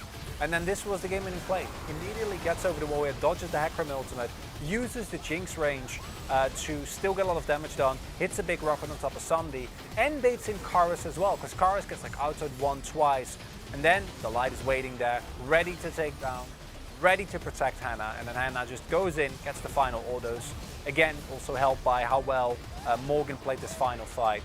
And the 2-1 victory for ㅅ2022. I think a victory that they're going to be really happy that it was a win, but they're also going to go like, guys, can't have that happen again. Only 2 people get recognized this time around, as Morgan does get a lot of votes, especially from media. Very well done there. Actually deserved for his play on the Renekton in the late game as well. But either way, guys, we do have the interview ready to go. I'm going to hand it over to Ji-sun for the translation. Thank you very much, guys. This is Ji-sun for the POG interview translation, joined by Lava and Hannah from ㅅ2022. Congratulations. A back-to-back victory for ㅅ2022. You guys are staying on the 6th place with this victory. I'm so happy that we won. And also, nothing much happened in this series, so that's a bummer. Yeah, me too. You know, I think we got lucky to win, so I think we have to work harder. However, you guys, in the end, was able to pick up a victory. In game number 1, ㅅ2022 had a very decent draft, you know. Jinx was let through and then decided to play Xayah comp into Jinx, and also Sylas as a counter into Ahri. Sylas is something we prepared in order to play against Ahri, and because heading into the later phase of the pick, we kind of saw this was a right situation to play Sylas. Because these days, Ahri and Hecarim are the go-to duo in the mid and jungle, and their ults are both really good, so as long as you can play out the laning phase, you know, quite well, he has a very high potential in the late game. And we had a little bit of a buff for Xayah recently, but still, you didn't go with the crit build. Instead, you decided to still build for different items You know, we all know that that's their favorite itemization for Xayah. So could you tell us about that kind of itemization? You know, she can do a decent job during the laning phase, and also she can also put in a lot of damage during team fights. So quite similar to Jinx, I think. Yeah, and I thought this was a very good pick into Jinx as well. Then when does she hit the power spike? Once she gets second or third item with the Muramana upgrade. And Lava, bro, was able to win every single Drake fight in game 1. Do you remember that? Yeah, kind of. And you actually decided to steal the Xinjiao ult in every team fight. Was that your intention? Yeah, because his ult is really good, so I kind of planned that in advance. In what way? Could you be a little bit more specific? Because the opponent actually didn't really have a lot of dive champions, so I kind of thought they had no way to push through my Xinjiao ult. And in game 3, you guys decided to play on the blue side and first picked Jinx, and then let the opponents take the Ahri Hecarim comp. And you played TF on the mid lane. Could you break down the theme or the concept of your draft? I actually don't know specifically, but I was just trying to play what was left. I don't think TF is a counter into Ahri, but still he looked really good in order to kind of finish out our comp. And Hannah, well, in game 3, TF was not able to do a lot of work, so it was not easy for Bro, but were you sure that you guys will still turn the game around? I mean, yeah, it was a little bit hard, and we were falling a little bit behind, but still, I was confident because we do well in the late game. And the Bro players are so happy at the end of game 3. So when was the moment that you thought you got the momentum to close out the game? Not until we won the final team fight, but the last fight, Morgan did a fantastic job and we could kind of get that victory. Yeah, I mean, Morgan's Renekton is something different, you know. A lot of people are criticizing Renekton, the pick itself, but Morgan is the only player with a high win rate on that pick. How much do you guys trust his Renekton? Whenever he gets to play Renekton, he becomes someone else, you know? What do you think, Lava? I agree, you know, he's really good at Renekton. Moving on, Lava, the LoL King, is performing at his peak. You are tied 3rd place in the POG standings. What does this spring split mean to you, Lava? Well, I don't think I performed like really well. I don't think I was outstanding, but I really appreciate all the POG points, you know, all the votes. But I think I have a long way to go, so I'm gonna keep working hard. Lava, what's your personal goal this split? I just want to perform consistently well and play as long as I can. Your next opponent is Nongshim Radford, a team that you guys defeated in the first round. What's your mindset heading into that rematch? They have a different lineup, you know, and I think they will definitely play better than last time, so we won't, you know, put our guards down. Yeah, I mean, that was not the main Nongshim roster in the first round, so I think we really need to stay sharp in order to secure the victory in that series. And that's gonna be it from Hannah, Lava, and back to the endless carpet space. Thank you.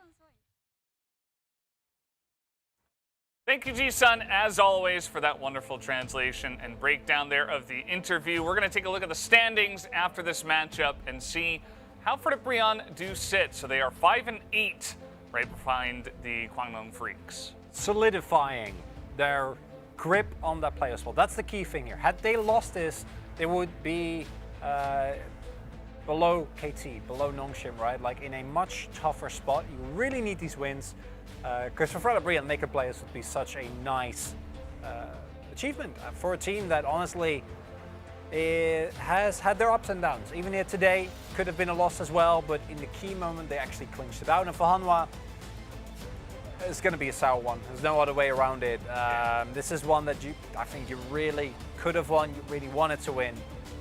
In the end, not going to be consistent enough. wasn't meant to be this time around. They weren't able to close it out with the lead that they had. But next up, guys, we will have Damonkia versus Live Sandbox in about 30 minutes. So don't go anywhere. We'll be right back with the LCK.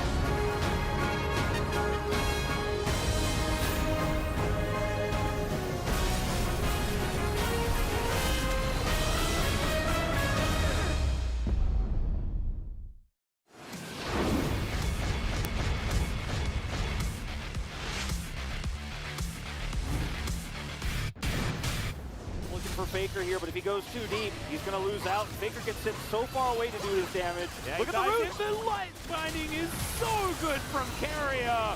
Callan taking a lot of damage here as well as Faker just tidies up the Jinx. That is going to be the ace.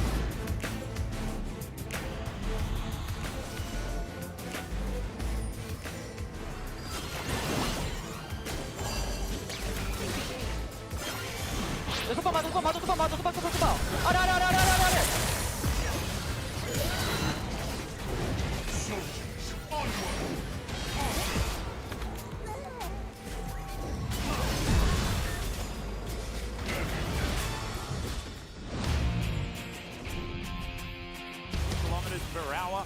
This guy could actually probably settle life on another planet because he moves so quickly as Morgan tries to go in. But yeah, Def just runs his way around it. And now Umpty, yeah, caught in no man's land. Can't heartbreak your way out of that one, but your heart definitely going to be broken as everyone's diving the fountain. It's a triple kill for Def in the end. Quadra kill make that, and the Nexus will go down. TRX.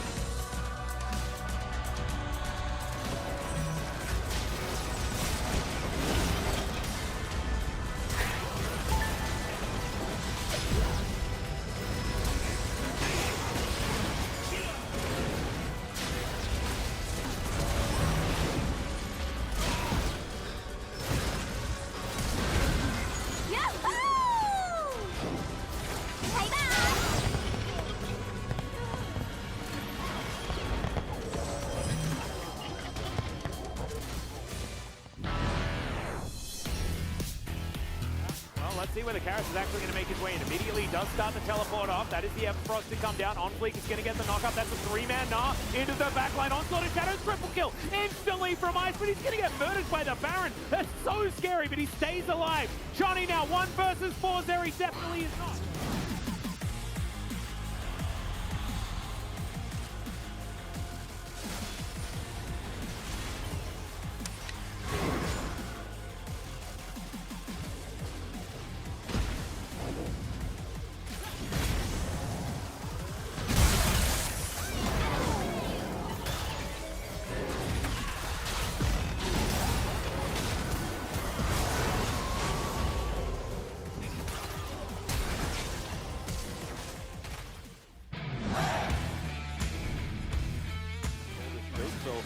the setup. Go for it, I say, for KT. Now the here is the follow-up as Ari gets in the backline. Lobby's just gonna blow up aiming. Where was the peel? The Yumi looks like he was on Cuz, and unfortunately that's all she wrote for this fight. Is Lava even gonna be able to flash?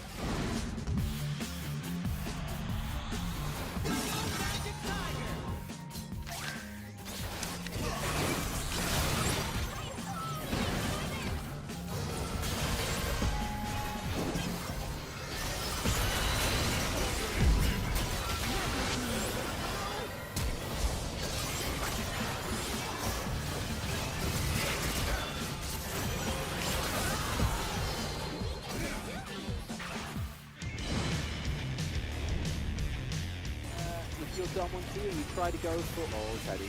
Okay, they're just going to go for it here as Teddy does immediately cleanse and flash away. Here's the turnaround. Showmaker with the stopwatch, but immediately now you're not getting away from Canyon as you don't have anything else. They immediately burn all three summoners, and they immediately burn. 얘네 집인 것 같은데? 네, 해볼게 이거. 앞에. 앞에 해볼게.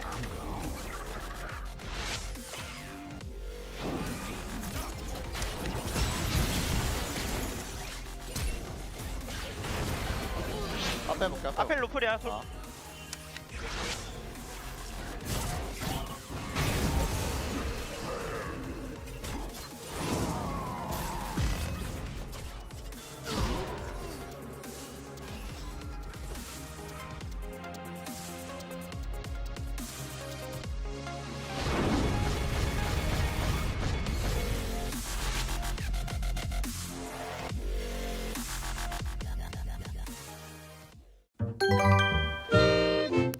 뉴클리어님. 안녕하세요. 아이고.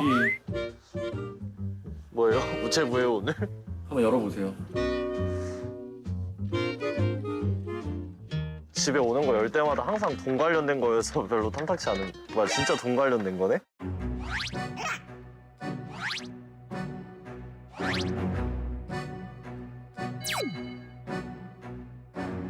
TV 수신료, 기본 난방비, 세탁비, 하수도료, 화재 보험료, 승강 다 썼던 거긴 하네 근데.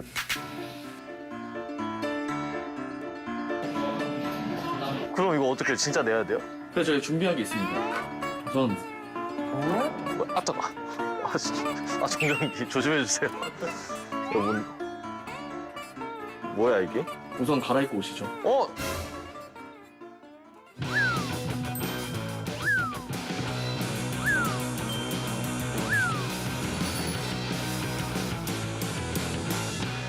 안녕하세요. 오늘 알바 1일 알바 아니 워크맨이잖아 이거 완전히. 사수 선배님 인사 한번 하시죠. 네. 잘 부탁드립니다. TIBM 서아연이라고 하고요.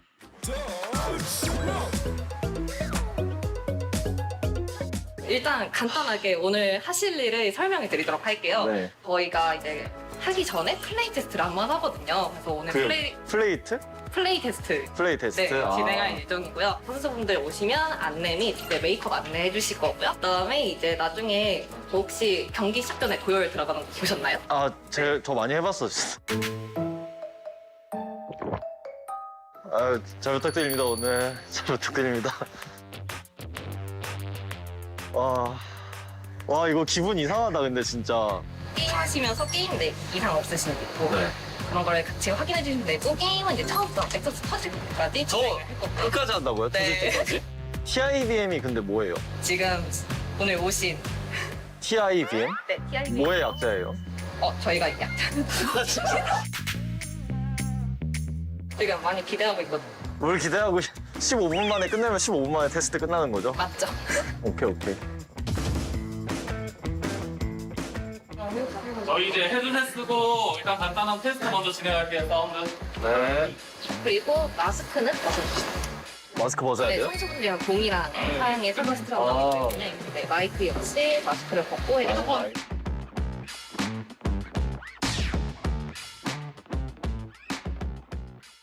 잘 들리시나요? 네, 잘 들립니다. 네.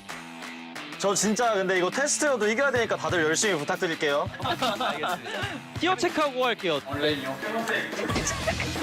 아유 뻥치지 마세요. 이거 방송이라고 뻥 거짓말하고 그러시면 안 돼요. 진짜 온라인이에요.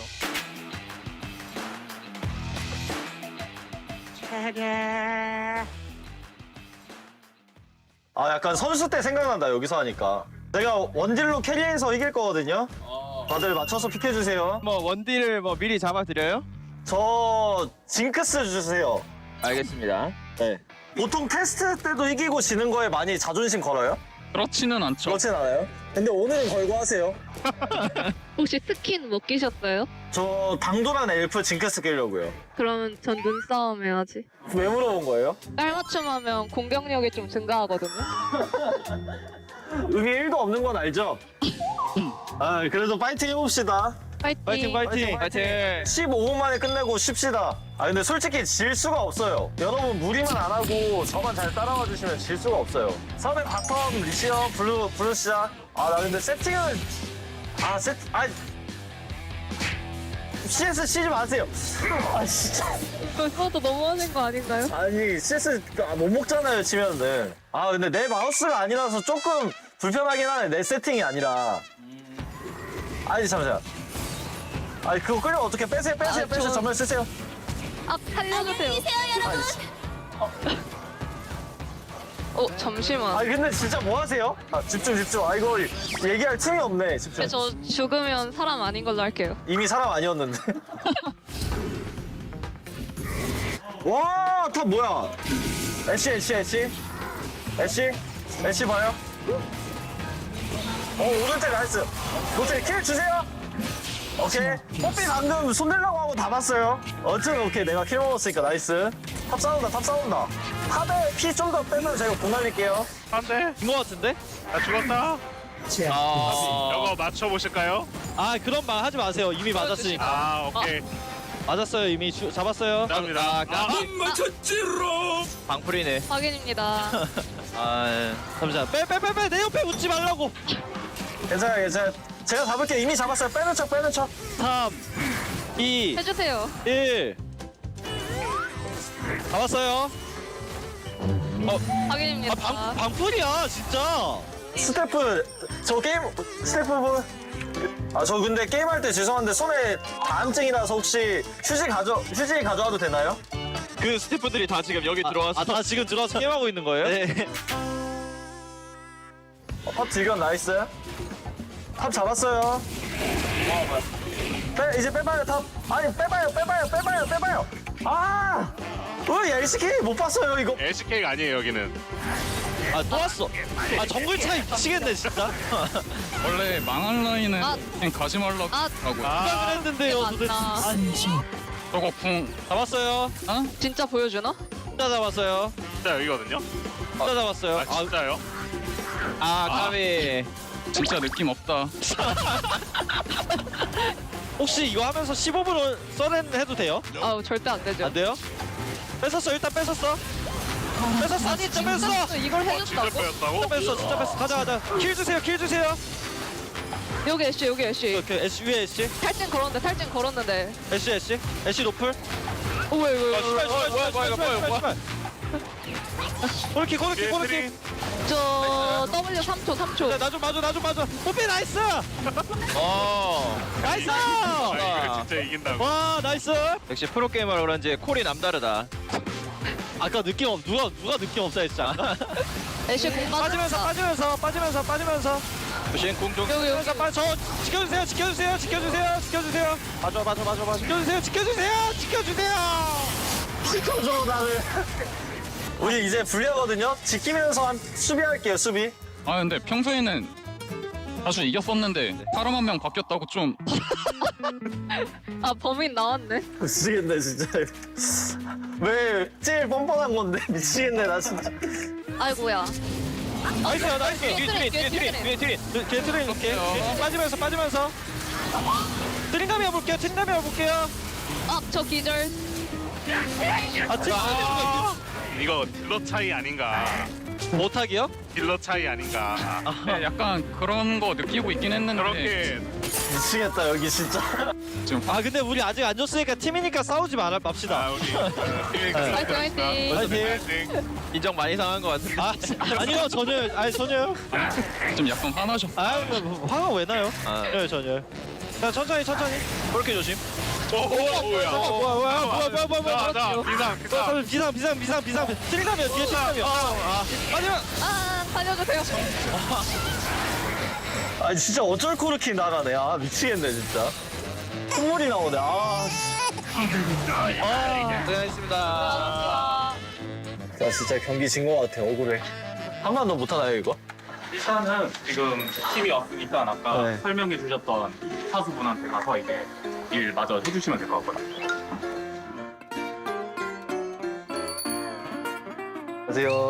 안녕하세요. 아 근데 지나가는 사람들까지 다 진짜 저 스태프로 하는데? 아 스태프 맞지? 맞아 오늘 스태프 맞지? 이제 뭐 하면 되나요? 메이크업? 안녕하세요. 혹시 오늘 메이크업 몇 분 받으실까요? 광동 프릭스 메이크업 한 명, 하나생명 한 명 들어갈게요. 메이크업 한 분 더 들어가실게요. 안녕하세요. 오랜만이에요. 컨디션 좀 괜찮아요? 컨디션 좋아요. 좋아? 좀 피곤해 보이는데? 오늘 경기 파이팅 할 거. 감사합니다. 건강히 해야 돼요. 아 고맙다. 형도 힘들게 일하고 있어.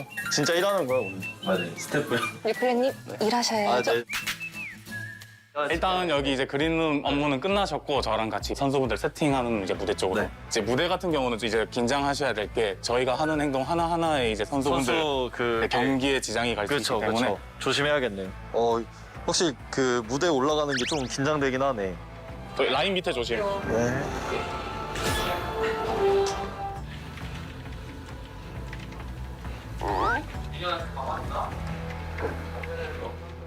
반대편으로 가주실게요. 보세요. 여기 아예 직원이다.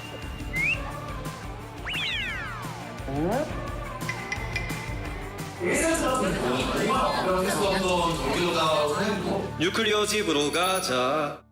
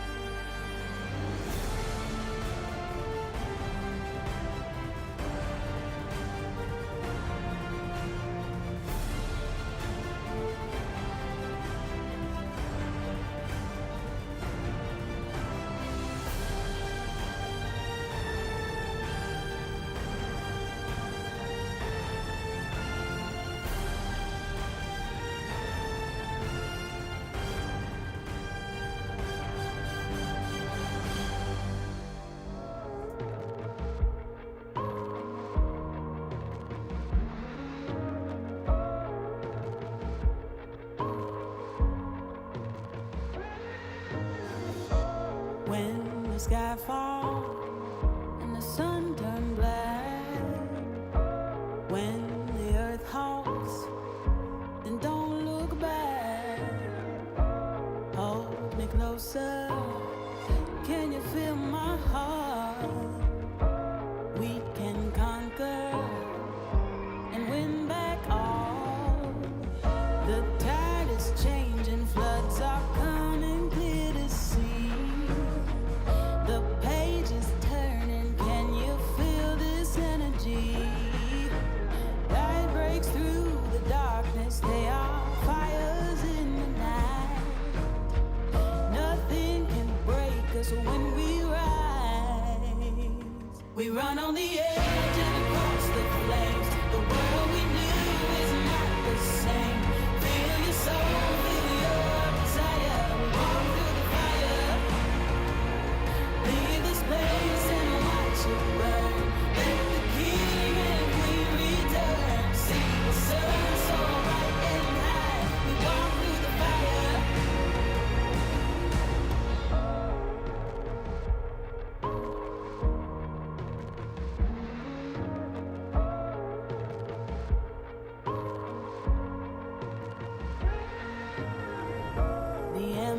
glowing. We're waiting for the blaze, ascending from the ashes, bonfires in the haze. Standing tall now, your feet are on the ground. You fought your demons, nothing breaks you down. The tide is changing, floods are coming clear to see. The page is turning, can you feel this energy? Light breaks through the darkness, they are fires in the night. Nothing can break us when we rise. We run on the edge and across the flames. The world we knew is not the same. Feel your soul, feel your desire. Walk through the fire. Leave the space and watch it burn. Let the king and queen return. See the sun so bright and high. We walk through the fire. Fire, fire. We walk through the fire, fire. We walk through the fire, fire. We walk through the fire. We walk through the fire, fire. We walk through the fire, fire. We walk through the fire, fire. We walk through the fire. We run on the edge and across the flames. The world we knew is not the same. Feel your soul, feel your desire. We walk through the fire. Leave the space and watch it burn. Let the king and queen return. See the sun so bright and high. We walk through the fire.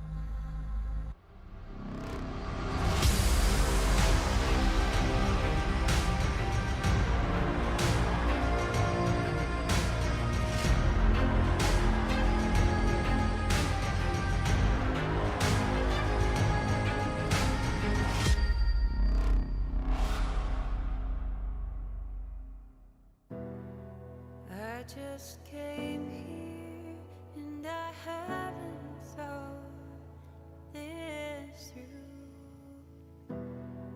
Heart on my sleeve, ready to bleed.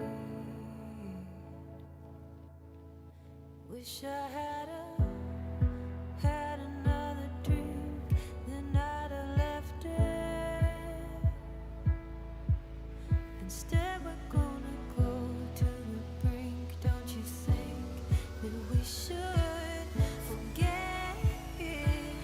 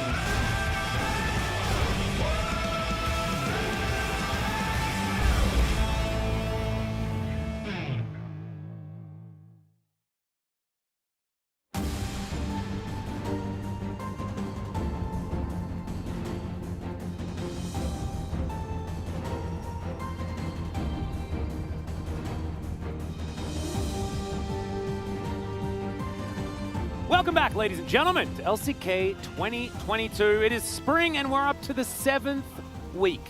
Also, our second match of the first day of said week. ㅣ2022 taking on LIV Sandbox.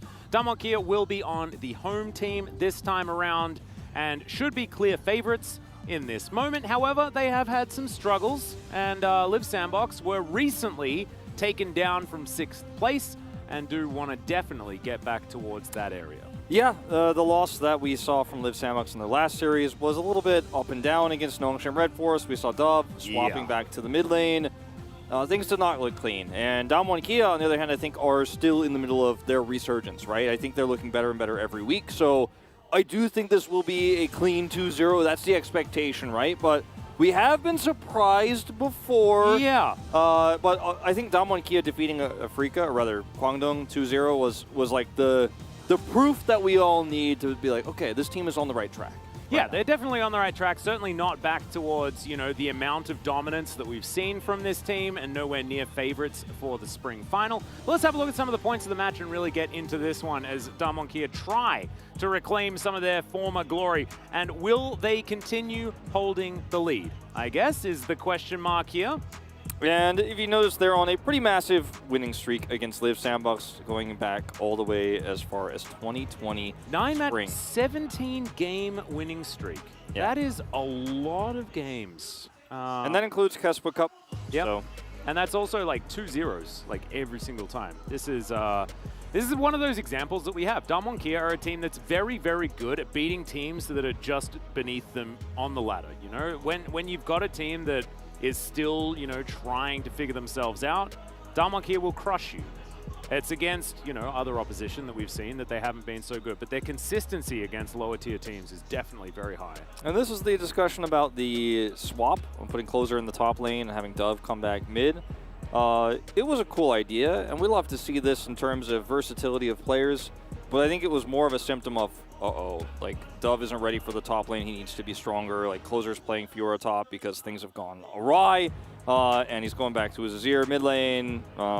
This is not development, this is crutches, right? And it didn't end up giving them a win either. So we're going to be a little bit hard and tough on some of these East Side teams this week because it's time to actually improve and grow and win, or you will not be in that 6th playoff spot, right? Or 5th or 6th playoff spot, because Kwangdong are not decided by any means. As uneasy Rookie of the Year, Kroko, because that's like, that says it all right there. Kroko was Rookie of the Year last year, and he had a much stronger team around him. This year, he still looks very good, but his team is much weaker. And so he, by proxy, will look a little bit weaker himself against the Grand Canyon, 1,100 POG points. That's a big matchup for us tonight. Yep, let's see where those POG points are going to go, because we've seen players win with less, and it could be just going to the moon. You never really know. There have been a few more POG points strewn around the rest of ㅣ2022, but they are few and far between. Allow me to have a look. Yeah, you've got Doctorm with 100, Birdle with 100, and Showmaker with 500. Otherwise, everything has gone to Canyon. He is just really trying to put his team on his back, and this is kind of what we expected, right? We've got a brand new bottom lane coming in. Yes, they're very talented, but Damwon has never been a team that's played around a bottom lane hypercarry like Doctorm was used to, and so they have to try and get in there. And then Birdle, very, very young, and hasn't really been able to find his stride as of yet, which you can absolutely see in the stats. Let's have a look at some team stats, though, as things looking okay, but champion kills per minute, not exactly the largest amount. No. Also, ㅣ2022, even though they're 4th and 3rd on these percentages, much lower percentages than what we saw during their dominant runs in their 3 back-to-back titles. Looking at just about, just a little over 50% for the control of objectives. Whereas LIV Sandbox, you know, they find themselves down below 50. And I mean, there's a bit of volatility around this matchup if ㅣ2022 makes some mistakes early. But their macro is good enough, their team fighting is excellent, and LIV Sandbox's inability to make decisions quickly on the Rift is, I think, what will get them into potentially trouble here in this best of 3, just like we saw with Hana Life in the previous series. You have to be decisive against this team, because ㅣ2022, even with this roster, they will make their choices, they will be all in on them, and they will do it fast. And they will shut you out. That is, of course, combined kills per minute, so that's their games are generally less bloody, is kind of what you can take from this one. LIV Sandbox do like to up the pace just a little bit, but it is not that much higher. as of course some of our bloodier teams get so many kills. For example, of course, T1 in their more recent matches that have been far more fast and loose, and they've been playing very well inside those margins. This is a team that really does need to keep moving forward. Looking better and better, as you said, Wolf. Yeah. Have to do more. Bertel Canyon, Showmaker, Docdom, and Kellen, welcome to the stage. There's something about the way this team carries itself this year that looks very different from last year. Last year, they looked like the elites, right? They came back from the World Championship title that they lifted, and they had an air of confidence when they walked on stage, and now it feels like this team is still trying to pick up the pieces. Like, I saw Showmaker roll his eyes on camera just there for a moment, not sure what that's about, but it seems like this team it knows that it can be much greater than what it has shown so far.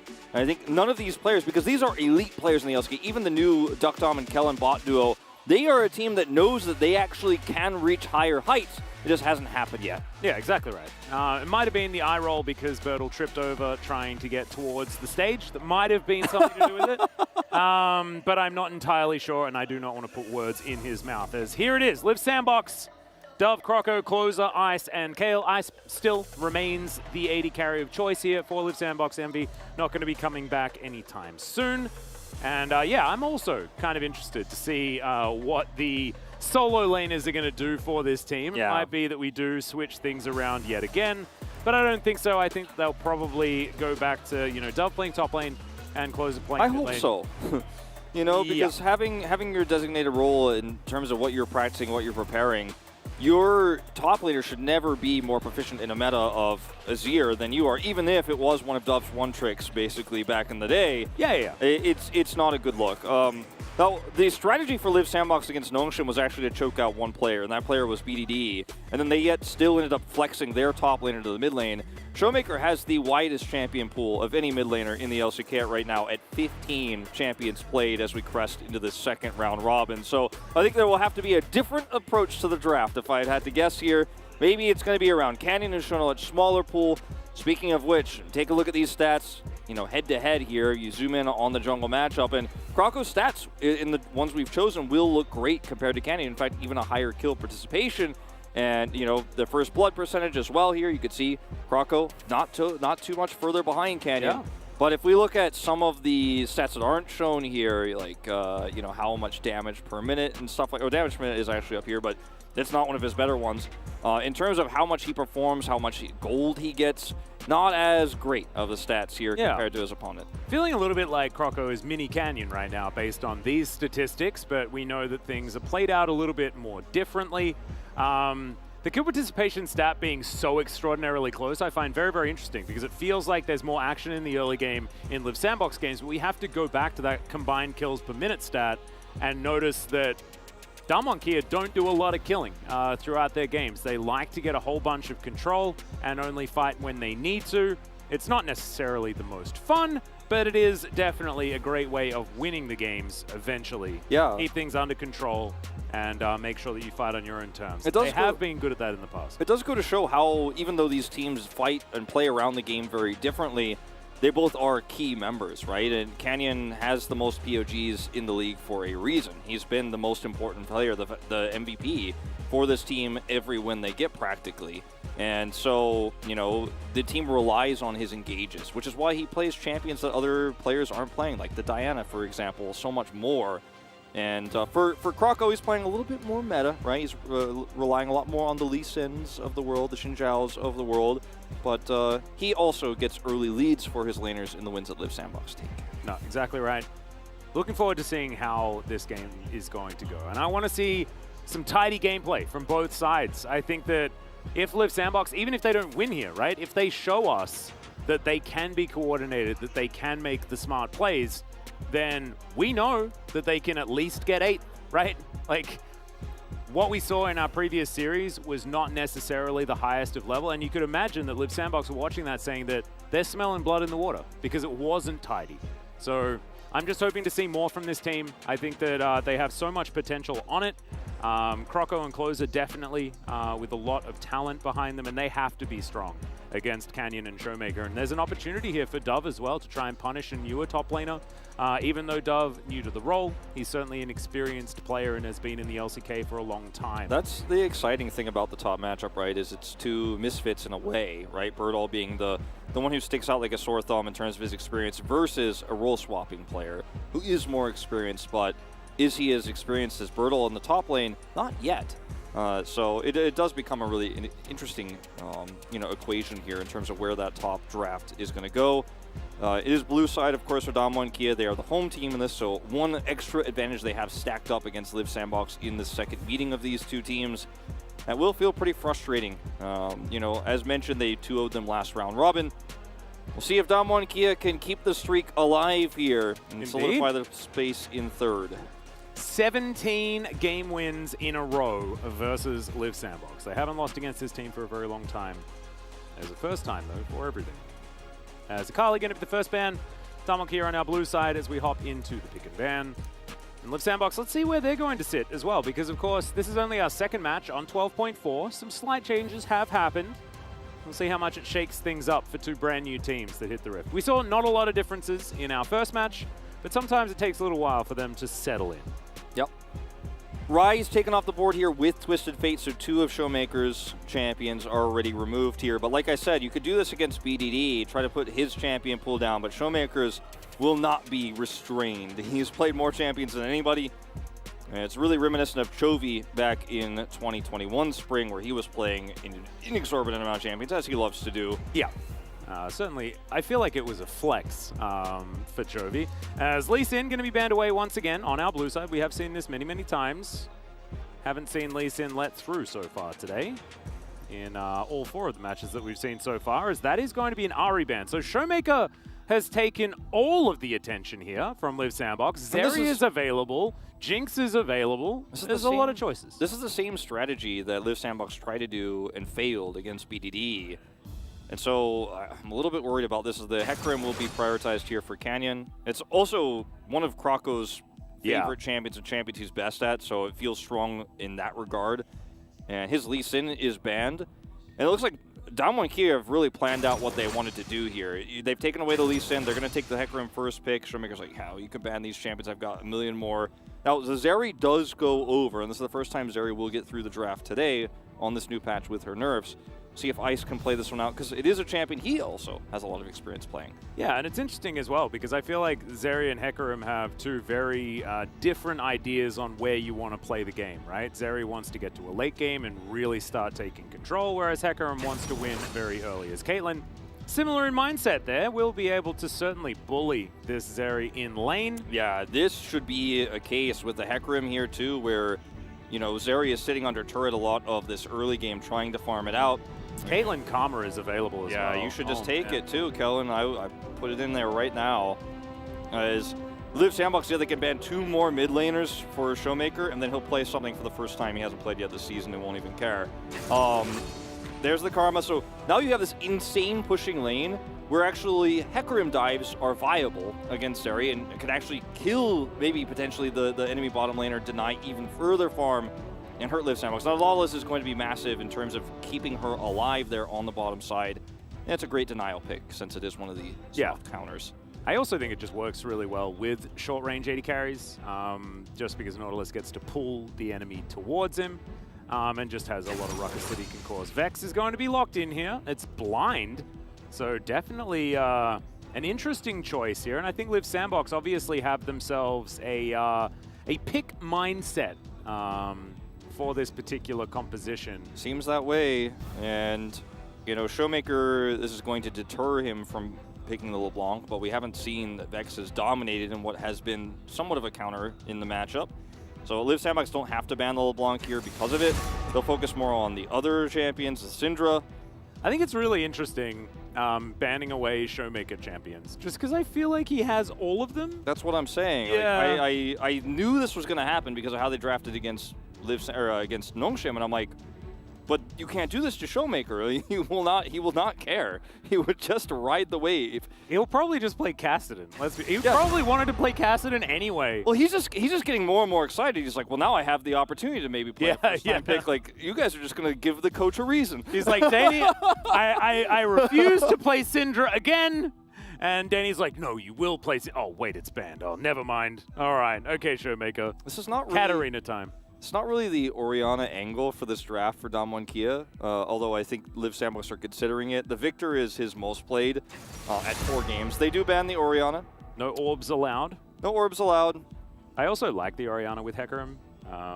Shockwave can pair very, very nicely to the horse cantering in. And also can be very frustrating to lane against as Vex because Orianna just sits there. Like, you're not going to get any value out of your passive. Orianna could trade into you very well, harass you very well on the lane. Yep. Gwen is gone. And now, you know, as Liv Sandbox, I'm really curious where Dove is going here. Is it just Jace? I guess you could potentially just Jace. I think that's the idea. And Jace sets up for Zeri extremely well, so does Vex, in terms of poking at these champions and then having the Zeri come in and clean them up once she's got her 2 items online, or later on her 3rd. Do you know what the actual god move is? On. That's the biggest one. You get Nautilus and on. Hey, Udyr though, he's back. Oh, dude, Hecarim, I've been calling for this. You guys know, you and the other cast are like, no, where happen. Where are we, Wolf? We've like regressed 2 years. It's just Hecarim Udyr all over again. Bears and horses running around the rift. I knew this was going to happen. This has happened elsewhere. I remember because you told me, because you were like, Udyr's been picked, it's time. Yeah, I think it was the LEC where I saw that the first time around, but might have been LCS. I've watched a lot of League this year. Zilean going to be a really nice pick here because this is going to give you so much power around playing through these team fights and keeping your carries alive. And so, you know, as Damwon Kia here, all you really need is either a tank or a strong side laner in the top lane. Like, you can choose between either. And it's going to be the Sion as the tank option.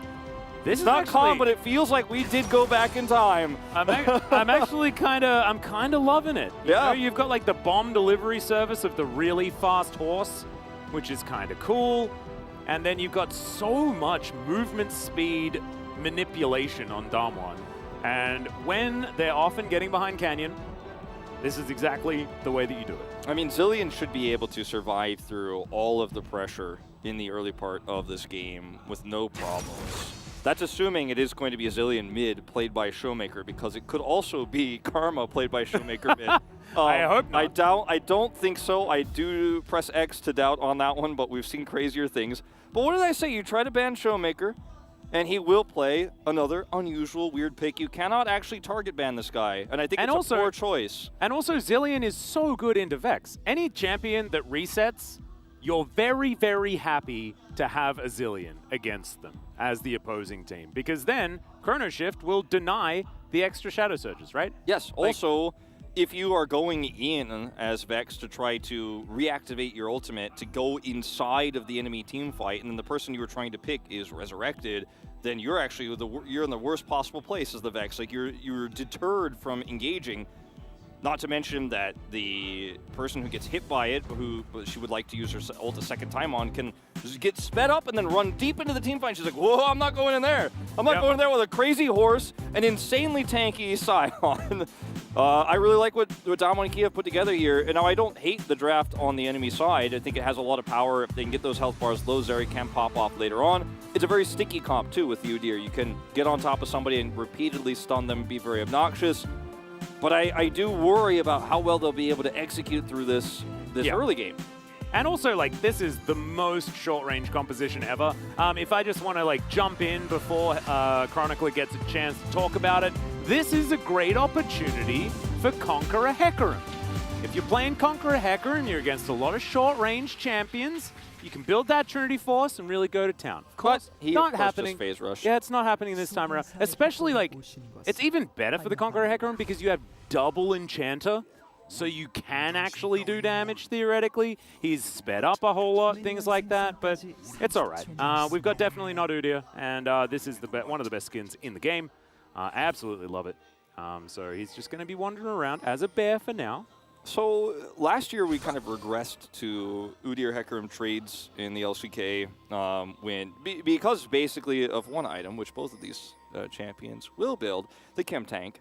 And it is going to give them the ability to speed up and set up for engages. The Udyr is going to be able to clear vision very well, which works well with a poke comp, which we didn't get the all-in on. We did not actually see the Jace because they didn't want to play it into the Scion here. Too much of a front line, too much tanking, so they changed it up, looked for a little bit more hard engage, and set up for ice in the form of this Gnar.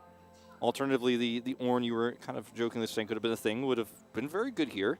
Yeah, I actually kind of like it. And Live Sandbox have taken us back in time, and we've seen this in other regions just simply because keeping up with the Hecarim is so difficult without something like an Udyr, and a lot of the other champions in the meta are just a little bit too slow. And when Hecarim can not only power farm faster than most other meta junglers, but also has longer range engage and can, dominate bottom lanes, you want to be able to match the speed, and that's what Krako's looking to do here.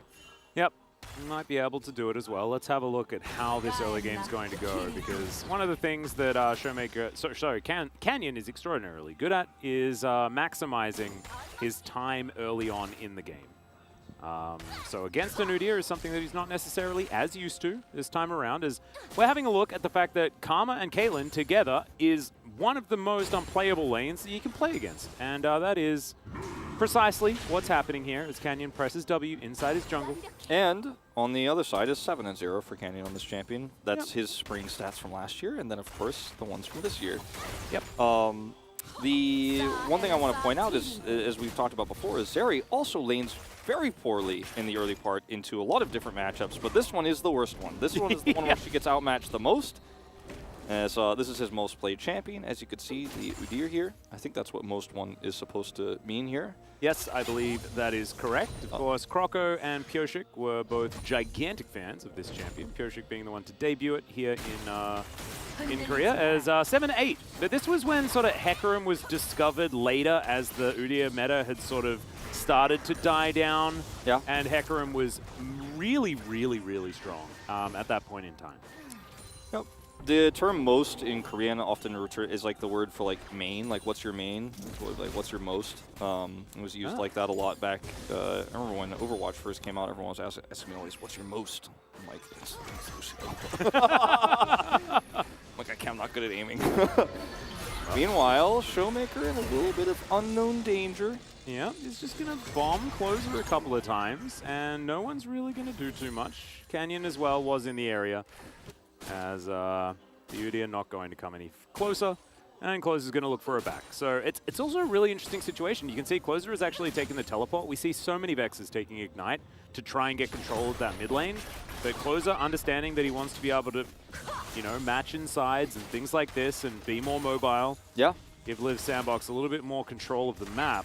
Yeah, I mean, you have to try to find your opportunities where you can take them, because bottom lane you're not going to have prio. You will have prio in mid. And if Showmaker decides he wants to try to aggressively trade or ends up making a mistake and getting feared towards the Vex, away from his turret, you have an opportunity to run in there and bear slap. Yep. So that's going to be a thing this game. A little bit tough to find the right bear slap targets because you don't want to be slapping the Scion. And you want to be slapping the Caitlyn, but she's going to be really far away. You don't want to slap the horse either, though, I feel. Yeah, you don't want that. It's a tough time. They can kick and stuff like that. I think you really want to slap the Caitlyn. But getting to her is really difficult. Yeah, exactly. You're right. Past a horse, a Scion. Mm-hmm. Yeah, it's... Slap choices, definitely at a premium at this point. Now, you really want to slap the Zillion early, but he missed his chance. Yeah. So he's going to have to wait a little bit longer. As, for Liv Sandbox, this bottom lane is going completely unchecked. Krako has not made his visit down here, because he won't be able to keep up with this lane. If he actually decided to try to gank this and Kenny was nearby, you lose that. And also they can just zoom away and should be fine, because Krako offers one slap, but he doesn't do a lot of damage. We've said slap so many times. I know, I'm just trying to say it more. It's losing all meaning. It's actually amazing. As Dove starting to lose some health here, but is continuing to shove waves forward. Bertle keeping up very, very nicely. 2 plates already, ladies and gentlemen. Organically, like without any Rift Herald, without any ganks, he's just like, well, this pushes really hard. You picked Zeri when Caitlyn was up. Yeah. This is your punishment. And we actually, didn't we see this very recently that it was left up and the Caitlyn Karma was not actually picked? Yeah. I think this was the end of last week, and I think I lost my mind at the fact that this did not come through. Because as you can see, it is so incredibly powerful. It's just oppressive. Yep. Showmaker trying to move Closer and Croco away from this area as Canyon. He's going to have to charge at this one if he wants to be able to lock it down. And it looks like Liv Sandbox are going to be able to secure the Rift Scuttler. Canyon does not like giving these up. He's going to move on over, not going to get the smite. As that's the flash bear slap. He's going to flash out of the way, but the Shadow Surge comes in, and Showmaker, yeah, he chrono shift himself. Turn? Can they actually turn, though? Yeah, that's the question. Showmaker looking to try and walk this one out, but it's not happening. I think First blood goes to Closer. This was actually played fairly poorly from Damo and Kia, because the one place you are weak at this stage in the game, not your mobility, not your ability to push this lane, but in a skirmish when the mid laners match, because you're a Zillion in the early game versus a Vex that actually does damage, and you were so split off from the enemy or from your teammates. As Showmaker here rotating over with his ult, he was hoping to be the tide turner, but in fact he was just dove on and there was no recourse. Really nice decisive flash there from Croco. Yeah. As even though they get a kill, it's like, I was like, well, back to business as usual down here. I'm gonna grab one more plate. But yeah, I think Damo and Kia definitely could have played that one a little bit slower and been a little bit more willing to give up that Scuttle Crab. Yeah, Showmaker certainly caught out of position. And this was an overly aggressive bomb, to say the least. It was a really nice follow-up on the Shadow Surge here, and he was hoping, okay, maybe my team turns for me, but his team had a Drake pit in between where he was and Liv Sandbox. So not able to come over there, doesn't have ult, Canyon did not at the time. Yep. So really nice play, and using the fact that Udyr at this early stage can just look for flash slaps. Well, it's 7.5 minutes. That turret is not going to last too much longer. Yeah, it's a bit concerning. Yeah, we're in a rough time when it comes to turrets on the bottom side of the map for Liv Sandbox, but they do have a kill on their Vex. It is definitely fantastic news. Ice is almost dead as Kale once again hex splashing and he's like, haha, here I am. Oh wait, you're almost dead. As now Kale, he's going to dive forward. There's a trap there, and he walked into it. That's going to mean that he's almost dead. Also means another plate.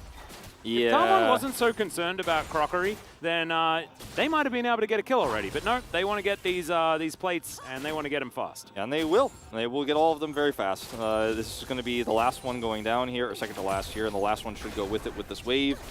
And so they could just go topside. And Sion's like, well, I guess I'll just go bottom. I'm having the boring game against Gnar over here at the meanwhile. I actually think that this is really smart. Kill the wave on the turret as best you can. Ice did manage to get over and get experience for half of them, I think. But killing the turret too early can have adverse effects if you then give Zeri some time to farm things out. Yeah, and they don't have a comp that can super hard punish her at this stage, you know, just without a turret there on the bottom side.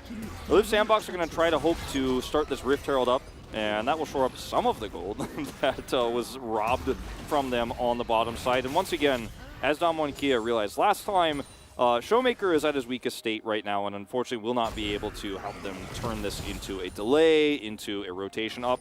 And Damo and Kia don't care if this goes over, because there's not a great lane to put it in at the moment, and the Caitlyn is just going to push down that last plate finally, because she's got 5 minutes to do it. Yeah, and right now, with the first blood, it does mean that Liv Sandbox, okay, Ice in a bit of trouble here as traps come through. This is just to try and guarantee this outer turret, and it's not going to happen just yet. Dredgeline not going to catch up to the net, as Dr. just walks back right underneath that turret and gets himself another little pot shot. He's just going to walk up and take a turret shot, because that's how much control he has, as we will have a small pause here. Not entirely sure what has happened just yet. Peering behind me, it looks like it's Showmaker that has a ref over his shoulder, but not entirely sure what has happened as of yet.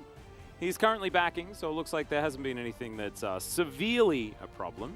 Nope. Right now, refs just having some conversations here. I actually think that it's perfect time to announce the fact that we have a new Pox Dead episode coming out immediately after this series. Yes. And we will be talking a lot about a pause as well, which is pretty cool. Very exciting. Go check out the LCK Global YouTube channel, subscribe to it. It will be posted there immediately when it's available. You'll get the notification. You can also follow the LCK, no longer LCK Global, LCK Twitter. Exactly. To see when At it's posted. LCK. Amazing.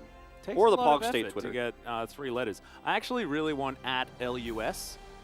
There you go. That's very clever. Yeah, that's what I want. But Atlas. Yeah. But I think I need to be cooler. Yeah, well, before Twitter will give that to me. I mean, it would be really cool, but I think a lot of people would just think you're called Lus. I know. Which is pretty but, sus. But they don't know. That's the best part. If people like say, "Oh, this is my mate Lus," then I'll know that they're not my real friend because they don't know my real name. Yeah. Yeah. What if Twitter one day abandons the at symbol to, kind of dictate how we do usernames? What would they change it to? What would get me into the most trouble if they changed it to like a Tilde. different sign? Tilde. You'd be tildeless. Tildeless? Oh no! Miss Swinton. Oh, what a disaster! Yeah, no, you'd never want to be tildeless. You could be dashless. Dashless? We are dashless here in the LCK. Yeah. We just have a carpet space. We don't have it. We're shocksless as well. Oh man.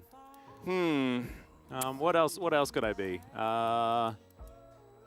What if they changed exclamation markless? If they changed it to a dollar sign, then I'd just be like moneyless, which doesn't sound good either.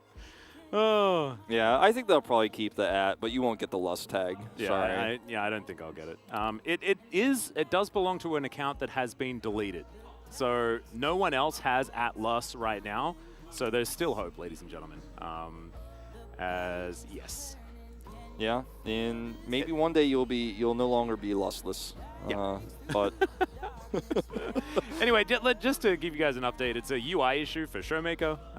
We'll try and resolve that as soon as possible, but no extra stuff to be resolved just yet. So there was nothing else we need to worry about. Yeah, there are some weird bugs which are really easily fixed by a chrono break or a regame or whatever, or him rejoining the game. Where like if you level up, the icons for you being level up will like always be there for some reason, or it might be related to Zillion's experience that he's trying to share, and like something went weird there. It's hard to say. Yep. It's just that there's obviously something that maybe it's like his ultimate's just permanently around him or something like that, or it's making the noise forever. All we know is it's an in-game UI issue, which means that there might be something that's there that shouldn't be. That's all right. Good old Hoya making an appearance on that fan sign there. Yeah, we haven't seen a lot of Hoya recently. Hopefully he's doing all right. Yeah, I hope so. I had Hoya listed as my player I was most excited for in LCK because I was like, oh, this guy, I think he's better than we realized. Now he's on a real team. No, yeah, it's definitely not my first really wrong prediction of the season. That was definitely very early in the season as well, Wolf. I like how you got into it early. Haven't been too wrong since then. No. But started off quick. It's nice to rip the Band-Aid off when it comes to being wrong. I said we were going to have the Udyr. Okay, it happened. The Silos counter-pick into the Ahri. Some of my more outlandish predictions are starting to come true. Speaking of outlandish predictions, I made them in the Pog State. You guys will be able to see that. Which is going to be really great for me. Please try to be kind and considerate if you can. Leave the east and head to the west is what that what that plane was saying. Please, Rainforest Canyon. Yeah, the leave sandbox is always a big meme. Yeah, in the Twitch chat, I think of both regions. I think that it's interesting to see the evolution of Damwon Kia fans because they were like Damwon was once a team that was kind of where Fred Brion is now, and then they became dominant suddenly, and now they're a world championship team with 3 LCK back-to-back titles. They're competing with SK Telecom's Legacy for a second there. Not so much these days, but really exciting to see how many fans have suddenly just appeared for this team, right? And how they're staying even through the quote-unquote hard times of third place. Yeah. Oh, it's no longer 16-2 Damwon Kia. It's very sad. Yeah, no, it feels very, very rough. That last fan sign was actually a song written about Canyon, which was very cute. Yeah. Is that Aurelia? Yeah, I think it's Clozo Whiting, and it's an Aurelia picture, and it was great. That's a polar bear. We know who that is. Yeah, even clearly labeled. And says, we don't bite, or he doesn't bite. But why does he have such big teeth? I don't know. Also, why does only have 3 giant triangle claws on both paws? Yep. Well, you can see Showmaker's computer no longer being tampered with, which means that perhaps we've reached some sort of resolution. He doesn't have any hands on the keyboard just yet, but apparently we are resuming the game soon. Yeah. You know, I think he's probably at 1920 by 1080 resolution at the moment. But he might also be a windowed guy. I can't remember, to be honest. Yeah, I don't remember what. I feel like Showmaker is a full screen guy. I think but he's I'm a full not entirely screen. sure. We have a lot of players who play really small windows. Apparently, Watching Canyon got that guy to gold after 10 years in silver. By the way, that's definitely what happened. So that's pretty sick. All right, so now this turret will finally go down. We just had to take a break first. Canyon's over here, so they could turn this into a dive play. Yeah. He has a control ward on it. That Scry's Bloom paid for itself right there. It was absolutely fantastic. Spotted out the horse. As Bertle with a Ignite in hand. Yeah. Unsealed Scion, the scariest Scion. He has an Ignite sometimes. He has a Smite sometimes. I mean, they've technically got triple Smite. Yeah. They want. So theoretically, Damwon should never lose any sort of contest for any sort of neutral objective ever. Is kind of the theory here. I do kind of like that. I feel like for Liv Sandbox here, they got the early kill on the Showmaker, right? And this was a small overestimation of his power here, but they have gotten nothing else in this map right now of Summoner's Rift. Like this game of League of Legends, because Showmaker died, but is actually even in CS. You have a lane swapping Caitlyn who's ready to come up here and actually create a second disaster. Now, the timing of this is actually really cool for Liv Sandbox. They know the lane swap is coming. They're going to drop this one down before they arrive, so we'll guarantee those plates. Canyon got a little bit confused and stopped, but Doctarm will be able to shove this lane further forward. And they're a bit behind the play on the side of Liv Sandbox. I think you're exactly right with them knowing that this is going to happen. They do guarantee plates, but I think Doctarm still gets plates again on the top side. It's just a Duckdom thing, man. When he gets plates in 2 lanes, it's usually the Aphelios, but sometimes it's a winning Caitlyn lane. And now they have all the vision removed. And because Zeri is coming over here so late, will actually find herself at risk too. Once again, over here, of being killed, actually, and harassed here. They need to keep track of where the Hecarim is, and this is part of why you see Kale staying here, just to make sure he can find out if Canyon is nearby. Because otherwise, you could just dive this, a few autos onto the Zeri, and then you commit to the ult from the Hecarim, and Canyon gets a kill. Yep. Kroko has to kind of permanently be up here, otherwise they lose way too much control.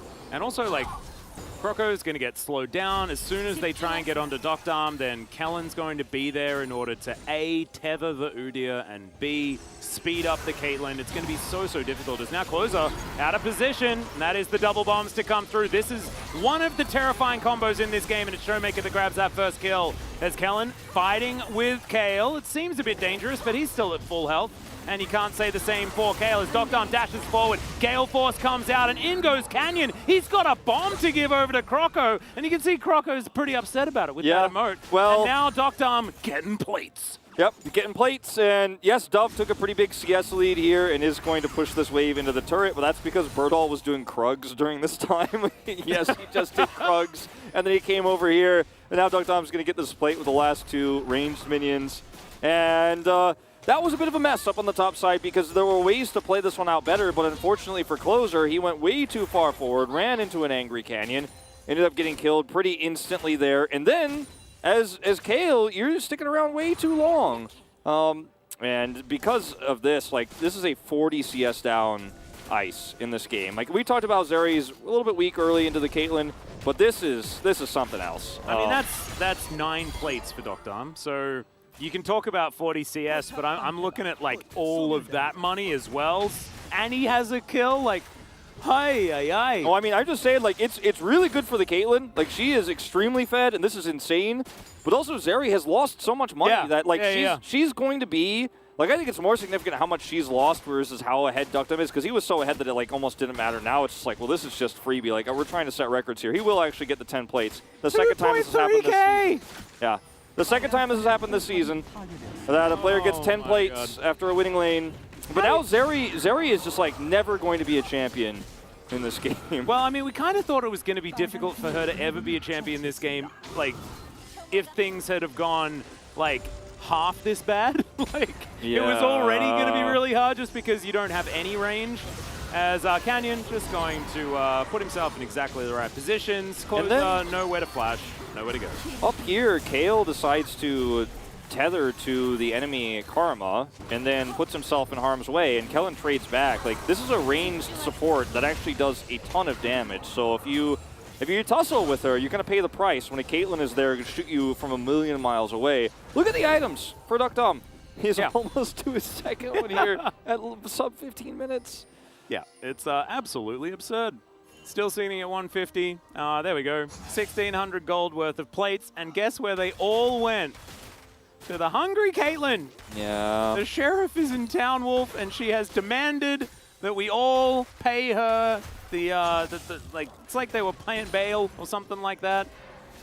And yeah, I think they've been, it's been granted 100%. There's 6.5 thousand damage to these turrets in this early stage of the game. And yes, Dove's done a fair bit as well, but yeah, this is all about the game.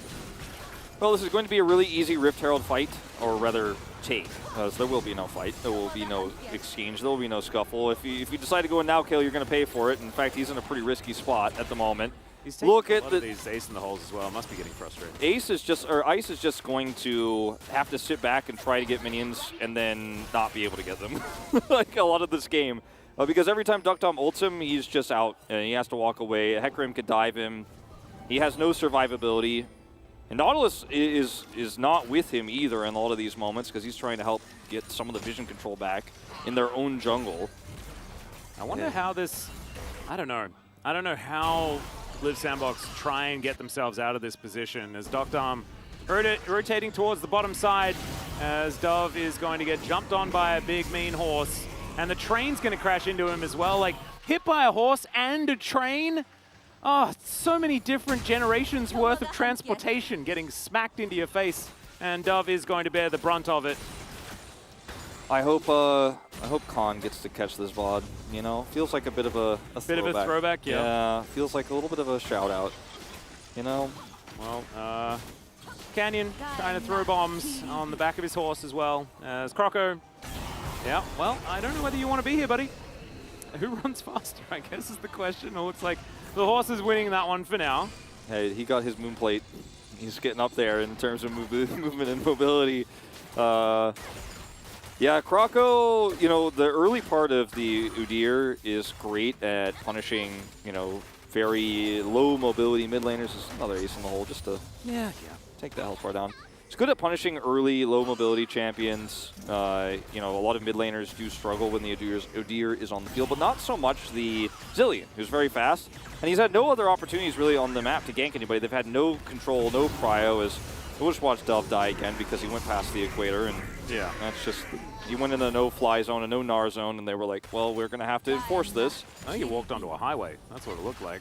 Yeah, onto some train tracks. Yeah, train tracks, highway, something. Where do horses go? They're just on regular roads. You just say road, right, for where horses. He was on Lon Lon Ranch, okay. Yeah. What the heck was a train doing on Lon Lon Ranch? Yeah. Was there Lon Lon Ranch in Spirit Tracks? What's the guy's name? Ingo from Lon Lon Ranch? Ingo. Like, he's really expanding. Were those two brothers a reference to Mario and Luigi? You know, that's a good question. I was always wondering that. Similar clothing. You know? Yeah. As okay, Croco just gonna face check. Didn't want to do that, but he does turn into a very cute turtle as he runs away. So I like that a lot. Dove's gonna be able to get a demolish proc as well on this inner turret, and he's doing his job. But he's a little bit like that community meme where he's turned up and the whole place is on fire, and he doesn't know what to do with his pizza. Yeah, it's like, imagine that, but also the whole building is like made of lava. Yeah. And also Canyon is sitting in the room somehow. I'm not talking about Canyon on Hecarim, just literally the player Canyon in his human form just sitting in the room. And he's looking right at you. He's like, yes, I would like that pizza, thank you. About time you got here. Wow, I actually thought that there would have been an auto attack that could have hit there, but I guess there weren't very many easily accessible auto Couldn't attacks get behind. on Philly on our way past. It's hard. It's hard with this Zeri pick. As Drake spawns here, they have full control of this choke point. Live Sandbox, do not walk in this choke. Do not do it. It would be a ill-advised maneuver as Birdle in the river. This is exactly where Scions want to be. Does have the Unstoppable Onslaught available. Zeri is really going to struggle to get big damage done here. Dove's got a nice angle, but does not have his bar finished yet. We'll need a few autos. I like Dove's flank here as the Control Ward does go over, but he will be able to clear that one out without any contest. Has a Control Ward of his own, but now the horse and the train! They're both able to drive through at the same time, and this Mega Gnar cannot get anywhere near them in time. He gets the double Gnar, but where's the damage? Where are the options? Chrono Shift does come through now as Doctom's going to be revived, and I think that is all she wrote for this team fight. As Birdle is just unkillable. Ace in the hole will give Doctom another kill, but there's a neutral objective to take, and he'll take down the first Hextech Drake of the game. This is how this Damwon Kia composition is supposed to fight, and damn, did they just do it well. Atlas, this game is... Wait for it. Yeah. Over. Okay, it's over. It's done. This one's just well done. It's just completely ended. It's. I think this one's medium rare. Please, please serve now. I think is how it's supposed to go. This is the Dead Parrot sketch with League of Legends.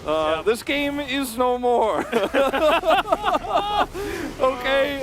It ceased to exist. Ice is like, I'm going over the wall. I should be okay, right?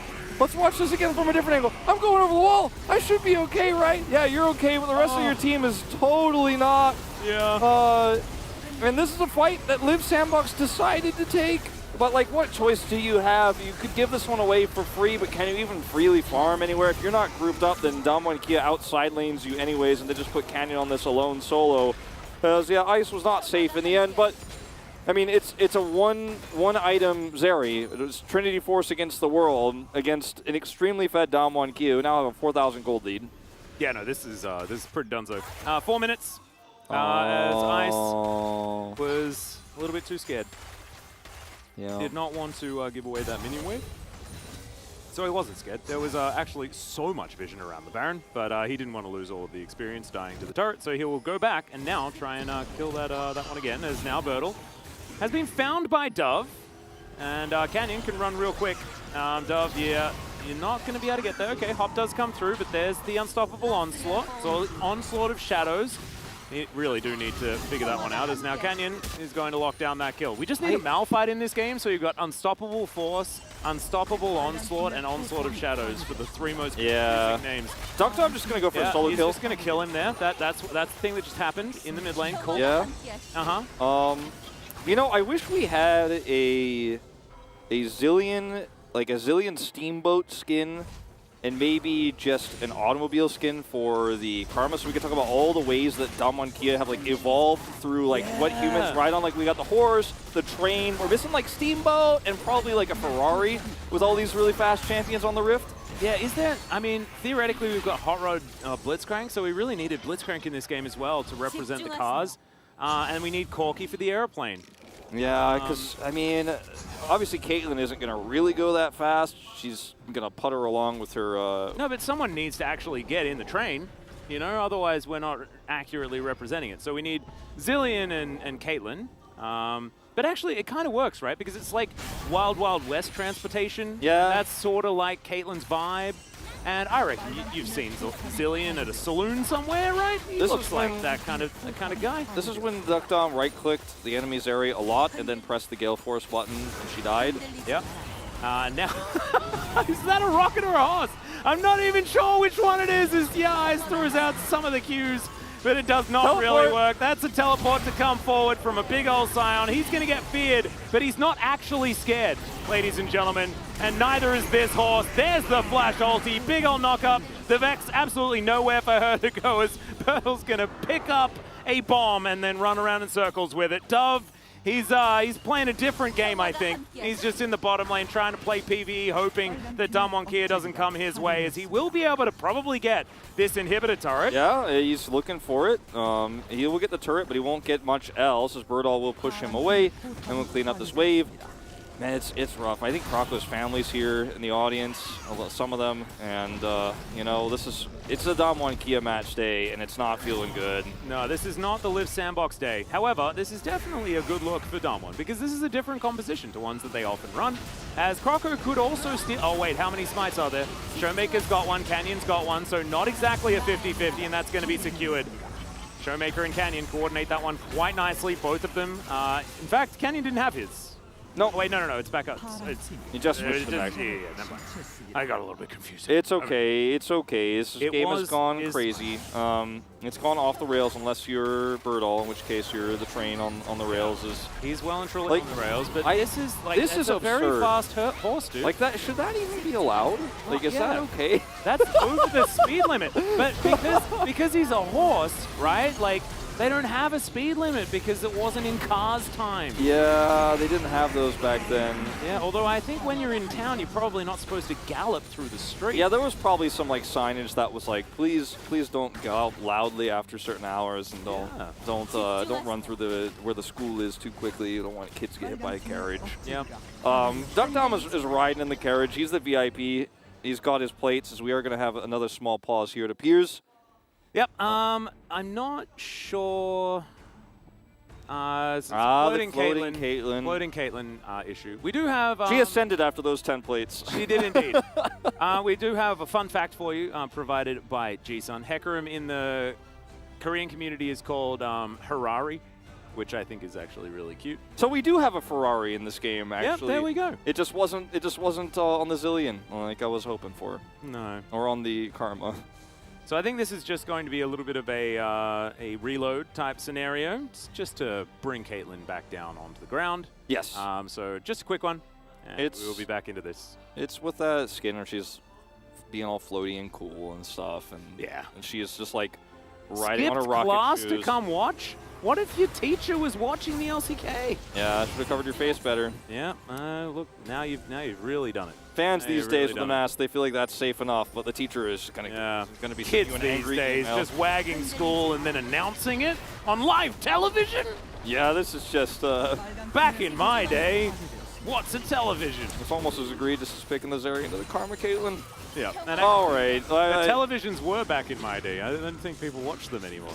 Yeah, not so much. Oh dear. Okay, well, Croco was looking for a flank, but I just don't. Who's he slapping? Yeah, I don't know. Close is getting real scared, and Birdall's going to knock him up. Okay, Croco does make it into the back line. A dredge line will connect as well. That's a Gnar into the wall. No one on Damwon has taken damage though, and now Caitlyn will unleash the weaponry. The sniper is definitely going to tidy this one up as Kale's trying to walk it out, and Ace in the hole comes through. Closer is going to survive. Birdall. I just don't know how much more they have. He played it so well. Canyon's going in.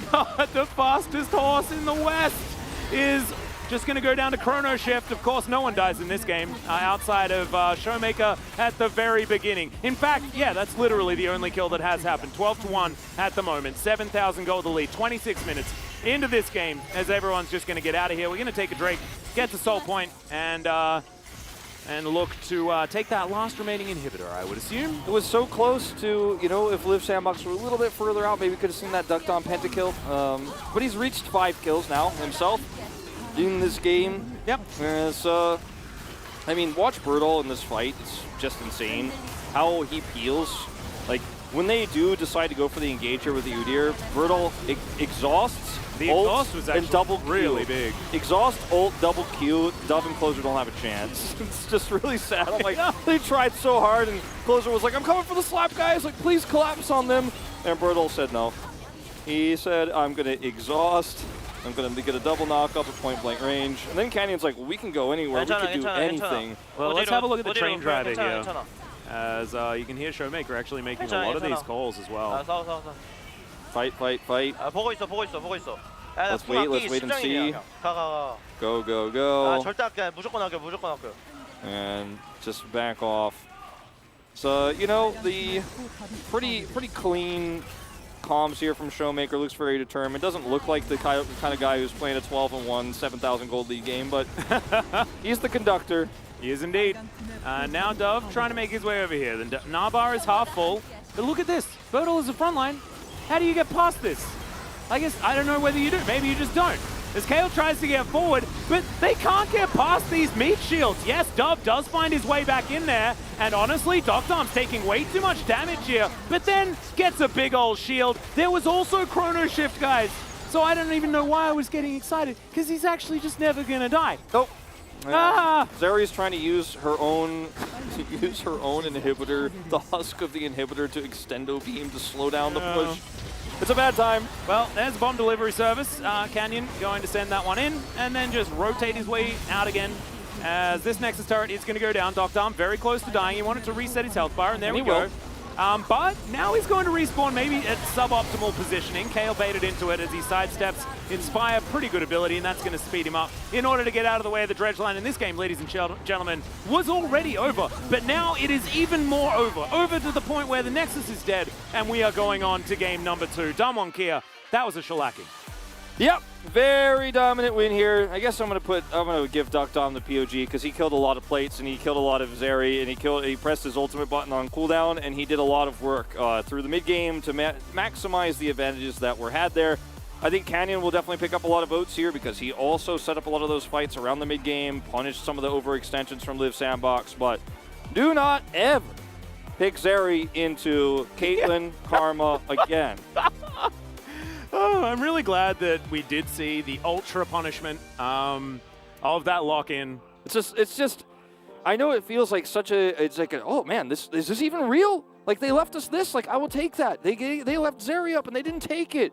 But they also had the counter to Zeri, and Zeri is not an end-all be-all. I lock this champion and I win the game. She's very strong and she does a ton of damage in the late game. Yeah. But only if she's empowered to get there. Only if she can ride the rides. Sit through the early to mid game where she can't farm very easily until she gets her second item, then she goes mid lane, and if your team's not super far behind, she soaks up a ton of CS and actually starts to farm very quickly and then gets her second and third item. She went for Blade of the Ruin King this game. I don't know what it means, but I guess we'll never know. Not in this game. Maybe I don't think that like her items were relevant. No, in exactly. the slightest. She could have built anything. She just could have walked around with 6 Doran's rings, and just don't think anything would have been any different whatsoever. That wasn't going to slow the horse down. Let's be frank. Yeah. I mean, I think this is probably going to be a split vote, or Cannon will just get it because he has 1,100 points. But Duck just played the lane really well with Kellen. They abused the fact that they had the winning lane, and then they went top, and they did the same thing again. So, we learned a big lesson here. Don't ban Showmaker's champions because he's played 16 now, and he will just pick the Zillion into this comp that already has so much mobility. And also don't play Zeri into Karma lanes, especially Caitlyn Karma. Yeah, no, just don't blind pick a lane that can be countered by champions that you have not banned. I think is probably an option here, but thankfully this is a best of 3, so Live Sandbox have the capacity to come back in this series. We are going to go to a short break. When we get back, the analysts carpet space in Game 2.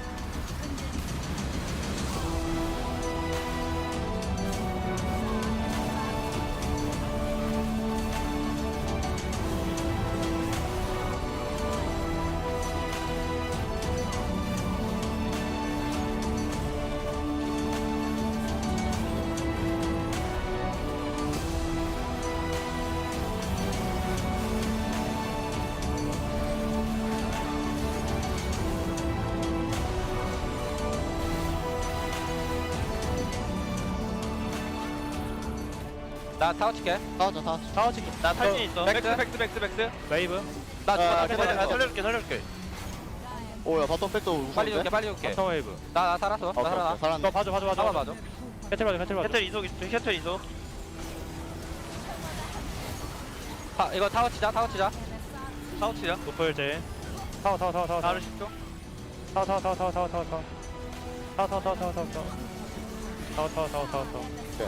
나이스. 오.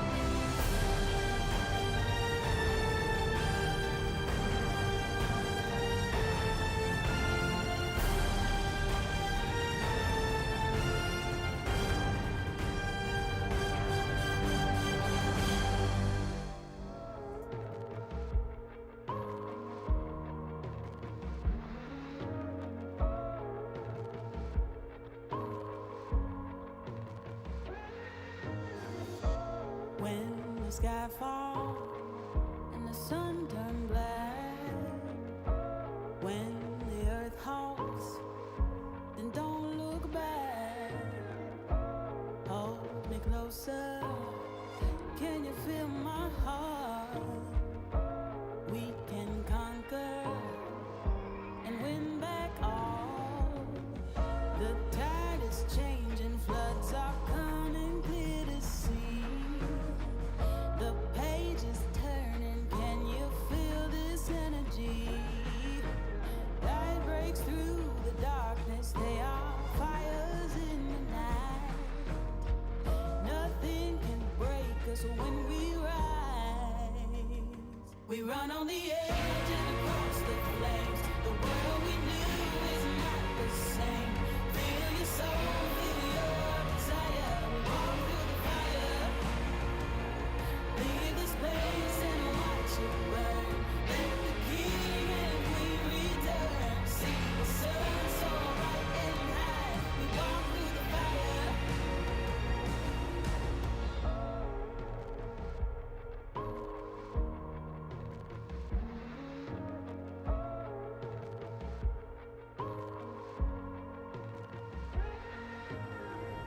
The embers glowing, we're waiting for the blaze, ascending from the ashes, bonfires in the haze. Standing tall now, your feet are on the ground.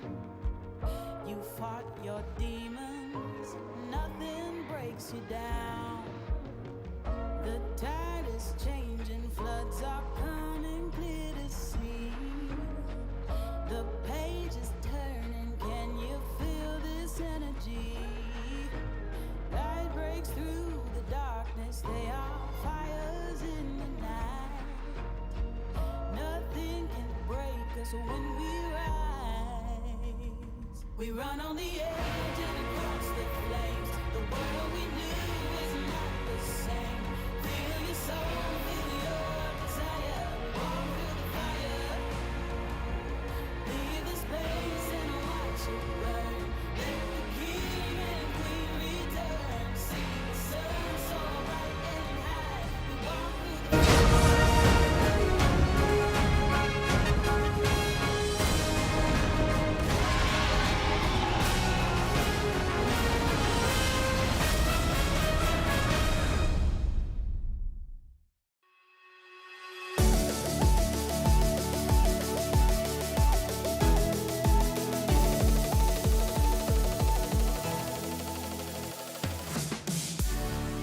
I heckin' love Hecarim. Welcome back to the Carpet Space. It's me, Valdez, with Chronicler, as another Hecarim win does come through, and it's got Zillion with it as well. I mean, insane stuff there from Taiwan, and really loved their draft right from the beginning, even tweeted about it. And yeah, I don't know, definitely some interesting picks as well for the side of Live Sandbox. What was your take, Chronicler? Just because Caitlyn and Karma have kind of dropped in priority doesn't mean you can blind Zeri, and teams have been doing that and not getting punished, and I love a good draft punish. I was very happy to see the Caitlyn Karma picked up and work out as well as it did, right? I thought that was really nicely done. I think the Vex blind also isn't the greatest pick, personally.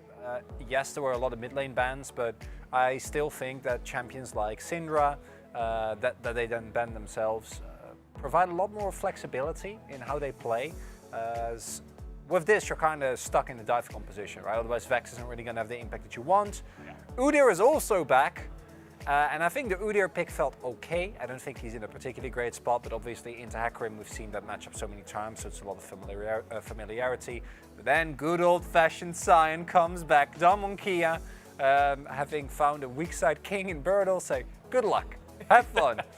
He didn't get any love the entire game. And obviously, Zillion Hecarim is just insane. And like Zillion Hecarim Karma is pretty dumb. Yeah, we were sitting there, we were like, how about Xerath? How about, you know, Ziggs? How about all these like long-range champs against the blind Vex, right? You have a lot of freedom to basically choose some kind of pick that will have long range and dominate the lane. And then Zillion comes out and we're like, oh no, this is actually perfect alongside of the Hecarim. I was afraid it was going to be Kassadin. I liked this a lot more. Yeah, you know, it's Showmaker. So. And Dominic against Live Sandbox, I mean, this could have been one of the days where they decide to just, you know, go for a little bit of a trolley route. But instead they went for a really solid composition. So we do have a highlight ready. This one is going to be a little bit of a fun one. Total dominance in the bottom lane. Because you might imagine that normally, if you are a Caitlyn, you want to use your ult for kills. No. No. Dogdom was a man on a mission, and the mission was plates. You know, killing was an option, but it was optional. He had a license for it as well. Goal number one was take down those structures. And legit, to kill plates. I went through this replay every single time. His ultimate is up, fired. It's every time. It's just the level of aggression this man was able to, the mission he was on, done beautifully, and we joke about it, but this is what Caitlyn Karma is supposed to do. This is why this has been banned very often, and even after the Caitlyn nerfs, if you pick a weak lane, pick something like Nautilus, which in lane is okay, but not great, you're gonna get punished. Yeah, absolutely. Just a lot of fun had there for Duckdom, made it look like he was basically playing PvE, and he basically was. We're gonna take a look at highlight number 2, and just, you can just watch, and this is what this comp does, right? I mean, when you're ahead especially. It's so funny to me. Because we were saying this as well. These champions, this is not, Zeri is the only 200 years champion that is in the clip here, right? Like Hecarim, Sion, and Zillion have been in the game since forever, but in moments like this, you really see the payoff of Damon's early game prowess, right? Because they can just do this, and it doesn't matter at all. What are you going to do? Nothing. They can't get through Birdle. Zeri is going to be able to add like 5 items when she has Triforce and Black Cleaver, and I think she went for like Blade the Rookie, and even that it's not happening, and it's all because bot lane got so far ahead, and then Canyon got a couple of kills, and it's just a disaster.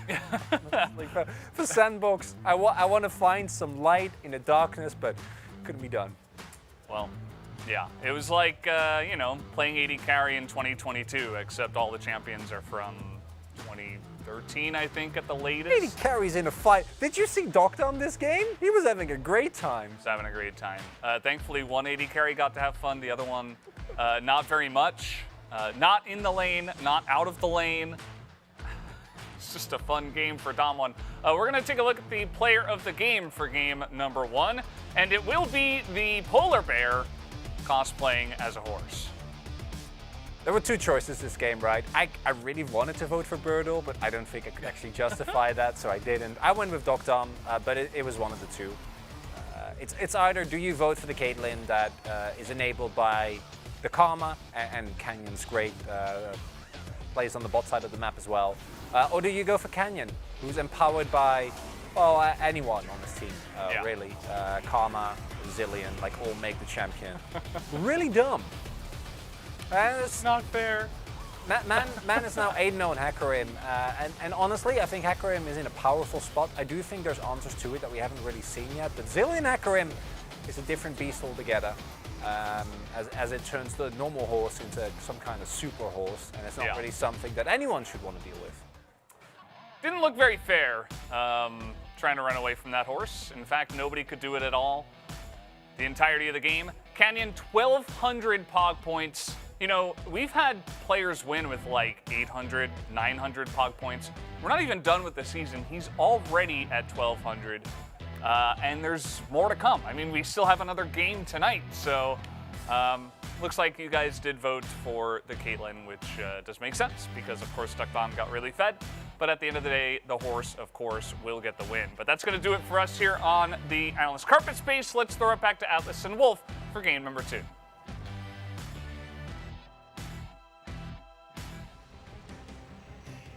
Thank you so much, Valdez and Chronicler, especially for the eyebrows at the end there. That was absolutely fantastic. Very much enjoyed it. And yeah, Canyon picking it up makes some sense, but honestly, I felt like it was just a steamroll from almost every angle, and you could flip a 5-sided coin and just give it to someone and you Duckdom, I mean, A-okay. He outplayed that turret so hard. The turret had no chance. The turret was like, I'm just going to fire on anything that's in my range nonstop. Still didn't have a chance. He was like playing a tower defense game where the dude playing the tower defense went AFK or something like that, and he's just that guy just standing there like, are they going to upgrade these turrets or what? Like, what's going on? It was a bad time. It definitely was. I also made a mistake because that composition was so clearly the Westworld composition, right? Because you've got like robots in like the Wild West and like trains and horses and an old guy like that Anthony Hopkins, and then Caitlyn's like Evan Rachel Wood. Like I just thought Zillion was Doc from Back to the Future in the third one. He goes back in time to the West. That's true. And Back to the Future 3 was really good too. It was. And honestly, it was pretty top tier. Well, anyway. Live Sandbox will pick blue side, so yeah, might mean that we don't see any more of these shenanigans. And it's kind of cool that we got the debut of Udyr. It was in absolutely the most wrong composition to be picked into. But cool that we saw him. We'll see whether we see him again even after this, because I imagine that he does have angles where he does work, just not against Caitlyn, Karma, like Zillion, extraordinarily, like, I don't know, hyperspeed, hyperdrive, Hecarim. It's just not really what you want. But here we go into pick ban for game number 2. Live Sandbox now on the blue side with a little bit more agency in this draft. We'll see whether Darmonkia have any more surprises for them. I do not want to see Showmaker targeted bans against the player who's played more champions than anyone this season. But I don't think I'm gonna get my wish. Now that Twisted Fate and Isolation is fine. Yeah, I think just ban strong stuff, I think, is probably the right move. Yeah, maybe don't let the counters through. Anyway, let's see what they decide to do, because I would really respect a Darmonkia Hecarim ban. I think Hecarim has got through too many drafts thus far. Zeri's going to be banned from Darmonkia. They're not going to leave that one open. And things like the Jinx, still going to be a strong pick here for either team. And early on in this draft in terms of AD carries. Please don't ban Ryze. Please don't ban Ryze on blue side against Darmonkia. Okay, all right. Whew. I like this one. All right, there's a Caitlyn ban. That's a good start. That's a good start. Make Darmonkia ban the Hecarim, or take it away yourself. It's Croco. Okay, he's fantastic on the champion. Respect the Ryze ban as well. Closer, of course. Fantastic Ryze player in his own right. Would definitely be more comfort for him as well as we do a bit of a zoom on the player in question. Yeah. See what this last ban for Live Sandbox is going to be. Ban Hecarim, pick Lee Sin. That's also an option, but I think I'd probably ban Lee Sin, take Hecarim if they're allowed to. They can first ban Xin Zhao if the Hecarim is banned after they ban the Lee Sin. That's my take. Yeah, kind of like the idea. It does put your opposition in a little bit of an awkward spot. Ban it, though.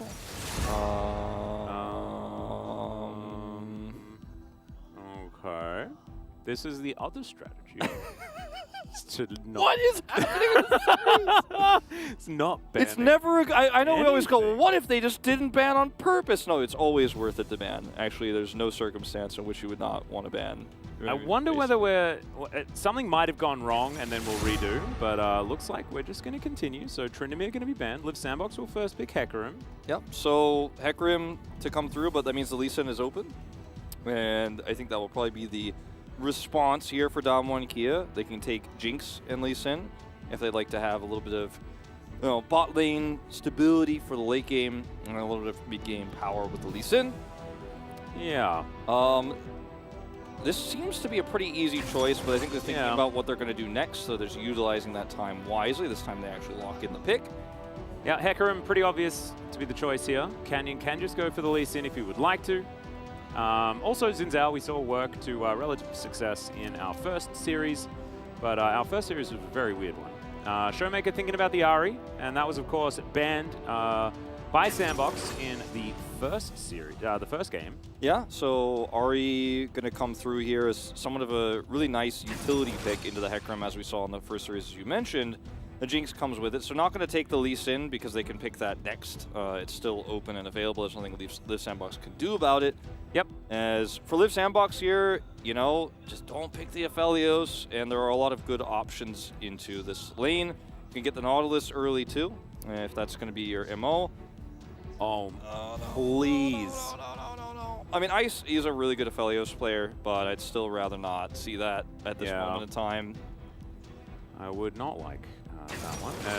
Okay, I Next like this. good into This the is Ahri. a lot of fear, a lot of being scared for your opposition. I like that a lot. Closer didn't exactly make us extraordinarily excited about the pick last time around, but into Ahri, I feel like you'd be able to get more of your fear gauge, and I do like that. I don't dislike this Aphelios pick as much when there is a Vex involved. And also too. Zeri and Kate have both been banned. It doesn't feel like there's as many good options. Like, you don't, if you take Jhin here, you have to take it without a support, and then your support pool gets thinned out a bit by Damwon Kia in second phase. I mean, I still don't like it, but I don't like it maybe a little bit less than usual. It works very well with the Hecarim if it's used correctly, and the Hecarim puts a lot of pressure on the Jinx early in the bottom lane, which last series we saw was not the case, and it wasn't done, and then it did not end up looking very strong. As Tahm Kench will be the more survivability that Jinx needs. You see the Nautilus ban comes through. I would not be surprised to see a Thresh ban to follow. Yep, Thresh or Leona. I wouldn't mind Leona to be banned here either. Yeah.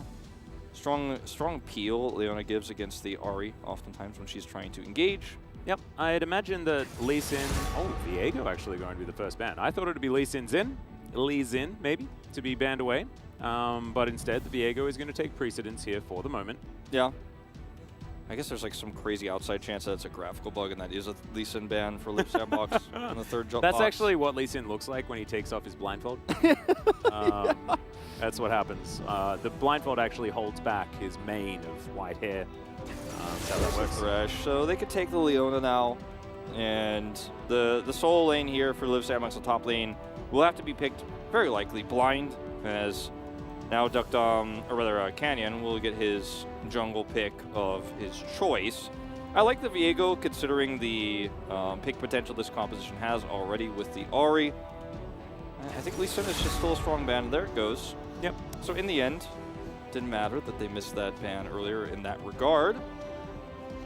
We could just... I'm wondering whether it is a potential Renekton Nidalee angle. I could see it, but I like Jarvan a lot more. Oh, I like this a lot more. Yeah. Lock the horse down. When he engages, he'll get trapped in. Or we could just see this again. Which is very funny. If you heard the interview with Canyon last time around, he was like, my coach said that I should play it, and it should have been really good. I hadn't played it in a year, but it was fine. It's not going to be, it's going to be the job. And he's like, it's so easy that it doesn't matter. Yeah, he was like, it doesn't matter. I haven't practiced him forever. I just pressed R sometimes, and it was like pretty free. It was K.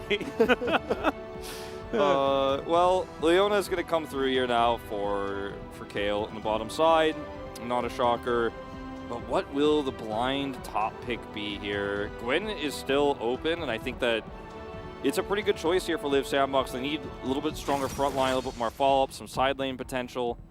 The problem with that is that it opens up the Jace. Yeah, I feel like Jace is just better. Yeah, if you go Jace here first, then how did Damwon Kia respond? They don't have a great answer. Well, Malphite, obviously. Oh, that's... We always say this, but it'll never happen in the LCK. I feel Udyr like happened before Malphite happened. That's all I have to say, right? Yep, true. Gnar is being looked at right now, and that would be the blind Gnar. Dove wanted to grab that. He did have a few decent ults in the last game, actually, despite the fact that everything went wrong around him. Birdall Aurelia, just saying it. Just putting it out there. Would definitely be fun. They do not have a ton of magic damage. Ahri is going to be the primary source, if that is where they're going to go. But you have a Jarvan. You can punish this Gnar super hard. And so we'll just go do the more boring Gwen because we need a little bit more magic damage. And just round the composition out a little bit better. A little bit more staying power. Oh, give it to me. Yes! Okay. Once His again. Scion was really good. Birdall had a great Scion. Honestly, I was a little bit offended earlier when Chronicle said I wanted to vote for Birdall, but I just didn't think it made sense. I'm like, no, 100%. Like, I was thinking the same thing, but I didn't think everyone would be like, that's a bit outlandish, Wolf. But I thought everyone else just kind of played against the turrets, and then actually Birdall did a lot of things, even though it wasn't as flashy as the Canyon plays and the Duckdown plays and the Zilean plays. He did the job. He did the hard job. And in this game, it also is going to be a hard job. Into the Gnar, not going to be the hardest lane of all time to play, just like last game. He did fine, but he won't get a lot of attention. This is really going to be about the bottom lane and the jungle battle that ensues, and what 2v2 will become a 3v3 down on the bottom side of the map. Because as Liv Sandbox, you really need to get this Aphelios an advantage and get him early plates. Otherwise, we know how the ending of this movie goes. Like, I've seen it a few times, and it's a plot point. It's a plot device that I'm getting a little bit bored of. Is the Jinx outranges the Aphelios in the end. Yeah, you can see the twists coming along the way, but then in the end we get there, and it's Duckdom's Jinx. So I want to see a lot of attention for Croco on the bottom side of the map here. Yeah, it's like watching The Empire Strikes Back and just hoping that Luke keeps his hand. You know? You're like, oh, it's going to happen. He's going to keep his hand this time around, surely. But as it turns out, it's the same movie every single time. There have been the off times, but that's when it skips a little bit. Your DVD needs to be taken out. And so then keeps his hand because you don't get to watch the rest of the movie. But this is looking like a more even draft, absolutely. I don't even think that Damwon Kia necessarily win the draft. But team difference is certainly a big thing here in the LCK, and Damwon were playing fantastically well in game number 1. Let's see whether they can continue to do so here, or whether Liv Sandbox with, a few better tools behind them, especially the Hecarim that has been so powerful. See whether they can actually overcome this team.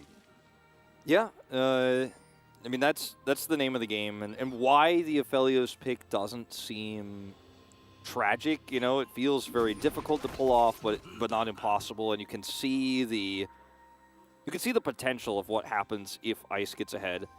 Problem is he's up against Duckdom, Kellen, and Canyon, and because of the Scion pick, Canyon never has to care about the top side of the map ever, so can always, in theory, match the Hecarim ganks bottom side as long as he's map aware and is tracking the jungle pathing, which he will be.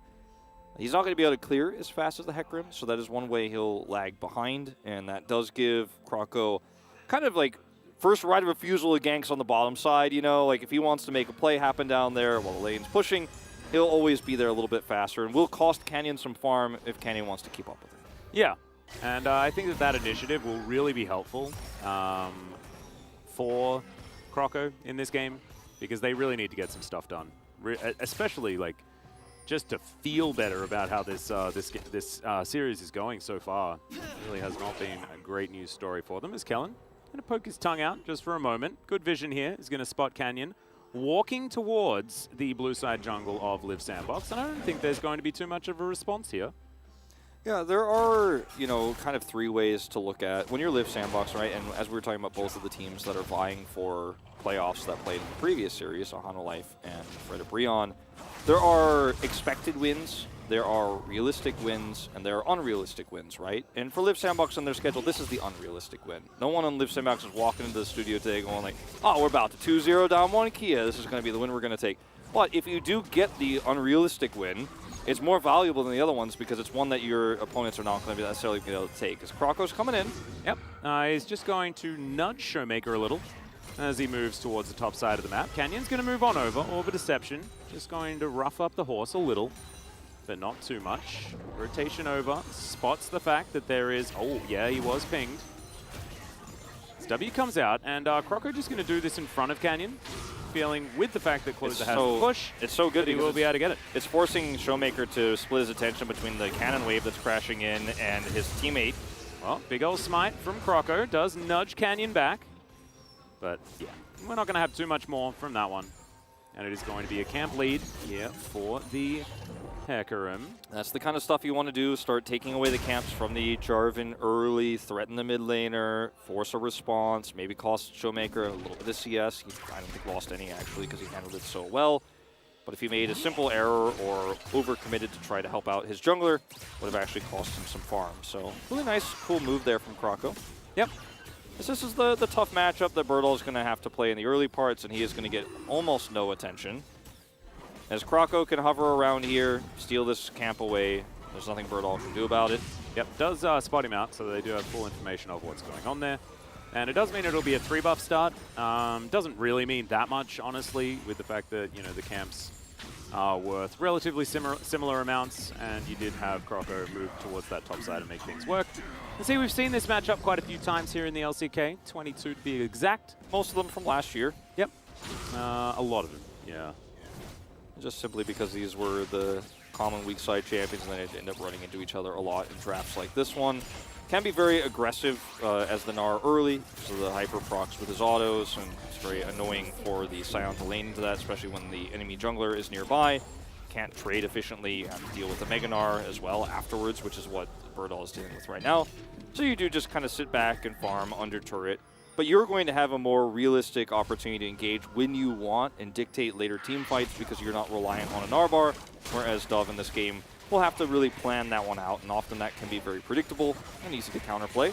Yep, really good timing here from Canyon, moves on over, takes away the enemy chicken camp, and Closer is going to try to stop the denial, but it is not going to work, so you're going to have to waste a little bit of time taking the last remaining popcorn chicken. Canyon going to wrap around once again, and I believe Closer thought that he'd moved out. In he goes, gets the bad news as the charm is going to go wide. Good side step there from Closer, not moving the predictable direction. I was going to say, look at the wards that Canyon has. He has 3 wards, so they can ping and see Kroko exactly where he is, as well as when he was doing the Gromp. So there's no way that this goes badly for Canyon. He has 100% information. So if Kroko was here, or if the commitment happened with the charm, and then suddenly a Hecarim popped out, you know, you could get punished, but you knew exactly that he wasn't there, and that was a pretty easy play to make. Yeah. I feel like the easy play for Kroko to make in this case now is trying to punish this Aphelios. Yeah, Kale going to dive on forward. Kellen going to try and block Ice from getting any of these auto attacks off, as now Kale taking a lot as well. Moving down towards the bottom side is Showmaker as well. Spirit Rush has now been used. The heal comes down. Showmaker holding on to the charm. Throws it out and finds the carry. That's exactly what you want. He'll grab first blood. Second kill goes over to Dr. Armin. Damwon Kiev started early this game. Yeah, I said Kroko, but I meant to say Canyon, but it's actually Showmaker who comes over and punishes the early Aphelios. And this is why, as the Hecarim, yes, you can get ahead on farm, but you have to turn the bot lane into a 3v3 or a 3v2 worst case scenario. Otherwise, the extensions that you're looking for with this Leona and Aphelios just put you at risk of being ganked. This time he's ganked by the mid laner who just roams down, but if Canyon was nearby, he would have been punished super easily. It was a very heads-up push, you know? It's like, okay, I'm coming, like someone's gonna come help me out, right? Don't worry, my jungle will be down here. Nope, it was not. Yep. As this is the closest to Malphite we're gonna see, by the way, in the LCK, is this Scion skin. I'm pretty sure. Yeah. We just don't see Malphite anymore, guys. It's just not a thing. But at least the Scion skin looks exactly the same as Malphite, so that's great. Let's have a look at this one more time. It's a bit of an overextension from Kale, as him and Ice just tried to get that work done. But look at this. The respect that had to be given to Kellen. Yeah. And they just get stuck here. Kellen is slowing them down, and look who's coming. It's Showmaker. And look at how quickly, and he's asking about their summoner spells. He's like, what spells do they have? And we don't know what the answer is, of course, because we only have his audio. But he's like, I'm going, wow. 2 kills going over. And, you know, the rotation here for Showmaker is massive. And suddenly this Aphelios lane is no longer really going to have any pressure. Yep. Here on the top side, you've got Dove and Bertle just racing towards teamfight viability. Not going to see too much more there, but Canyon's looking to come around. See whether this gank is actually going to work out. Okay, the train's left the station. Dove sidesteps it, still has flash. Ignite goes down. They are going to be able to get the flash out of Dove. It's basically what they wanted. Yeah, and it's Unsealed Spellbook for Bertle. He's just going to toss that Ignite in, push him back, get that flash out. Well played. And it's successful. And, you know, meanwhile, on the bottom side of the map, we're not at a state yet where Croco can try to make the same thing happen and dive a turret. If they win the Rift Herald fight, you know, we could talk. But that's what they need to be setting up for right now. And with a flashless Gnar, it's going to be really difficult to actually turn this fight in your favor. Sion did use his ultimate here, and Live Sandbox are going to group up first. They don't have a control over mid. Bot duo has to go over to force this fight to be theirs, and they absolutely do need to take this fight. So this means Duckdom is just going to say, it's okay, we'll take some plates bottom side. Yeah. Kellen as well is getting as much vision as they would like down here on the bottom side. Does spot them. Okay. He's going to walk in. This is one versus two. But yeah, there are a couple of members coming in, and Kellen is just going to run in with reckless abandon. There is the Cataclysm. Goodbye, Mr. Aphelios. There are not enough years for you this time. So and he has nowhere to go. Not only do you get these plates here as Duckdom, the initial two, but now you're going to get additional ones. You got the kill because you got it with a Super Mega Death Rocket. So now you're 2-0-1 against this Aphelios before we even start talking about those range issues, right? And now Canyon's just going to help clear this one up. No one can be over here, so tons of lost CS for Ice as well. Intentionally going to let that turret soak up the majority of that. If any other waves come down here, it would love to have it eat it as well, but it won't. And yes, you will get the top turret, so that's what this is in trade for. But the money trade up for Damwon Kia is way better, especially because of the gold going over to this Jinx rather than a Gnar on the top side. Yep, Kellen also trying to help out here. Canyon's still in the area, so there's just nowhere they can do anything. Ari also gets towards bottom side and then starts the recall. So it could be 4 people waiting, so they just cannot move over to this turret.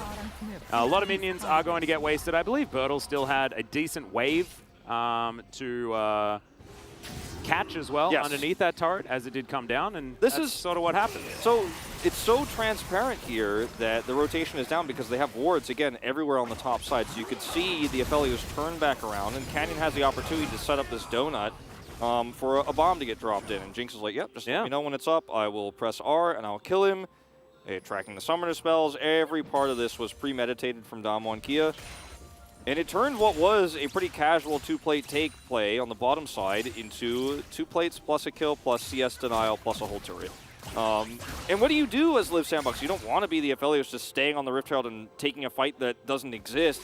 You just have to rotate back safer. You have to be willing to lose a little bit more farm to go down there the long way around. Otherwise, you'll just get caught like I mean, it looked like the long way around to me. It just wasn't long enough. The longer way around. The longer. From base to bot, not from mid to bot. Yeah, right.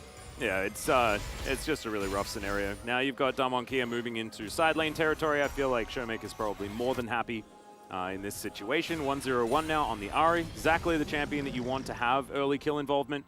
If you can get ahead of the clock as that champion, she can become extremely obnoxious, as many players here in the LCK have demonstrated to us. About 1,000 gold's the lead, so it's nothing insurmountable or anything like that. 14 seconds now on this Mountain Drake.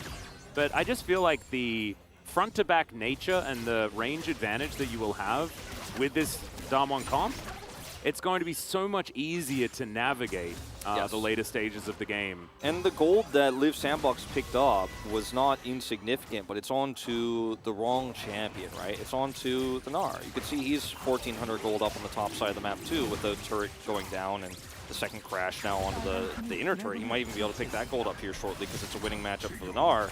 But this is the point of the Sion, is he just kind of sits up here and takes some abuse so that the bottom lane can win, and which is why Croco needed to be involved in every part of that early game bot lane. And he was not, you know? He was not there when the Ari gank came through. He was not there because he was doing Rift Herald the second time around. And, you know, top side of the map is exactly where Damwon Kia want to lose. They want to win the bottom side. Yeah, you don't mind what the Sion's doing whatsoever, right? Because he will always be a Sion in the later stages of the game. He's actually just a more reliable main tank than what the Gnar will provide for you. Of course, nah, better in a side lane, but Sion in a team fight, man, like, this is a team fight composition that has so many pick tools as well. Like, Damwon, it's going to age like a fine wine, I think, this composition.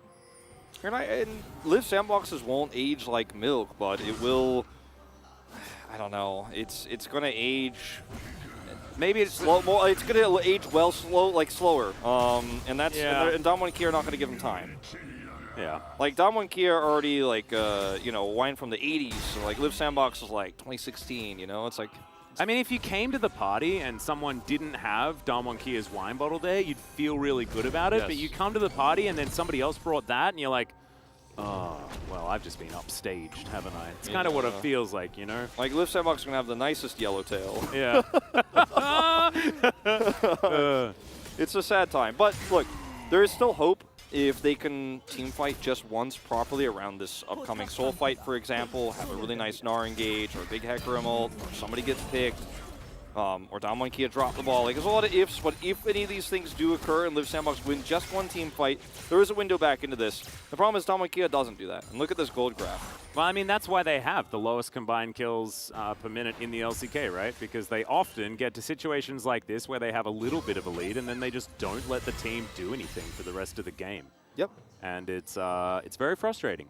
So Live Sandbox, the onus is on them to make actually a play happen. But Damwon, they don't have to. They just wait, and they know that they will win 5v5s as the game goes on. And therefore, they won't make a play. And they shouldn't. They don't have to. You might say, oh, but it's so boring. Yeah, but like, this is how you win. Yep, this is how you you solidify your position in the standings. And Damwon and Kia are looking to do exactly that. Yeah, they've got some former glory to find, and it's not quite there yet. You can see there's a 5 in the losses column. It's not what this team wanted at this stage at all. And yes, it was against some good teams, but also still not the scoreline that this team is looking for 4 LCK championships in a row.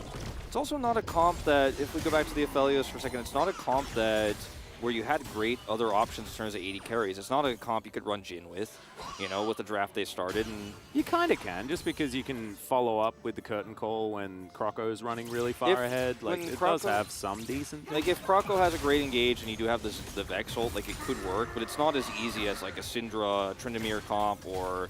And you can never do Baron with that comp exactly. with a Jhin, so it makes it so hard. It's like, I don't like the Aphelios into the Jinx, and none of us do, but there's also, hold that thought.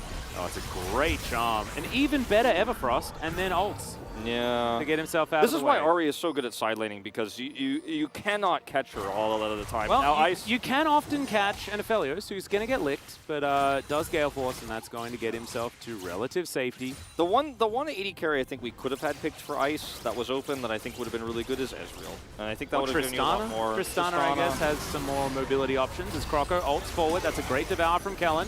As Doctor going to pop out of the Devour. And yeah, nothing's really going to eventuate. This is the defensive prowess of this composition, right? Berta wasn't even there. And he has so many of those, I'm going to stand in front of these guys and they're not going to do anything powers. Yep. I think that could be a less wordy thing, as Super Mega Death Rocket's going to find Ice as Kale goes in there, closes looking for it, gets a couple of flashes as Kellen eats the gray health. There's so many years coming in, but it's just not going to be enough. Bertle turns up, the train has left the station, and the orb deceives the Aphelios. Yep, Dove's here towards the bottom side of the map. Grats, mate, you managed to get yourself a turret, but Damwon Kia will grab the rest. Notice how quickly and how mechanically Damwon Kia turn a Leona flash engage into their win, into scooping up 4 kills just in an instant. They could smell it, and they turn so fast. And now it's a 7-0 game here for Damwon Kia off of KO looking for an opportunist engage. Look at where Canyon is right now. They're looking for a flank, and when he goes in, Canyon's here. Teleport comes down pretty instantly from Birdall. So while the Cataclysm here doesn't actually end up looking like, well, actually, I mean, frankly, it kind of did. I would say it wasn't really like the coolest part of this. The Birdall teleport in to actually lock everybody else down was pretty awesome, right? And Yurlich just one flash forward. I loved Canyon's stop. He's just like, what are you doing, little Gnar? Yeah. What are you doing in that pit? That is not where you belong. All it takes is one flash forward from Kale, and Damwon Kia are like, I will pull the trigger and everyone will die. And so how do you...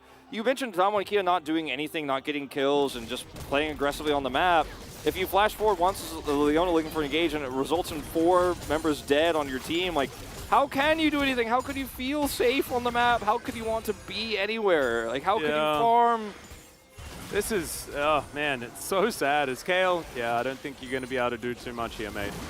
Showmaker, going to get chased out by Dove. Close are not going to be able to find any fears or anything like that. We'll get Showmaker's ult, which is pretty valuable.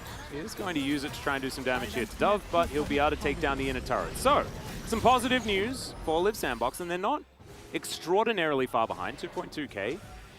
It's too much to worry about, but it's Soul Point. Yes. It's the fact that, like, we're looking at these compositions and seeing how these team fights are going to go as the game goes on, and Damwon Kia's comp's just better. Also, the gold lead for Damwon Kia, like in a theoretical sense, is actually much higher because the gold lead is on the champions they want it to be on, their carries. It's on the Ahri, it's on the Jinx. So a lot of the gold that Live Sandbox picked up, like Dove got so much gold this game, but its relevance will be so tiny. I love this. The fact that we get the replay, it's like, 나이스. 나 스마 10초야. 먹자 먹자. He says the smite's at 10 seconds. And he just leaves. He's like, nice, sir. Just trying to delay. It's like that moment actually just got me, man. I was sitting there giggling, trying not to let it go through the microphone because I probably shouldn't be giggling that much at a player just walking around a corner and being like, huh? And standing still for a long time. He's like, you should leave now. Yeah, didn't have a smite yet. The rest of his team comes over. Krako, you can't even be here. It's not safe.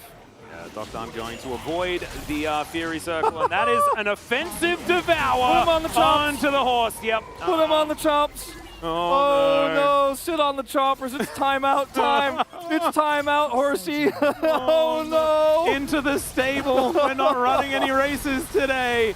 It's closing with the Everfrost. He'll get hit by a Super Mega Death Rocket, and it does exactly that. Says that on the tin, I'm pretty sure. 500 health on the Herald, gets a second crash, and that's going to be inhibitor turret. Oh man, this is not. It's a difficult one to do the commentary for, Wolf, at this point in time. Yes, it certainly is. Bernal is actually starting to turn this because Canyon's coming up. Dove, you stayed too long. Yeah, that's Cataclysm. Nice it's flash. immediately going to get flashed. Let's see whether Dove can do the cool out play. The answer is probably not, but there's the solar flare. Flash out from Canyon. All right, he's burning down. He may still die. Showmaker turns up. He's going to exit the fun mode that we were having just there. It's a bit unfair to bring your mid laner. Kale is like, I am never going to engage on this team again.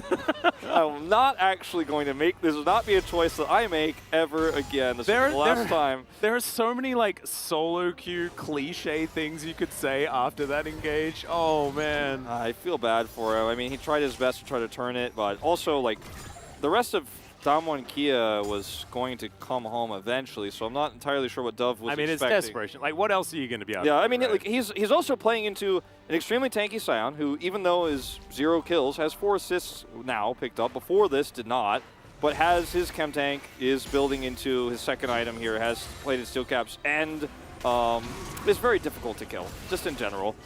So he buys enough time, as we're going to go all the way back to the horse put on the chompers, timeout. Kellen's like, all right, I got the slow. Oh, Gonna go ahead and put him right on the delivery. He put him on the middle chomp. He's like, I gave you the best chomp. Man, yeah, it's like he brought the pizza and he just like left it on the table, like in front of the house, and then Doc Dom opens the door and just grabs his pizza. You know, it's like perfect delivery. Yeah, we need a 2,000.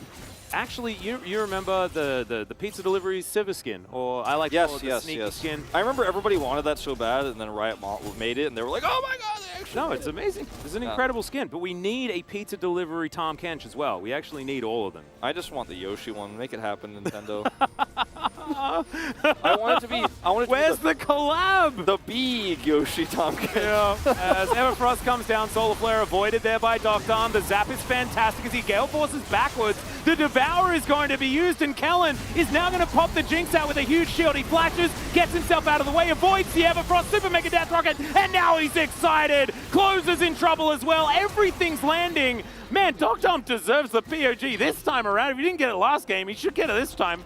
Yeah, I mean, I don't know who's going to get it this time, but 606, 706, these are the kill numbers for the carries. Yeah, Showmaker's probably going to get it, isn't he? At 2,000 gold up on the top side for Dove is, it's the Keen Stripe. I think I gave it to the Rascal Stripe, I called it last week, but this was the best engaged Live Sandbox was ever given, and Duckdom does end up getting collapsed on here, but he's absorbed by Kellen. Then the ult is blocked by Kellen as well, and then he flashes with a giant shield.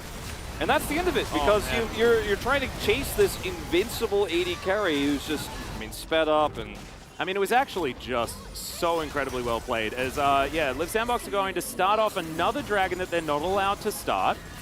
Okay. Yeah, well, available here for Showmaker is Dove.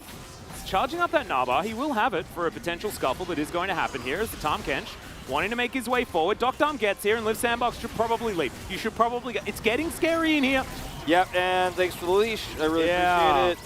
Yeah. Will be denied that bounty. It is, of course, the Cloud Soul going over. Canyon runs real quick now as well. Yeah, they were like, well, Duckdom's backing our chance. No, Everfrost comes in. Charm is so easy. Closer is so dead. Yep. Licked to death by the Tahm Kench. I'm telling you, Big Yoshi, make it happen. Yeah, no, we need it. We've already got, like, Bowser Rammus. Surely it's not that difficult to get the Yoshi Tahm Kench.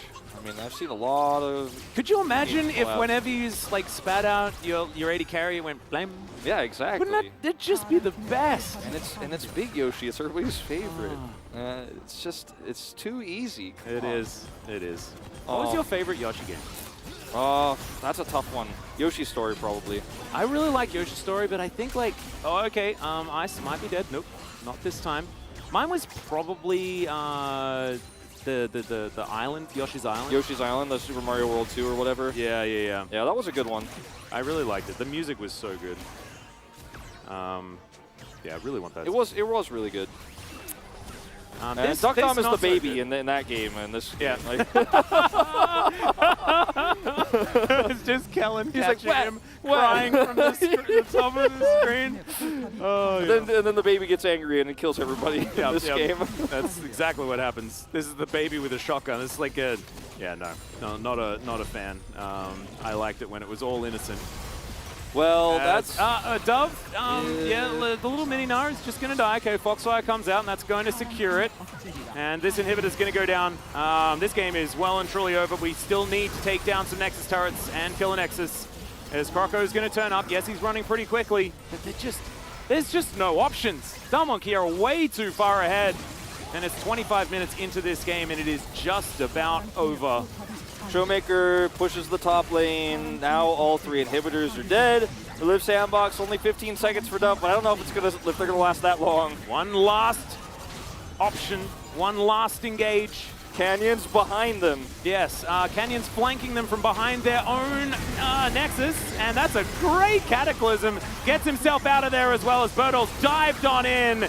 And he's a Scion, he's allowed to do that. The Onslaught of Shadows isn't scaring anyone right now as Dove is going to go down. It's a triple kill for the Jinx. 1-21. Live Sandbox were allowed to have one kill in both of their games. One each time, and that is all they get.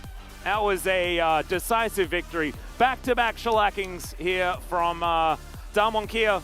I think that Dom1 played this very well. They got small advantages early and did the Dom1 thing where they turned them into big ones. I mean, this series was pretty black and white. It was very open and shut. It was very basic, but I will say for Live Sandbox, the drafting has to be cleaner than this. You know, in the future, we have to talk about the fact that they picked Azeri into the Caitlyn Karma. We have to talk about the fact that they picked the FLA. So we did discuss briefly about some of the alternatives. Ezreal was my best alternative I think they could have picked. Yeah, Ezreal Jhin could have been okay. But I mean, honestly, like, there's just not a lot of great options at that stage. It's just... I don't want to be dishonest about how we talk about this Aphelios situation because it was, what, 2-9 last patch in the LCK, and it's not doing well. And then that's into the Jinx, of course, 2-9 into Jinx, and now it's not working. It's and it's 10-1. It's okay, maybe even worse. Yeah, but, it's worse. Yeah. But the fact of the matter is, like, where's the adaptation here? Where is the change happening? Where are the coaches? Where are the analysts sitting down and going, okay, well, like, how are we going to draft against this team? Because banning the mid champions, all of those against Showmaker, I thought was also a poor choice. And look, we have to celebrate Damo and Kia's win, but I think we also have to say Liv Sandbox is going to have to be better than this because you're competing with Nongshim for that final spot. You're competing with Kwangdong Freaks for that final spot. Even Fredit Brion. The drafting will have to improve. We will have to see better preparation than what I saw in this best of 3. Yeah. Missing a ban in your second game, you can't be making mistakes like that. You need to come better prepared than that. You need to actually have a whole plan. You picked blue side. You should have had a plan. Yeah, and if they're like, I like the idea of strategically leaving bans available. If they had have managed to get 3 super high priority picks, do they get the Hecarim? Yes. But then I don't think you're going to miss out on Vex Aphelios in that draft. I just don't think that was what was going to happen, right? And I mean, the thing is also name any of the champions on Damo and Kia's roster, any of the 5, they would have been a good ban in that 3rd slot. Even the Scion. Okay, like you could have banned something. With how Bertle played in this series, like I don't know what maybe it's like he went to the school of Khan, and that's where he was over the last few days over our esports weekend, and learned the ways of the Scion. Because frankly, like when you pick blue side, you have a pretty long break to actually discuss draft and come up with a plan. And if you miss the ban because you just couldn't think of something fast enough, or you weren't sure, or you get caught off guard by something, then what did you use your time preparing for? If you're trying to get over game 1, you know, I guess that's one thing you could have spent your time doing, because it was a really tough loss in game 1, to be totally frank. But this is the last I say of this, but things have got to improve, because if this team wants to go to playoffs, it's going to have to be better than the drafting we saw. The gameplay itself was also, like, you know, was fine. It's Damo and Kia. It's going to be a hard time. Like, let's not undersell Damo and Kia's position in the standings, but that's one thing I will say about Liv Sandbox. The drafting could have been better. One thing I do want to say, though, is the fact that Damo and Kia's drafting was fantastic. I think that they actually did everything right, and we've had some question marks for this team as we watched Dr. perfectly navigate a team fight. Absolutely fantastic. Jinx positioning so good throughout this. But I think that we do need to stand up and recognize the fact that Damwon did just put Liv Sandbox in almost an inescapable hole in the draft. In game 1, not so much in game 2, but the way they played out this game was obviously very rehearsed. They obviously had this plan that they'd put together, and I think we do need to recognize the fact that the drafting has improved. Yeah, the Damwon have looked much better as of late. I think the big turning point for them was their win against Kwangdong. As you can see, smiles on the players' faces. Don't always see that for Damwon Kia at Law Park these days, and it's not every player, but yeah, Spirit's looking a little bit better here. You win a dominant 2-0 like this, and you've got to crack us a little bit of a smile, right? I mean, both of these games were under 28 minutes, right? I think the first one was just like, I wouldn't give it more than 60 seconds more than this game, and this was extraordinarily one-sided. Man, Damwon Kia, they're very good at beating teams on the eastern side of the bracket, right? Like, they have always been very good at this. It's really hard to understand what a win like this means, because it's not against one of our top-tier teams. It's not against their bigger opposition, but it is still Damwon Kia looking better, drafting better, and not necessarily looking happier. I saw, like, Showmaker looked like he was... These players are looking like they're going very through a angry. rough time. And Showmaker's also been very public about his opinion about burnout and how it's affected him in his career. And now, being third place, you know, it's not what this team is used to. So it's going to take some adjusting to, but there's still the playoffs to come. I don't think they'll ever catch Gen G or T1 unless Gen G makes some serious errors. But in playoffs, doesn't matter what your regular season win is if you can go all the way through the bracket. So I think that's the goal, that's the hope. Use the rest of this regular season to tighten up. And that's exactly what we're seeing this team do. Yeah, no, exactly. I just need to apologize for being a bit alfalfa right now. Little Rascals, bit of a shout out there. But anyway, we do have the desk ready, so let's throw it over to Valdez and Chronicler to break down the Damwon victory.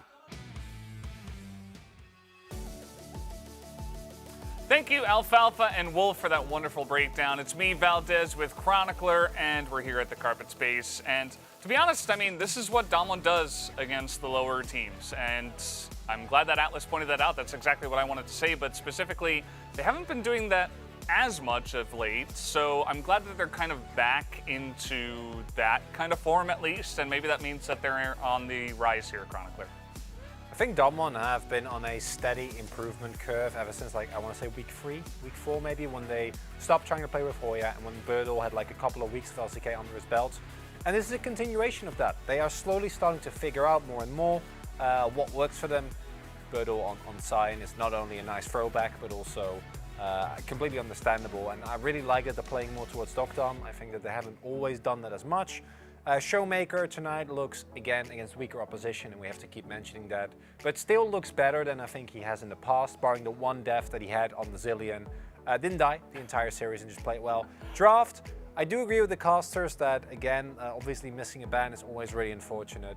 But honestly, I don't think there is a universe where Liv Sandbox win this regardless of draft, right? And then, like, that's the unfortunate reality here. I think that while Sandbox drafting should be criticized, because, again, they're very one-dimensional. We've had this in the past. They're not great at adaptation either.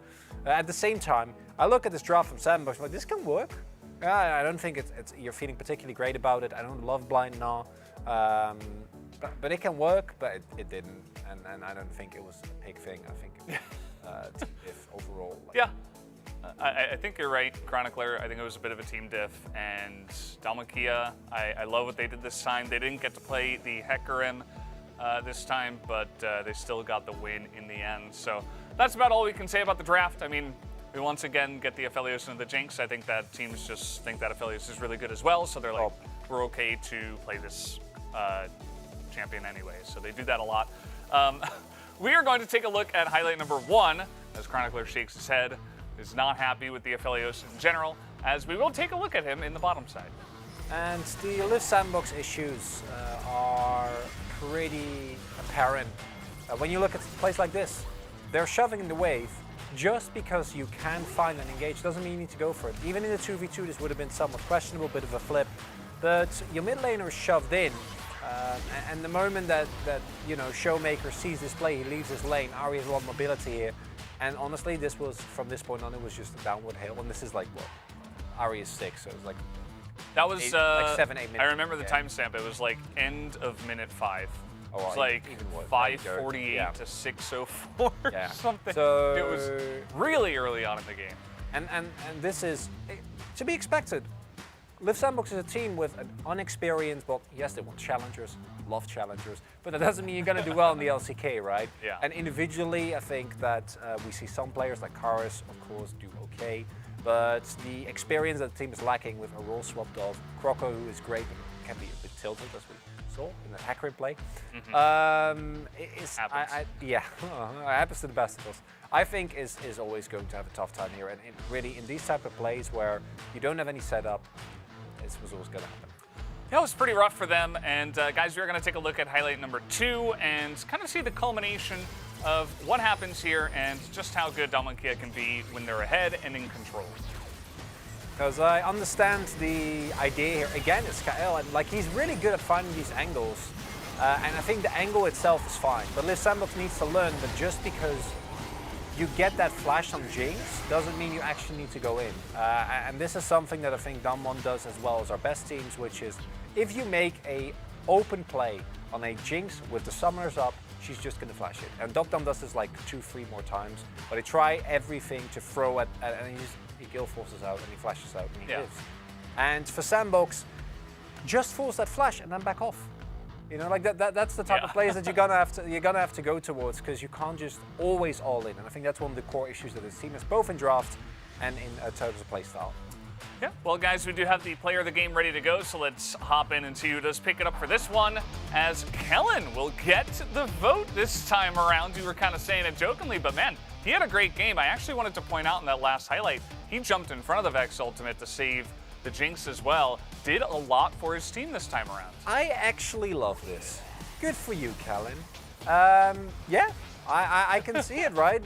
One of the often hit criticisms that we ourselves have levied against the Tom Kench is that it is a pick that feels like somewhat of a shade of its... Blocks in front, blocks it. Immediately flashes out as well. Yeah. That feels like a shade of its former pick. And more, Carrier, of course, being front runner in this, but Kellen now following, we see Kench's get better at actually utilizing the offensive power of this pick, right? And that is something that I think has taken quite a while. It's similar to what we saw with Rise, where the pick initially was picked and it looked pretty horrible. Yeah. And then teams got better at it, and then we were like, okay, like we see the Rise prio. I think Kench has had a very similar, and also we do not punish. Crushed.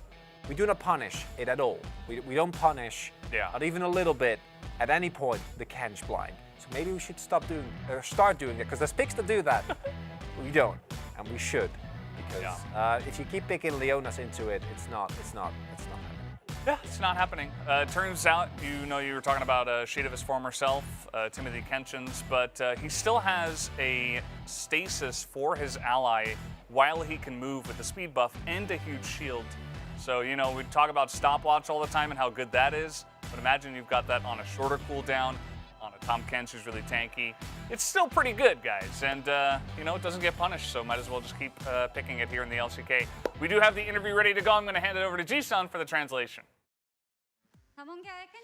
Thank you very much, guys. This is Jisun for the POG interview translation, joined by Kenyon and Kellen from Taman Kia. Kenyon, to a stomp, and you are now having 1,200 POG points in the LCK. How do you feel? I think game number 1 wasn't that good, but I think game 2 was definitely very clean, so it feels great. And Kellen, this is your first POG. How do you feel? I think I'm doing an interview after a year, so it feels great, and I'm happy that we were able to get a very clean victory. Kenyon, were you aware of the head-to-head record between you and Leaf Sandbox? Yeah, at the tunnel, we saw that we were on a 17-game winning streak. Indeed. Do you kind of believe in this kind of a matchup and history between two teams? Not really? Because we kind of dropped our records and something came to an end, so we are not paying too much attention to some of the numbers and records. Then what do you think about your match history between Leaf Sandbox? Yeah, we got lucky, and also we were very strong last year, so we probably won almost every single game. In game number 1, even after the nerf, Zeri kept getting banned, but it was finally let through. However, you guys decided to ignore Zeri and locked in Hecarim as the first pick. Well, we weren't really considering, that pick because we were very confident in Hecarim. I guess that was a priority pick for Taman Kia. I'm not sure about the tier list in our team, but we were just confident about Hecarim pick, especially me. And then, with that first pick, Hecarim, Taman Kia was able to get the best draft possible. We had a very effective counter into Udyr. Did you see that Udyr pick coming? To be honest, well, Udyr got nerfed, especially his damage and everything, so I didn't think he's a good pick, so we definitely didn't see that coming, but still, even if it was played by Leaf Sandbox, we had a very good draft, we had a very good comp, so we were not worried about the Udyr pick. Because Hecarim and Udyr, prior to today's series, was actually 8-8 in terms of the head-to-head record in the LCK. I mean, Udyr got so many nerfs, so you can barely see him in the current meta, whereas Hecarim is a very strong meta pick. So, Udyr is bad. I guess Hecarim is definitely the power pick in the current meta. And Caitlyn Karma was the counter comp into Zeri Nautilus in game number 1, and you guys were able to kind of rule the bottom lane. Did you see that coming? Yeah, our picks were really good into Zeri, so we kind of expected to play out like this. Just like standard play based on the matchup. Game 2, we were actually excited to see some Lee Sin, but instead we saw a very early lock-in for Tahm Kench. I mean, support picks can just appear in any kind of rotation and pick and ban face. And then our team, our coaching staff, were like, Tahm Kench looks really good here, so we decided to give it a go. Dr. Kellyn, the bottom duo, was able to just stomp and dismantle the opponent bottom duo. So when was the moment that you kind of had the confidence to win the POG today? I mean, this season, Canyon is just so strong. So somehow, I got this POG today. You also thought Canyon will win POG in Game 2 as well? Yeah, kind of. However, your Tom Kench play was so on point. What's your thought on your current performance and form these days? Because a lot of fans are actually excited to see you guys kind of slowly evolving. I think I've got a long way to go. Maybe in the future we'll be able to see a lot more, confident play from Kellen. Yeah, maybe. So your next opponent will be Hana Life Esports. What's your mindset heading into that series? Hana Life is also a very strong team. We better prepare hard in order to secure the victory. We will do our best to prepare the upcoming Hana Life series. Thank you.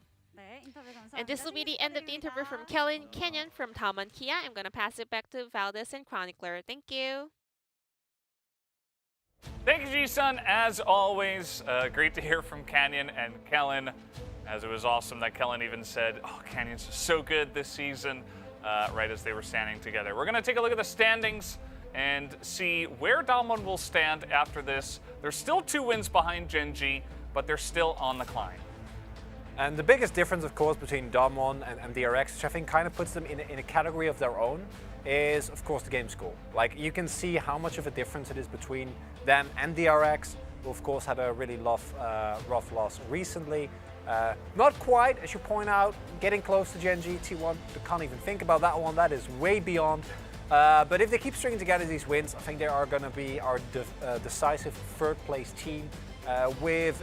If they keep playing, even against better teams like tonight, also the potential to make a splash in playoffs. Yeah, absolutely. I mean, considering how strong T1 and Gen.G are, being in third place is, it's pretty good, right? Like, it's a pretty good spot to be. Maybe it's not Worlds 2020, but it's still incredibly strong. As guys, Gen.G up against T1 tomorrow.